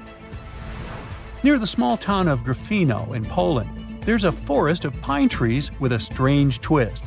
They're all bent at their bases. During the day, these trees, with their sharp 90-degree curves, look fascinating and even a bit whimsical. You might even find a comfortable spot to sit on if you're having a picnic. But visit the crooked forest at night, and it takes on a whole different vibe. A thin layer of fog hangs around, making the forest look eerie and a bit spooky. Plus, scientists still don't know why for sure the trees are bent like this. So, would you prefer to see it in the bright light of day or the mysterious dark of night? Ooh. The world's largest fence spans over 3,100 miles from Queensland to South Australia. If stretched out, it could easily connect London to New York. And if you'd walk next to it, you'd need 6 months to complete the journey. It wasn't built to safeguard the Australian border. Why would it, since Aussies are just surrounded by water? It wasn't meant to protect some important building either. Its purpose is to keep some animal species away from each other. It was back in the late 1800s when Australians started building parts of this fence. They wanted to create a barrier separating the lively, bustling part of the country where cities like Melbourne and Sydney thrive from the harsh, dry outback. They used wooden posts dug deep into the ground. linked up with wire mesh standing about 6 feet tall. Some parts of the fence even have a second electrically charged layer. To make sure this fence did its job, they added some red and white lights to help guard things even at night. A team of over 20 people work full-time to keep things in check here. And every year, local authorities chip in around $750,000 to keep the construction in shape. Why all this trouble? The main reason was dingoes. These gingery, wolf-like creatures are Australia's largest carnivore mammals, and they're also apex predators. They were causing a lot of trouble to local farmers, especially in southern Queensland, where they often go after sheep. For the most part, the fence has been doing its job okay, but it's not foolproof.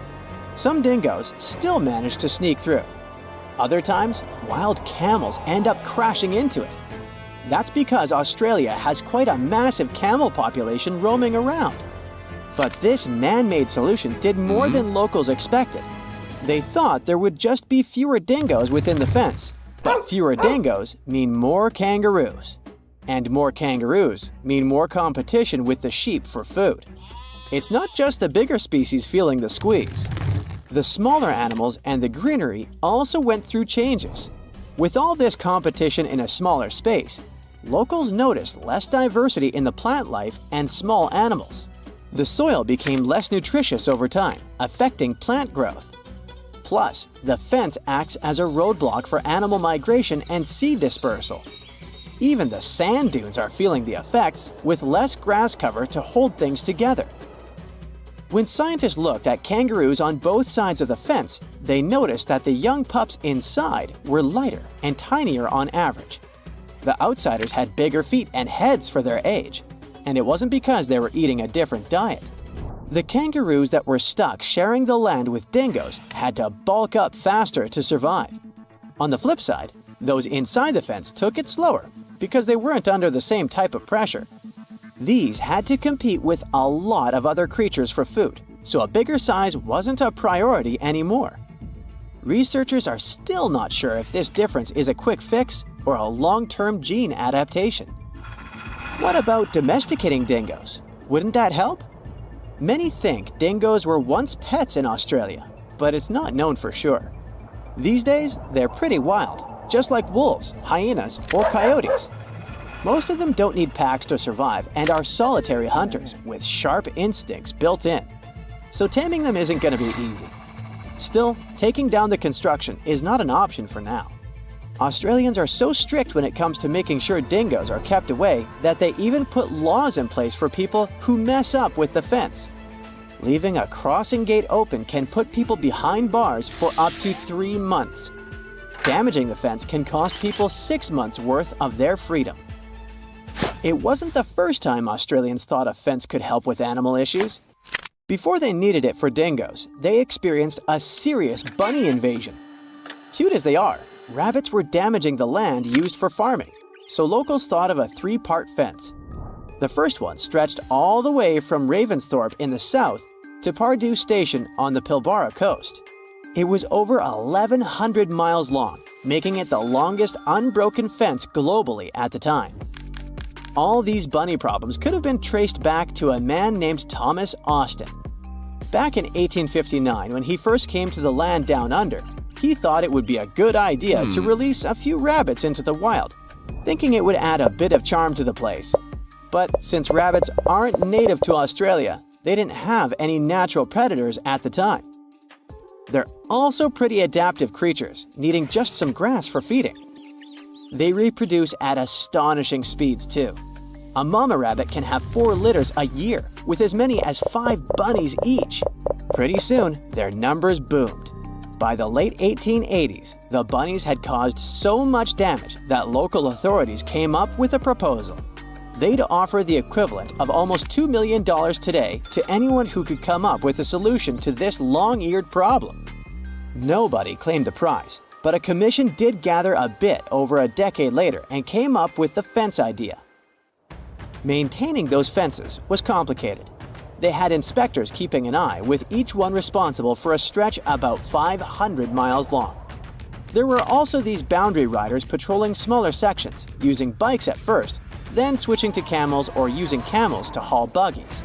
They even tried using cars at one point, but they couldn't handle the rough terrain and constantly had punctured tires. In terms of its effectiveness, well, by 1902, rabbits were already hanging out on the wrong side of the fence.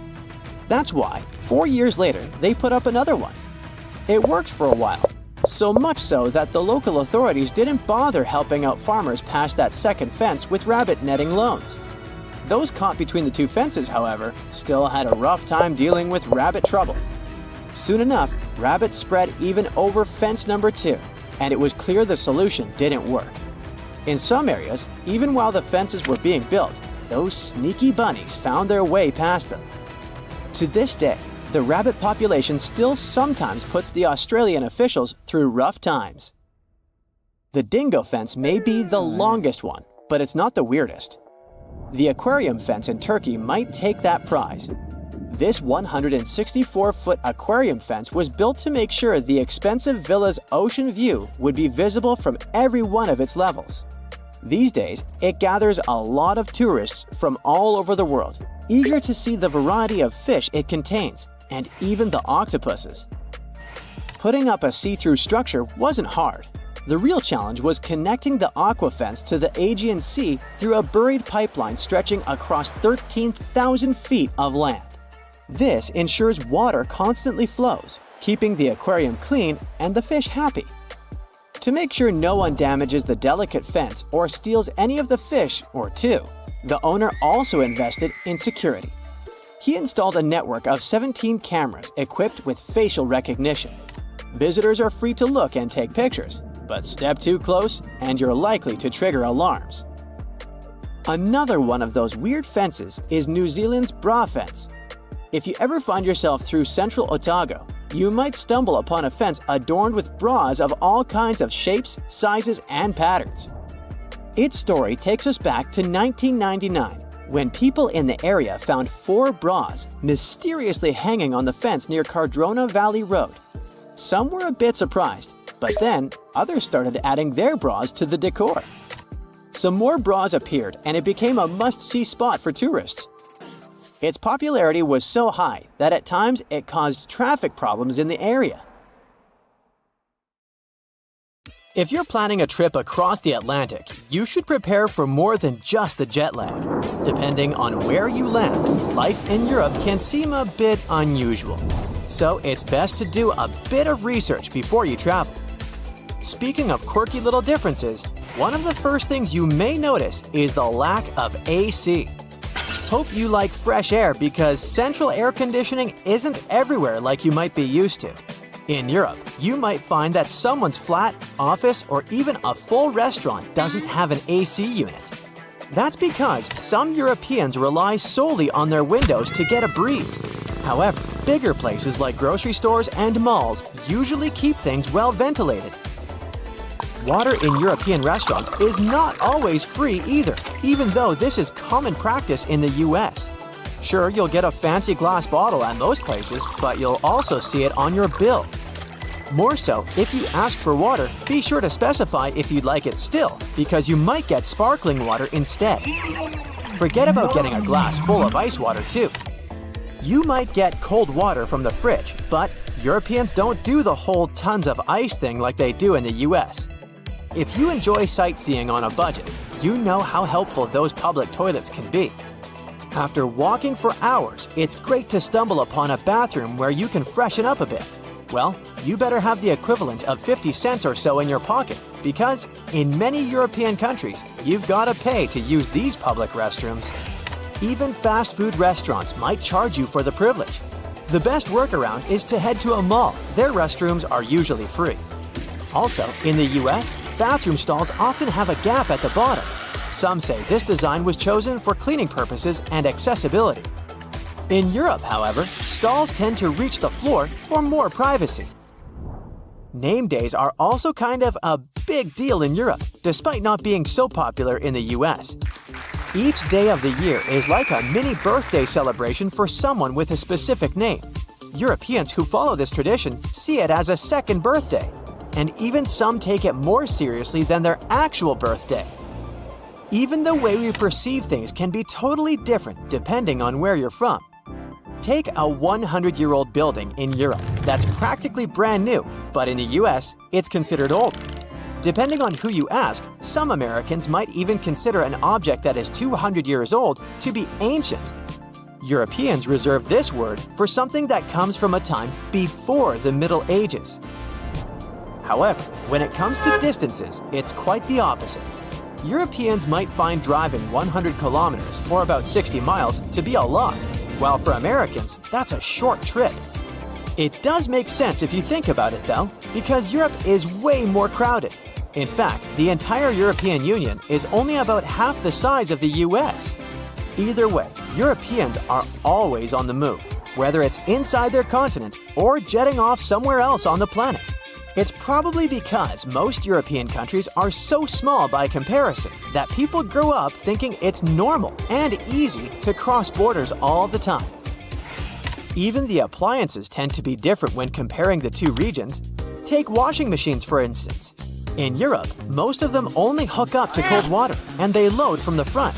In the US, it's common to have machines that use both hot and cold water and load from the top. On that note, make sure to research the type of electrical plug used in your European country of choice before traveling. You might find you'll need special adapters to be able to use your phone charger or curling iron while on holiday. Thankfully, most hotels are prepared for these issues and can offer adapters on demand, free of charge. Fridges might seem a bit different too. That's because tiny ones are the norm in Europe, except for large families who invest in bigger fridges and freezers. It's not all bad, especially if you enjoy sharing groceries with roommates, less food wastage, and more frequent trips to the store for fresh food. Might also want to polish your metric system knowledge before heading to Europe too. Everyone there is using meters, grams, liters, and Celsius. Sure, people in the US might learn the metric system in school, but they stick to the other system for their everyday lives, with yards, miles, pounds, and Fahrenheit. Make sure you also double-check dates and times before making any reservations. Europeans write their dates like day, month, year, while Americans flip it to month, day, year. Also, in the US, the week usually begins on Sunday and wraps up on Saturday. But in Europe, it starts on Monday and ends on Sunday. Be on the lookout for the different time format too.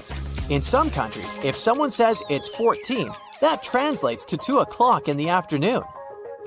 Even advertising might seem a bit different when you first land in Europe. In the US, you might see people wandering around in inflatable costumes on the street to promote local business, but that's a rare sight in Europe. Also, those massive billboard signs you often see along American highways aren't available in most European countries. They're usually against the law because it's believed that drivers should be focused more on the road ahead. And such advertising techniques can be too distracting. Moving on to street names and shopping hours. In North America, especially the USA, it's common to name streets with numbers, like 5th Avenue or 16th Street. But if you head over to Europe, you'll find that streets usually have actual names.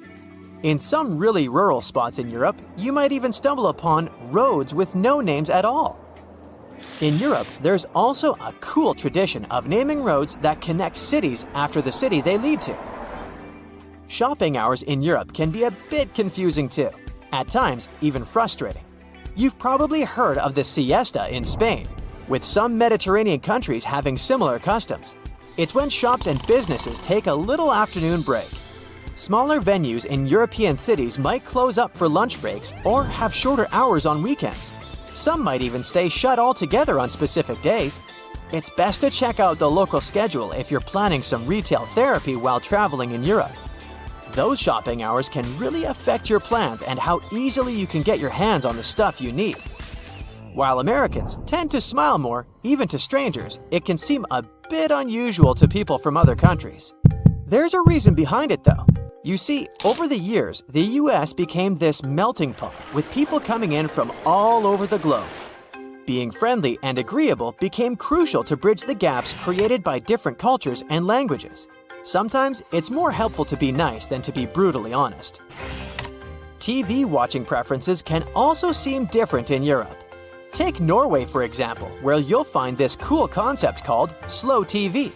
You know how we sometimes zone out in front of a show for hours?